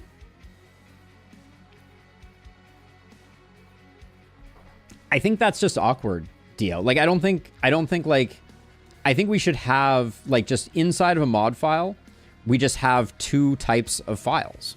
We have XML files that are whole file replacements, and then we have like .re files for files that contain a regular expression that should be applied to a specific file. So if you do like, you know, if you do like shop.re, it will find the shop.xml file and apply the regular expression. If it's an XML file, it'll do the whole thing. Yeah, I don't want to limit it. I don't want to make this something that is particularly hard. Okay, our poison hero is not going to be the one to get the strongest hit. So let's get the resistance debuff up here. Sorry. I'm trying to multitask, I swear. But like, I don't think that's too gross anyways, right? It's just two different modalities for doing it that I think are useful, and I think, you know, we can do both. Okay, let's see. What else are we doing here? We can get this on there. And then I don't think we have that many people who are potential contenders for anything here. We should get you up to that, which means I do need to borrow a transfer for you. All right, so you're there. You can come over to here like that. So let's check out our max hits, and then we'll be done for the day. Okay, so let's see. So you're doing 14,000 damage. You are doing 24,000 damage. You are doing 8,000 damage. You're doing 2,000 damage. And you're debuffed into oblivion. So it looks like the winner for today, unsurprisingly, is 24k potential. You have 48% chance to crit. You have 38. All right. Do we have any way to increase crit? Do we have any other buffs we should be giving people? I don't think so. Oh, we can do this to get rid of the debuff. That's a good idea. You have plus 35, plus 35. Oh, we didn't even check you, but that's fine. We can use our other... Where's that other health potion? We only get one more. I'm a little curious how much better you get. Let's see. So now you're doing... it doesn't matter. 24,000 damage. Let's hope for the crit. Big money, no weapon. No whammies. So that was 7k? We did not get the crit. Boring. Good run, though. And I love the brainstorming here. What we should do is we should create a new thread in the Discord just to talk about mod loader stuff. And I'm happy to write up some design documents with kind of like what I think is like the MVP that we would need. And then I can put that out. We can solicit some feedback and start working on it and start doling out people to work on proof of concepts for various pieces. But I'm super happy to support regex-based stuff. I just don't think it should be the only way that we do it. I think we should have two separate paths so that people that just want to figure out how to modify an XML file can just do that. And then people who want to do more robust modding can do that too. And I think that's a really good compromise.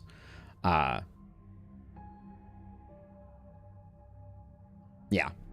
Like, and then that gives us the ability to kind of like expand on that moving forward as we learn more stuff. Eventually we can talk about potential code changes. I think that's just a whole other can of worms type of thing. But one thing that I will say is,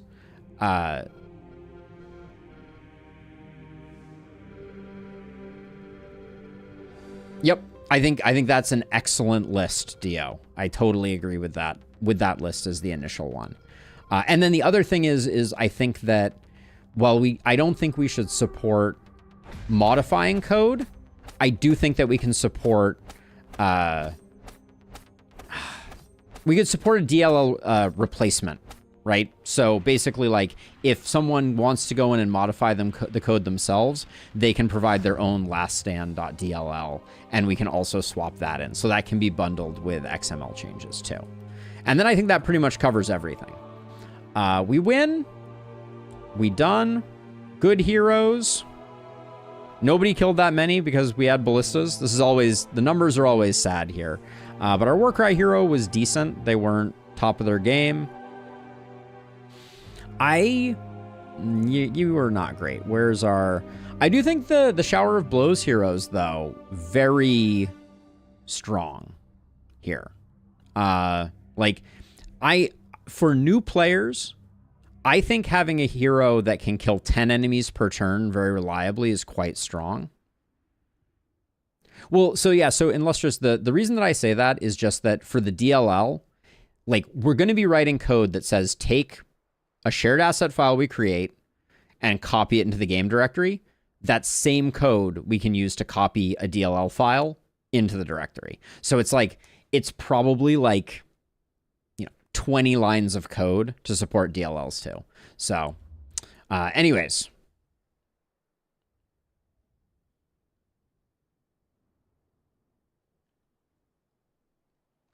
Yeah, Dio.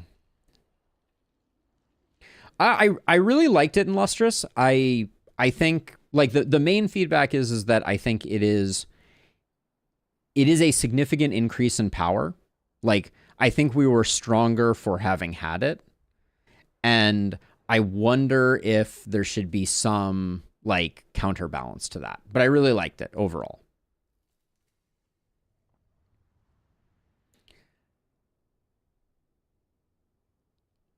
Oh, have you not had an easy time doing image stuff? My assumption was that the like big merged images is where they pull it from. I haven't tried it yet though. That's another thing that I wanted to do. Before we stop talking about this, the other thing that I wanted to do was you see up here in the top, this like apocalypse indicator with the wings. I wanted to make this something that we could edit to have the name of the mod visible there. Because the apocalypse is always available on the screen in different locations. Like if we continue out, and we'll just load up a glint find really quickly. I thought it was the most elegant way to indicate that something had been modded. So we'll just go into here really quickly. This doesn't count as anything. Yeah, I would want the actual name of the mod visible in Lustrous. But, oh, I went base difficulty. Hold on. Let's try that again. I'd want the name of the mod available because then for challenge runs in particular, it makes it very easy to verify that someone played the game with the mod enabled, right? It's not foolproof, but it's like a 90%. We could look at a screenshot and be like, they have a victory screen. They have the right mod thing loaded. They probably didn't mod the game after they beat it or something silly like that. But basically, the Roman numeral 1 through that, or part of the flame icon, I would just want to have visible text. Got it, Dio. That's good to know. That was my assumption. I think we would just modify that specifically, or find another part of the UI. I just want something that's always visible, both at the victory screen and visible in the normal one. But anyways, good run. Had fun. We talked about lots of good stuff there. Oh, stretch. So I think... Wow, Dio. That's dedication. I love it. Okay, so I think we're gonna play... I'm gonna play like a round or two of Ember Ward, I think. So let me switch over. If you're hanging out in YouTube land, I'll see you on the far side. Hey, thank you for the follow. I won't try and pronounce your name, but welcome on into the community. I appreciate you.